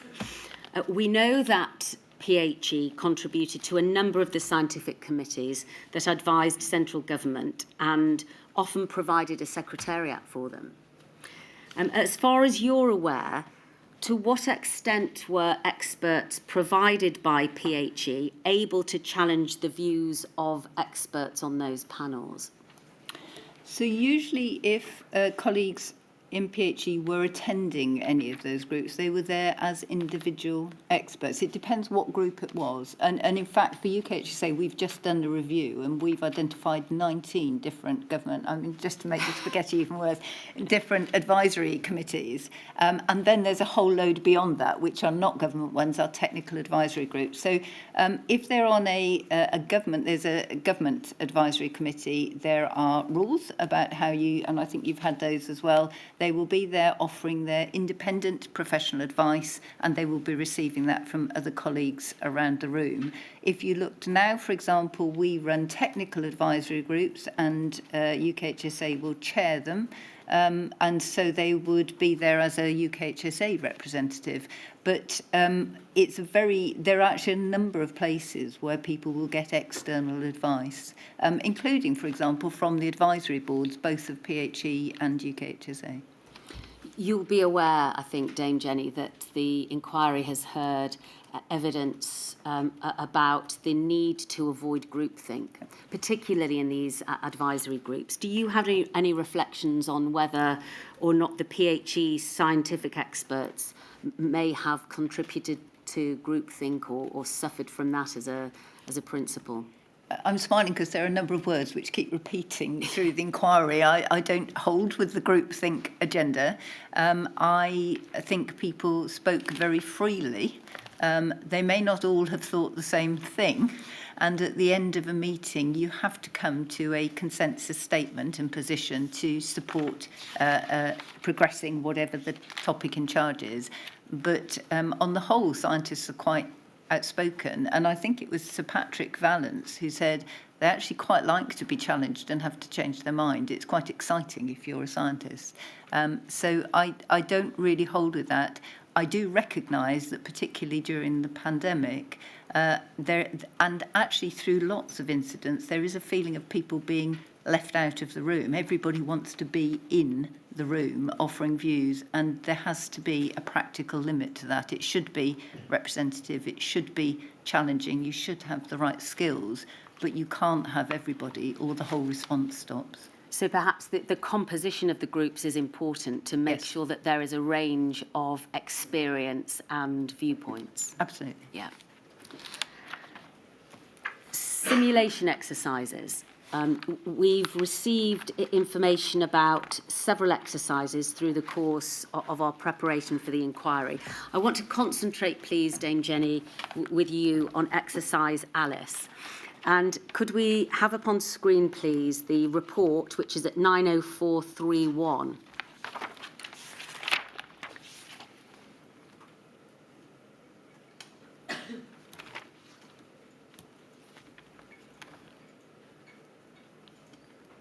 Thank you. And I think it's possible also to display at the same time a freedom of information request, which was made by a member of the public in relation to actions implemented as a result of this exercise, which is at 191910. If we could put that up on the right-hand side of the screen, please.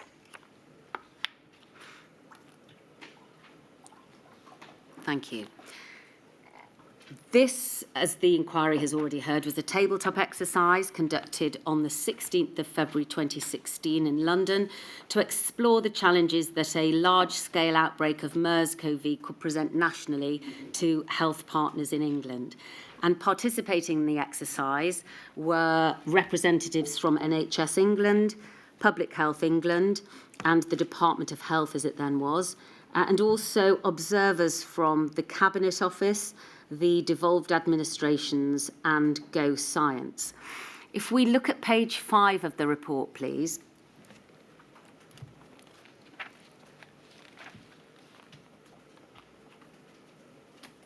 We can see the objectives of the exercise at paragraph 2.2. To explore and confirm the health capacities, capabilities, protocols and resources, including surge arrangements, to explore and confirm national command, control, communication and coordination arrangements, to explore the capability for contact tracing and quarantining of possible MERS-CoV cases, and to explore and confirm coordination of public messaging associated with a large number of MERS-CoV cases.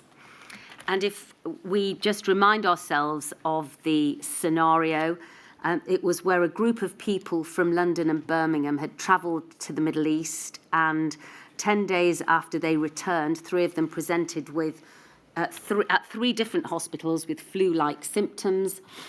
After their histories had been analysed, MERS-CoV was suspected, and a process of contact tracing was initiated.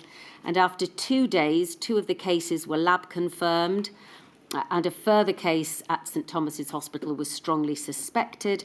Prior to arriving at the hospitals, 2 of the patients had been part of a large gathering, and the scenario then developed with 50 lab-confirmed cases and 650 possible contacts. And various elements of the NHS were under pressure from the cases, and the media had taken a keen interest. There was a general consensus on the need to identify capacity and capability of assets within the health system, and the level and use of PPE was central and considered of crucial importance for frontline staff. It was noted that the learning from Ebola on infection control understanding, although improved, was still not embedded with staff. And also considered important were access to sufficient levels of appropriate PPE and pandemic stockpiles to ensure sufficient quantities of PPE were available. Now, if we can look at some of the lessons and actions identified, and go to page 10, please, and look at action 4. Action 4 was to develop a MERS-CoV serology assay procedure to include a plan for a process to scale up capacity. Now, is that relating to an antibody test?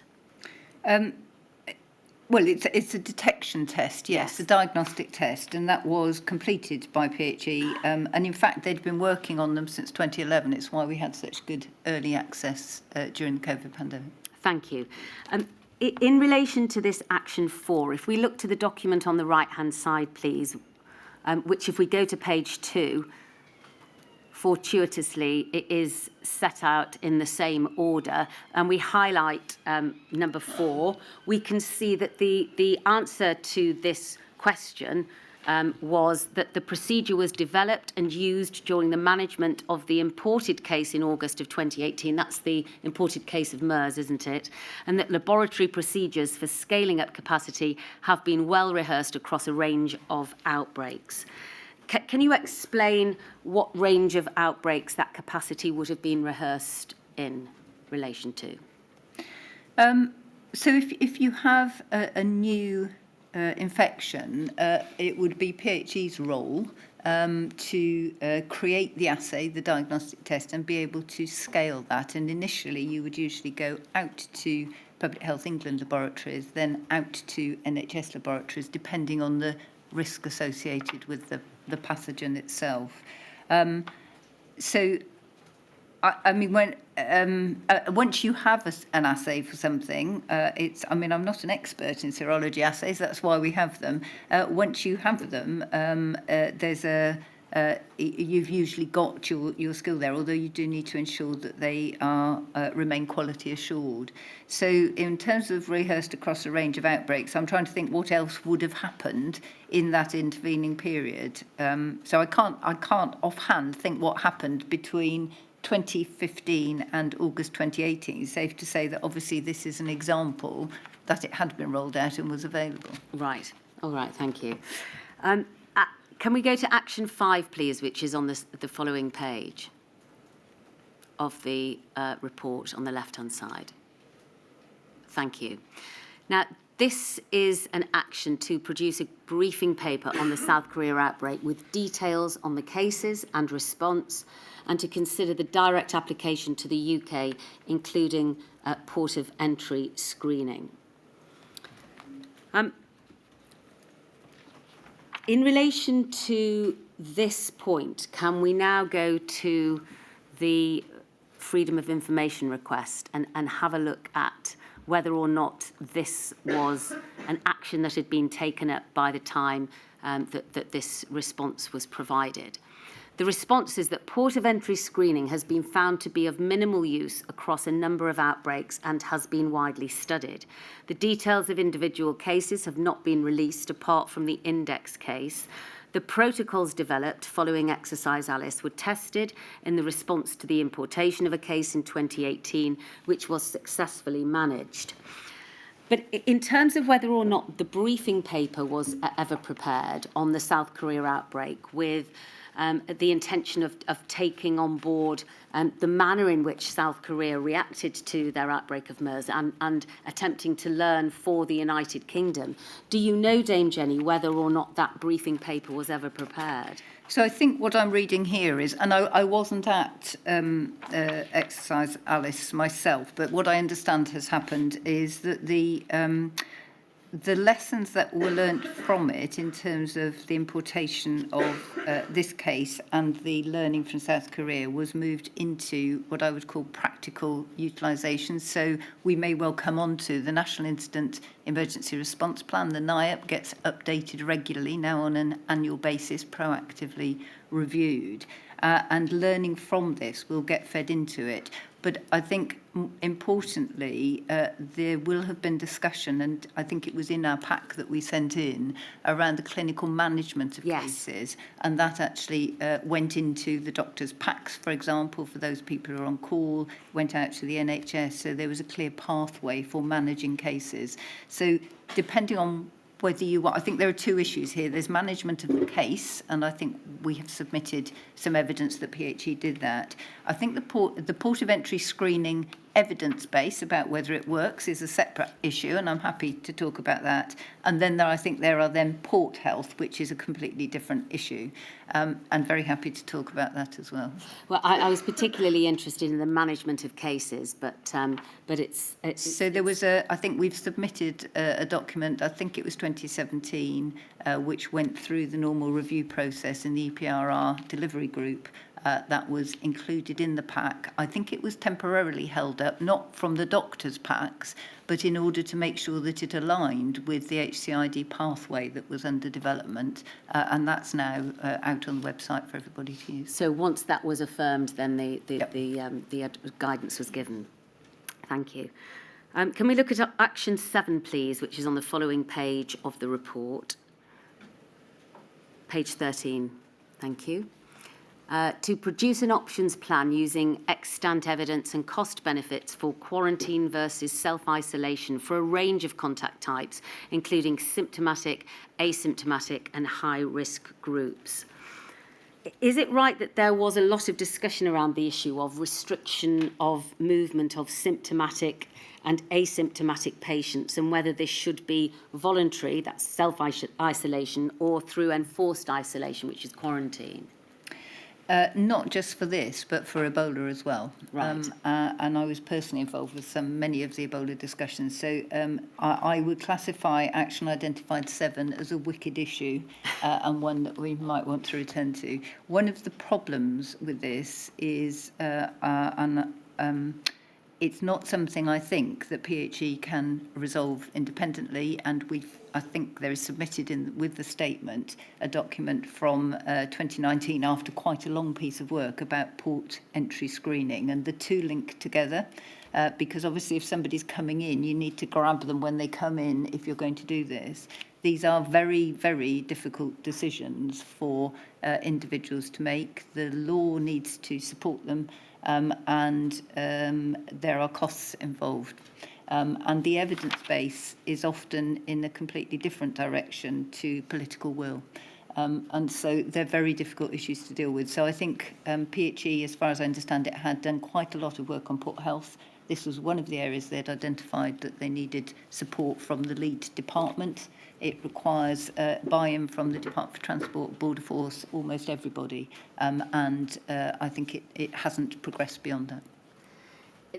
This issue in particular has a number of possible options, doesn't it? I think in South Korea there was the use of hotels, but then there's also the option of using specific locations as sites for quarantine, and also the legal rights of the restriction of movement of people, and all of that is brought to bear, isn't it, during this discussion? So it's not a simple matter. It's not at all. Although we, the country has used a managed quarantine service during COVID, but many of those difficult issues have surfaced through that utilisation. Thank you. If we just look, please, over to the other document and see what response was given by PHE. It says this background research has been used to develop the current guidance. Any decisions about making this enforceable were outside the remit of PHE. Which is more or less what I'm saying, and it does link very closely with the port health discussion. Thank you. Actions 8 and 9 are to develop a plan for the process of community sampling in a MERS-CoV outbreak, and also to develop a live tool or system to collect data from MERS-CoV contacts. And if we look over to the FOI document, dealing with 8 first, we can see develop a plan for the process of community sampling. The PHE confirmed that guidance has been produced and is available at the following place, and sample processing will take place in the routine manner adjusted for scale. As part of any incident response, this scale will be determined and then appropriately resourced in conjunction with other responding agencies, and that this is also contained in the first few hundred FF100 enhanced case and contact protocol, which is also available at the above link. And then we see the answer to number 9. To develop a live tool or system, is that there are a range of systems that were employed by PHE and continue to be employed by UKHSA for gathering data from contacts across a range of outbreaks and are chosen based on the scale of the outbreak. They are causative organism agnostic to avoid duplication or processes. Can you explain to us, please, what causative organism agnostic means? I was going to say, both of those are quite Mr. Humphrey's. So basically, what it's saying is there are ways of collecting data depending on the size of the outbreak and the type that it is, and you do need to fit it to that. For example, in fact, if it was not this organism, but a foodborne one, for example, we might be working and looking at local authority systems and environmental health officers. So I think there are 2 issues in both of those examples. One is my other wicked issue for the inquiry would actually be community sampling. UKHSA has actually put in a sort of mini rapid response team to enable that in some cases, but it is not mass testing. And so I think this move from large-scale contact tracing or large-scale community testing to mass testing is one that is not resolved. I think our data systems are much better, but actually it requires infrastructure as well, and we're still continuing to try and build the systems that we had, which were excellent towards the latter phases of the COVID pandemic, but still need both infrastructure support, if you like, and operational utilisation. Right, thank you. We can put those documents off the screen now.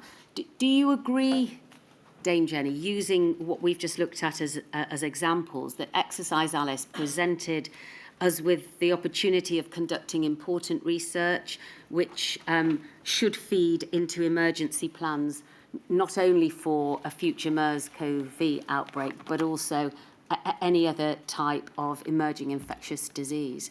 Yeah, I think actually I looked at these with interest because I worked directly on the airport screening for Ebola, and a number of these discussions and problems arose. And then we had this, but at the time that Exercise Alice happened, we were developing proactively the HCID pathway. Which already? Yes.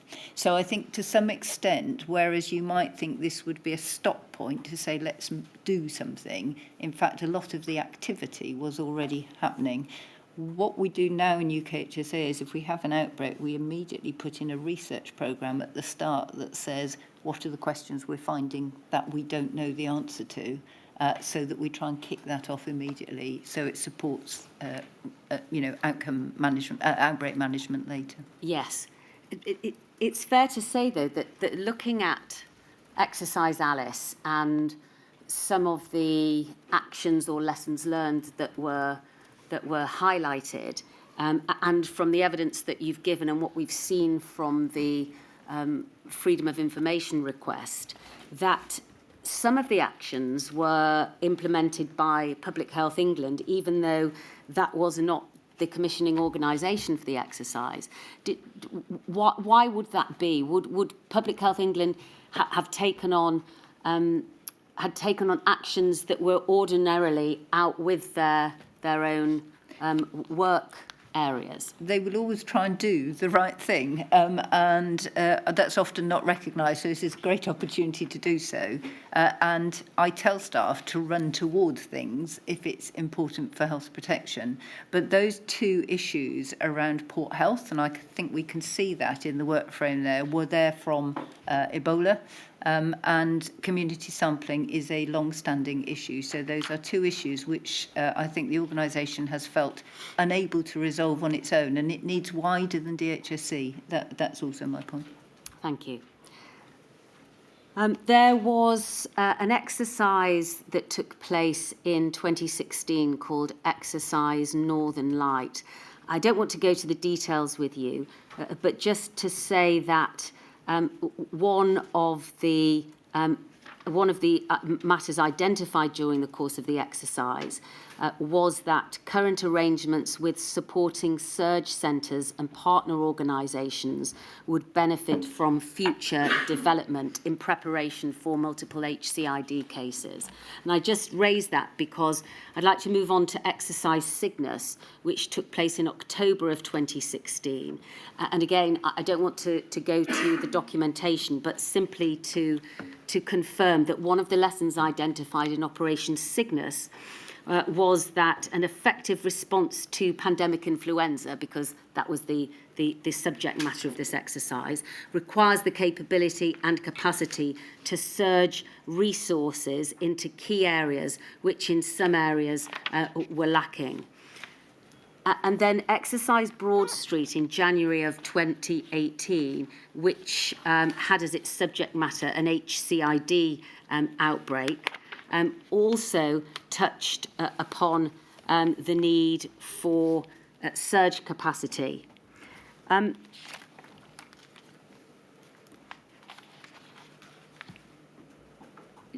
Do you accept, Dame Jenny, that by the time we reached the outbreak of Covid-19 in January of 2020, that there had been lessons identified, warnings given, however you want to describe it, that come a pandemic, whether it be influenza or another type of disease, there needed to be within the health systems of the United Kingdom, public health and also general health, the capacity for a surge in terms of within hospitals, within workforces, and within a capacity in order to try and deal with a significant outbreak.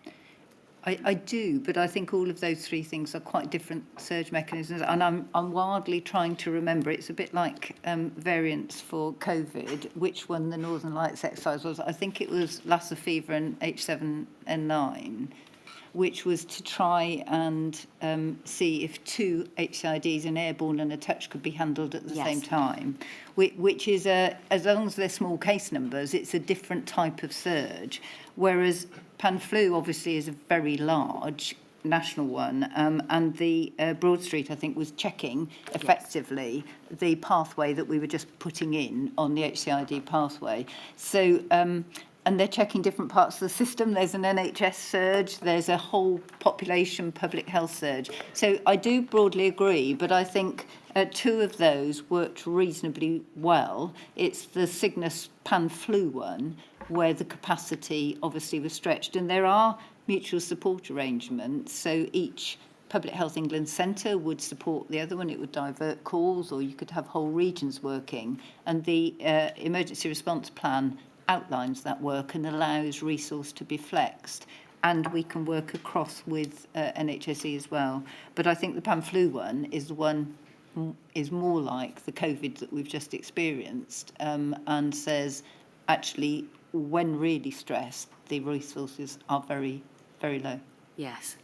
At paragraph 106 in your witness statement, you say this, that PHE had identified a gap in national strategy across government focusing on infectious diseases since the 2002 Getting Ahead of the Curve document.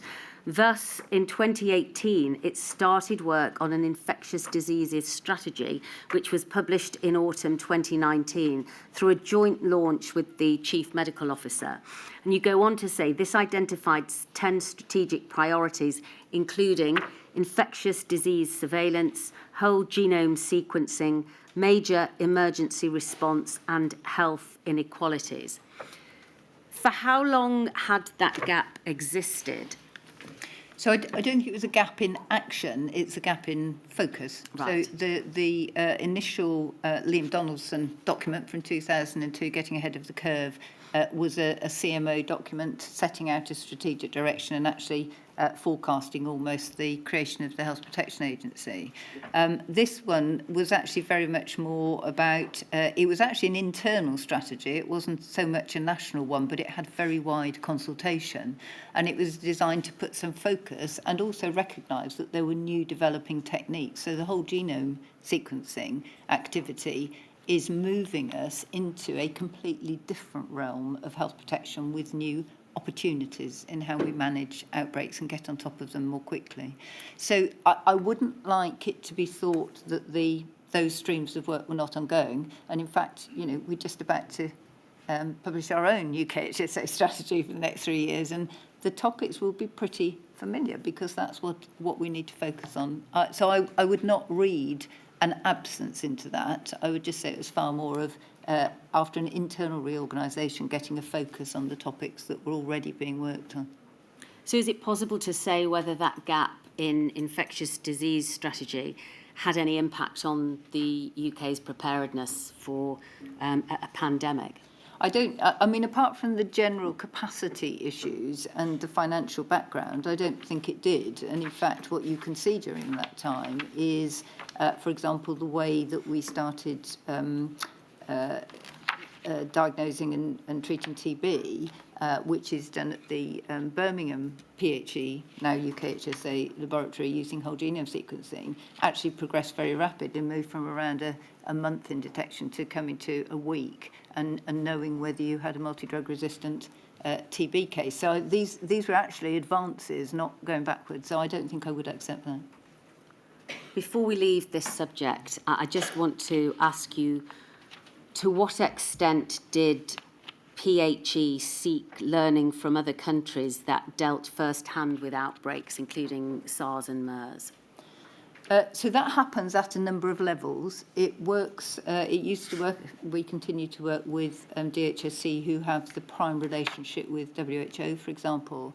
But actually, the previous Health Protection and Medical Director, Sir Paul Cosford, was on the whatever the board level was for European Centre for Disease Control and contributed to that regularly. There are individual groups across. We have experts supporting, in fact, in many ways leading WHO laboratory, reference laboratories. So there's a lot of different individual professional levels. And again, I know it's a recurrent theme, but I think people are unfamiliar with the level of interconnectivity on an international basis, both on an individual level and organisational. I mean, I might say as well that PHE was part of IAMPHI, which is the Institute Association of National Public Health, International Association of National Public Health Institutes, yet another acronym, and would regularly exchange information, and that happened through COVID and continues to. Thank you. I'd like to ask you now about the Public Health England emergency planning documents, and two in particular, the CONOPS document and also the NIERP. Did you call it? I call it the NIERP. NIERP. But, it's the national planning document. Yes, all right. So the CONOPS document, was this updated after 2013? It's updated regularly and annually, and it had a very big update. I think it was after Ebola. It was around 2016-17. Right. Okay. And this is the document that details PHE's response to incidents. Yeah. And is it intended to be used alongside the NIERP or the NIERP and also deal with threat-specific plans? So it's progressed. So it started life well before I was involved within it. But as I say, it's almost come together as a single plan. So an operating process and the background framework, and is agnostic to the threat. But the people who might be involved in it will be decided by the nature of the threat. So, for example, it would manage a business continuity issue when all the steam valves go, supporting one of the laboratories. it's more likely to be somebody on the corporate management side, a senior leader, whereas if it was a high consequence infectious disease, the strategic response director will almost certainly be a medical professional. All right, thank you. I'd like to look at the pandemic influenza response plan 2014, please, and we can see this at 178938. In fact, these are the minutes of a board meeting of the Pandemic Influenza Coordination Group of July 2019. And we can see that if we move down the page, please, and move to page 2 and look at the first paragraph, we can see that there has been prepared a paper on outline-specific functions. As this is a draft, the divisions list in the document are in no particular order. GD, thank those who have already contributed. GD still waiting for a few more sections of PHE to contribute. And then this, noted that the challenge is that some PHE structures have changed significantly since the last PHE pandemic flu plan was published, so we have to reorganise the document in that respect. For example, NIS was formed since the last plan was published. All right, just pausing there, please. Do you know, Dame Jenny, whether or not the pandemic influenza response plan was updated post 2014 in order to reflect the fact that there had been a change in PHE structures? I think it wasn't, because the plan was, and I think you may have heard earlier, that Department of Health were due to upgrade their plan, and therefore the idea is that these cascade and follow and link with each other. That said, the National Infection Service was formed of recognised groupings within PHE, professional groupings. So I think it wouldn't be that the plan would be inoperable. And in actual fact, the way that the NIAP, if you'll excuse the acronyms, works is that you have that as the backbone of emergency response operations, and then your plan runs alongside it. So the operational response would still have happened, but you are right, there wasn't a follow-up plan from this. We were, I think, PHE was waiting for the DHSC one to come through. Right, so no update between 2014 and the outbreak of the pandemic in January 2020? Yes.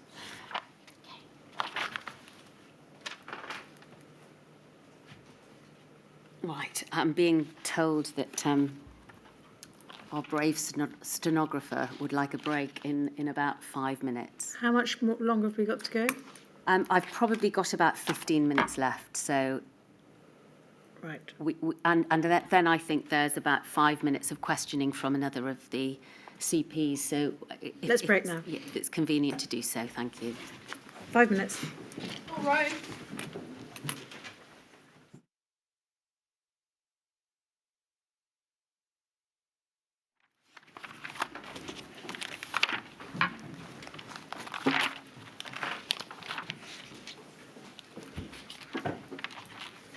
Thank you, my lady.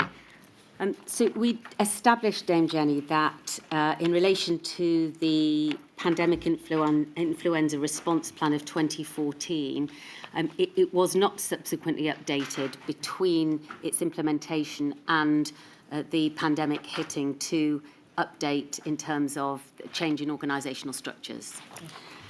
Could we go to page 67 of the plan, please?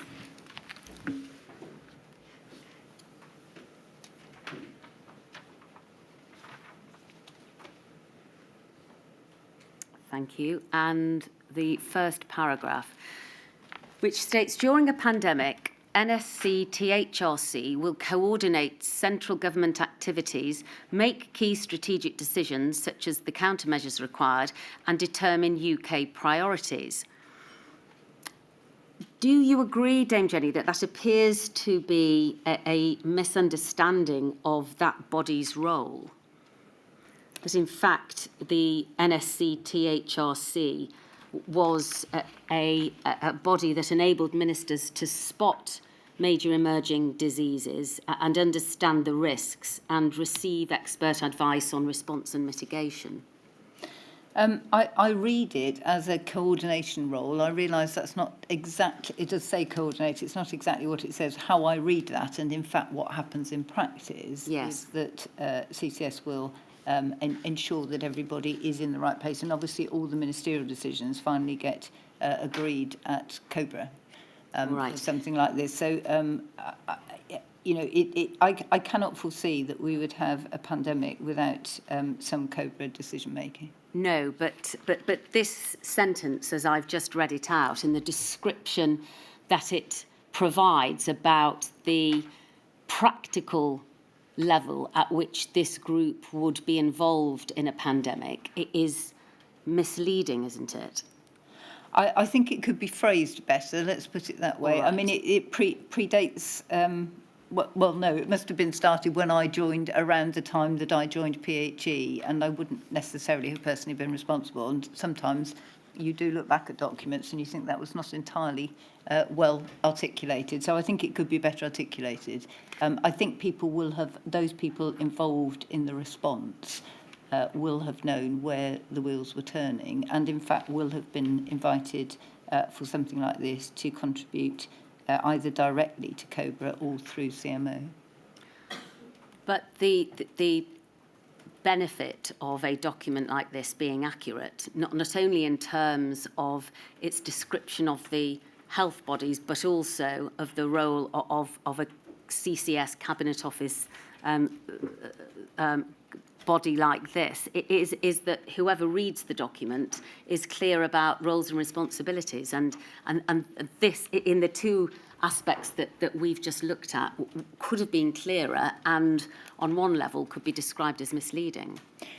I think I would agree with you. I mean, there are two things I would say. One is I noticed the date is 2014, and I now have the same problem as UKHSA. Every time an organisation changes, you're having to go back and work through documents to try and make them work with the ones before. And it's not just your own organisation, it's the other pieces of the machinery that have changed at the same time, and they're sometimes changing as you're trying to update your documents. So I agree with you. I am less concerned in practice that sentence would have affected how individuals responded. They would have worked to the NIAP and the systems in place. Because, as you may or may not be aware, the NSC-THRC was retired in 2018 and became completely disbanded by 2019. So, in fact, as we get towards the time that the pandemic hit, that organisation was no longer in existence. I agree with you. I think it's unhelpful.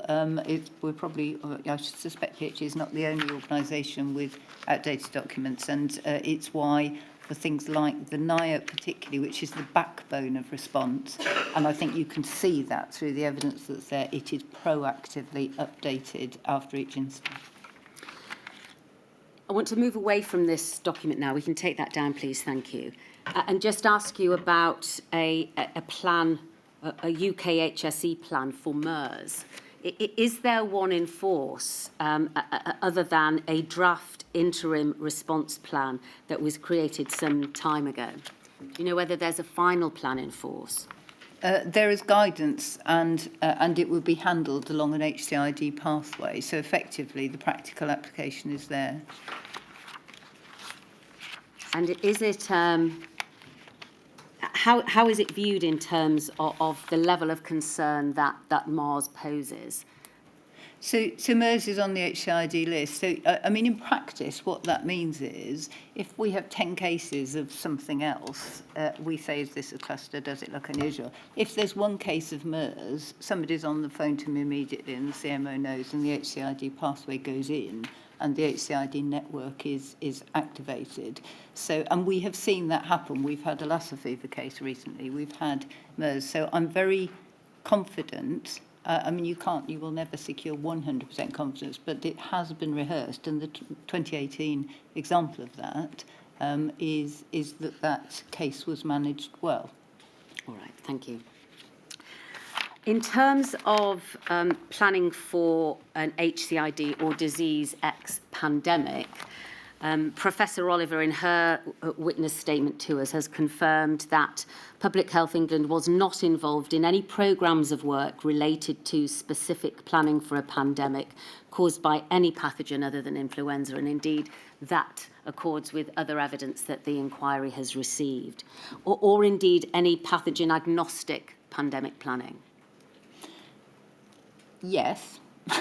Well, can I be invited to continue? Yes, please. So yes, strictly to you said that's my understanding, but it does go back a little bit to trying to fit what we haven't got. So the way I see what we have is from a clinical perspective, and I think in many ways probably reflecting what Sir Patrick and Chris Whitty said, is that we have a respiratory virus plan.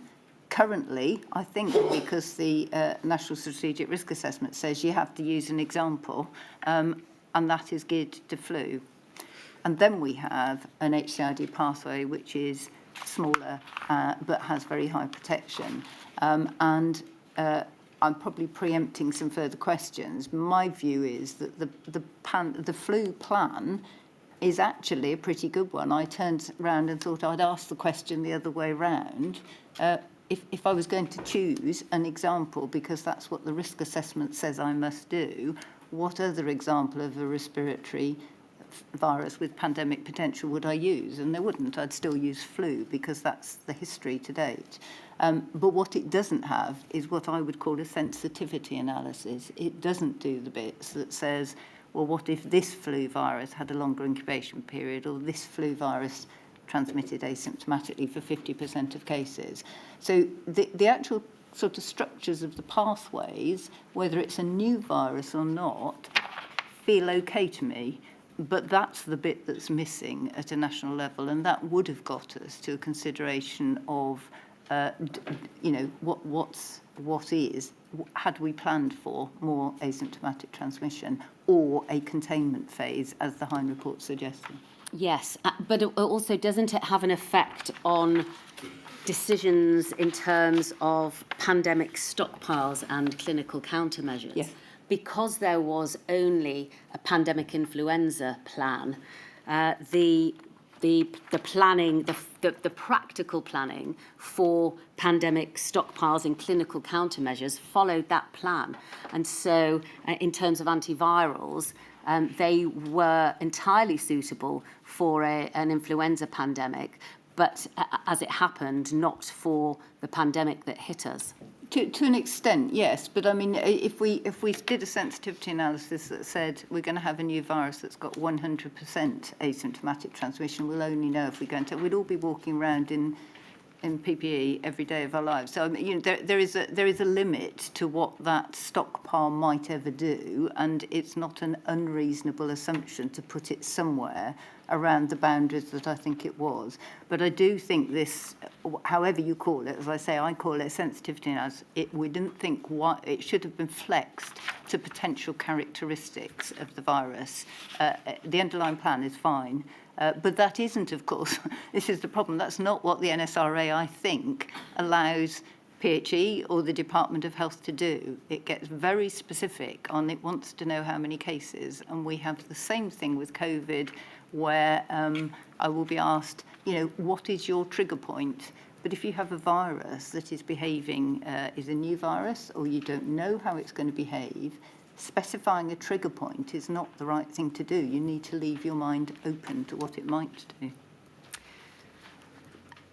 What are PHE's responsibilities in terms of stockpiling, clinical countermeasures and PPE?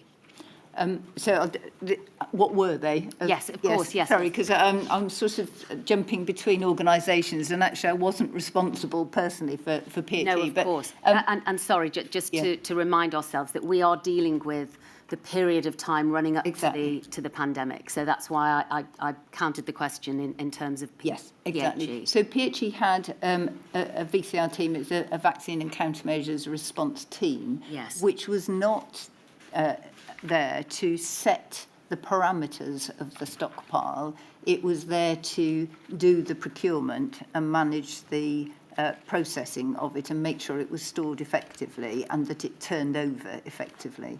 And it's quite a complex procurement and management system, which I realise you have a very, very long chapter on that, but important because there is another part of in Department of Health which links with it, and the actual parameters of the stockpile are set through the Department of Health and with input from groups such as NervTag. All right. I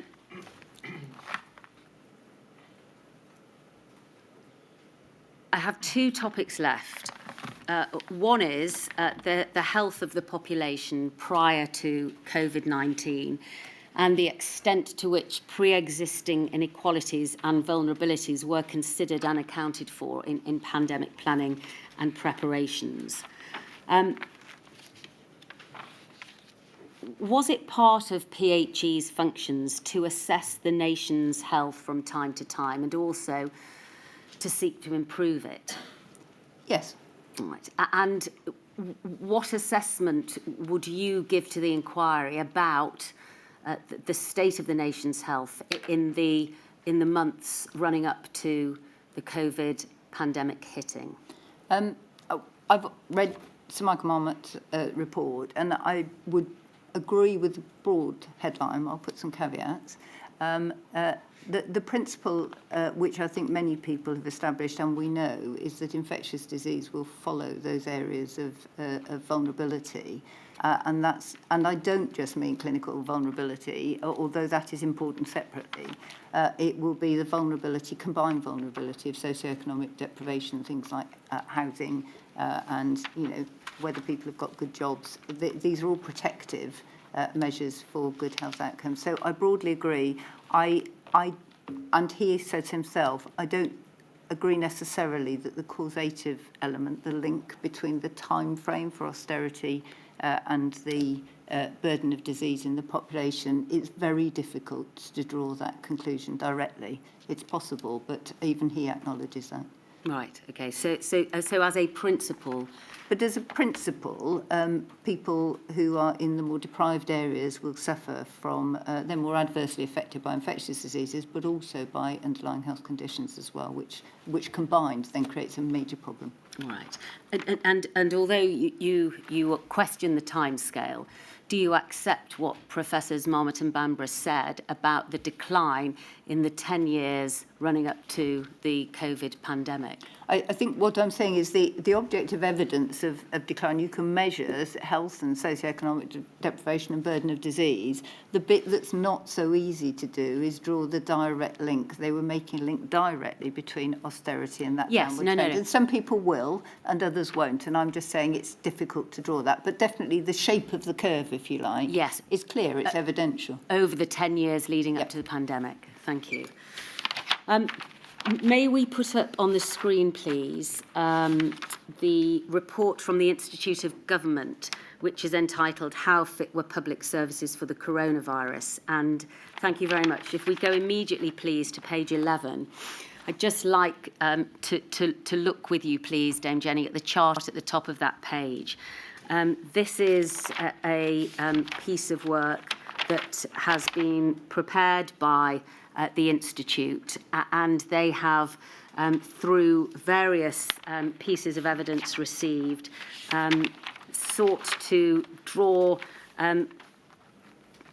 conclusions in relation to how prepared and resilient public services were at the start of the crisis, providing red for a level of organisational preparedness that was below par or failed, amber for something that was acceptable, and green for good.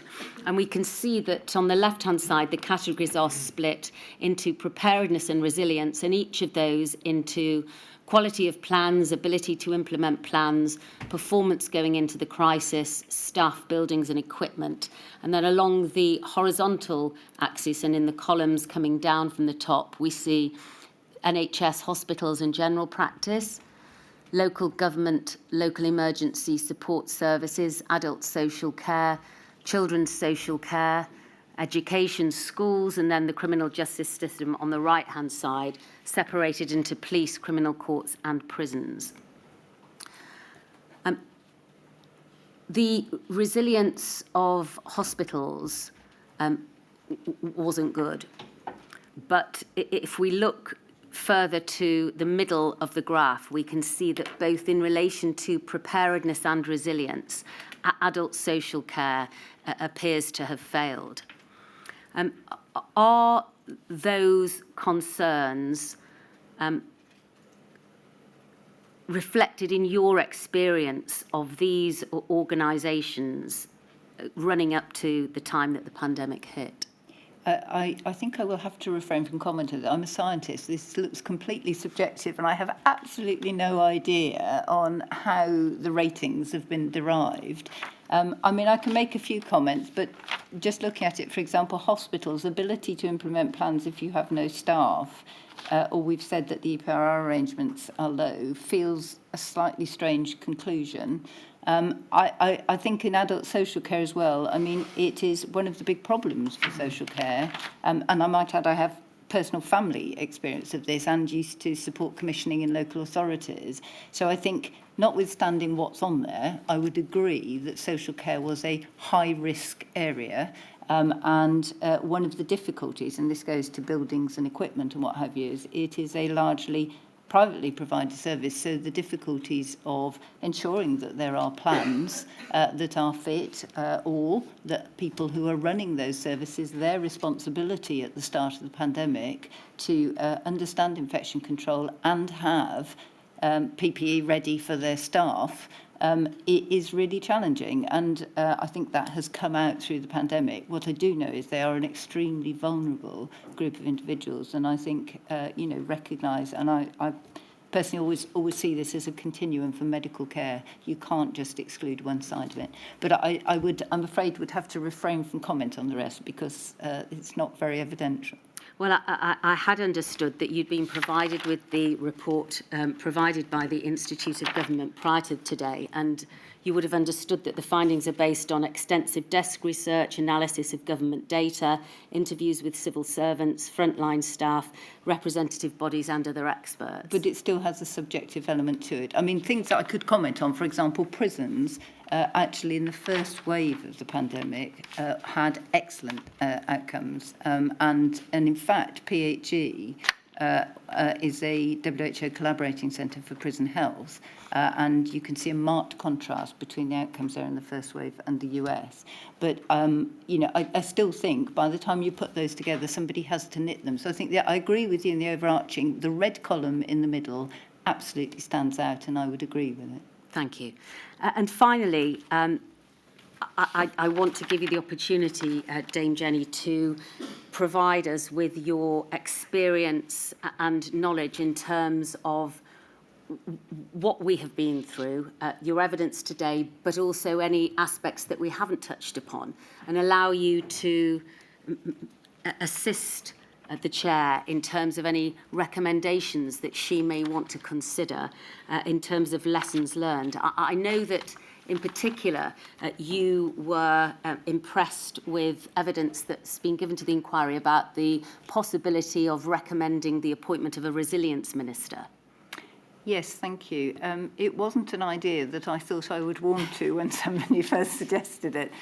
But actually, when I look back through my experience and when you look at what I'm calling the wicked issues, one of the difficulties is that these, for example, infrastructure for maintaining very high containment level laboratories or social care agenda cannot be tackled even by a very willing, and I might add Department of Health have worked very hard with us, individual department. It needs somebody, and you see it happening in incident response, which is why Sir Oliver Letwin's contribution was very interesting. I don't say that with a political slant at all. It was very evident that he understood what happened and how you needed to make things work. So I tend to agree. I would add a note of caution, which is just like the rest of the system, churn in the system is a major problem.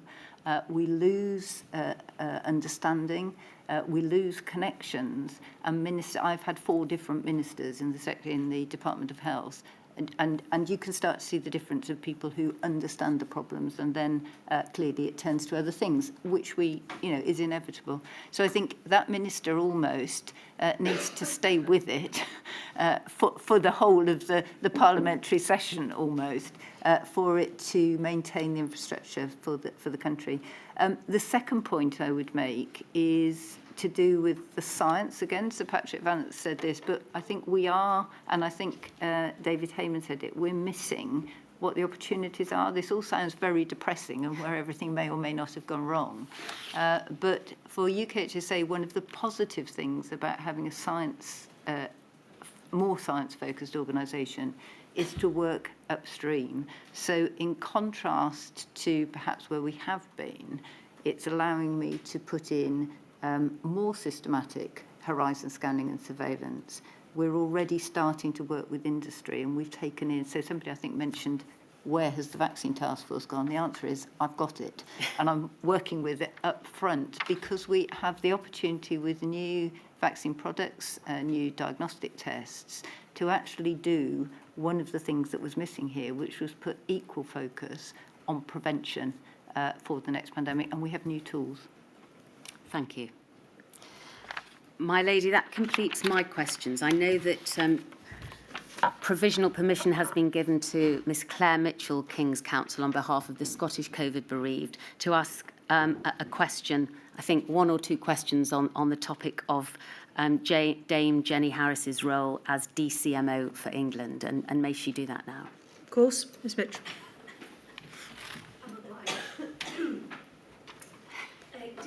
We've heard that you were Deputy Chief Medical Officer for England 2019 to 2021. And in your evidence today, you've spoken about connections between governments and organisations, and also the interconnectivity and the benefits of interconnectivity. I'd like to ask you, please, about the connections between individuals and the roles of the four nations, and particularly your role when you were Deputy Chief Medical Officer. During your time as Deputy Chief Medical Officer, did you have meetings or discussions with the other Deputy Chief Medical Officers in their roles in the four nations? Yes. Can you tell me, was any of the work that was done in those discussions and meetings relate to pandemic planning or pandemic preparedness?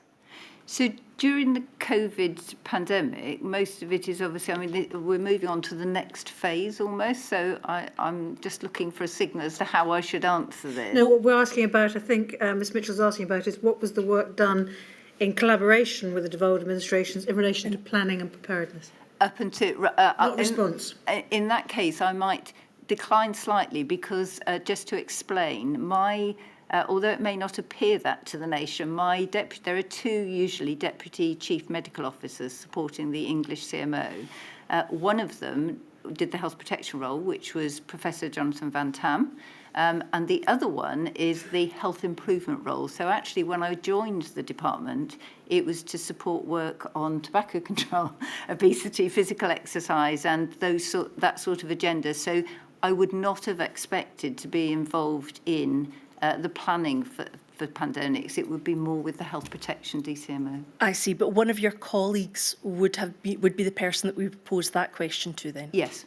I'm obliged. Thank you very much, Ms Mitchell. Thank you very much, Dame Jenny. I think that concludes the questions. Thank you very much to our stenographer for keeping going. I'm very grateful to you for all your help and for your interesting thoughts. Thank you. And 10 o'clock tomorrow morning, please. Thank you, my lady. All right.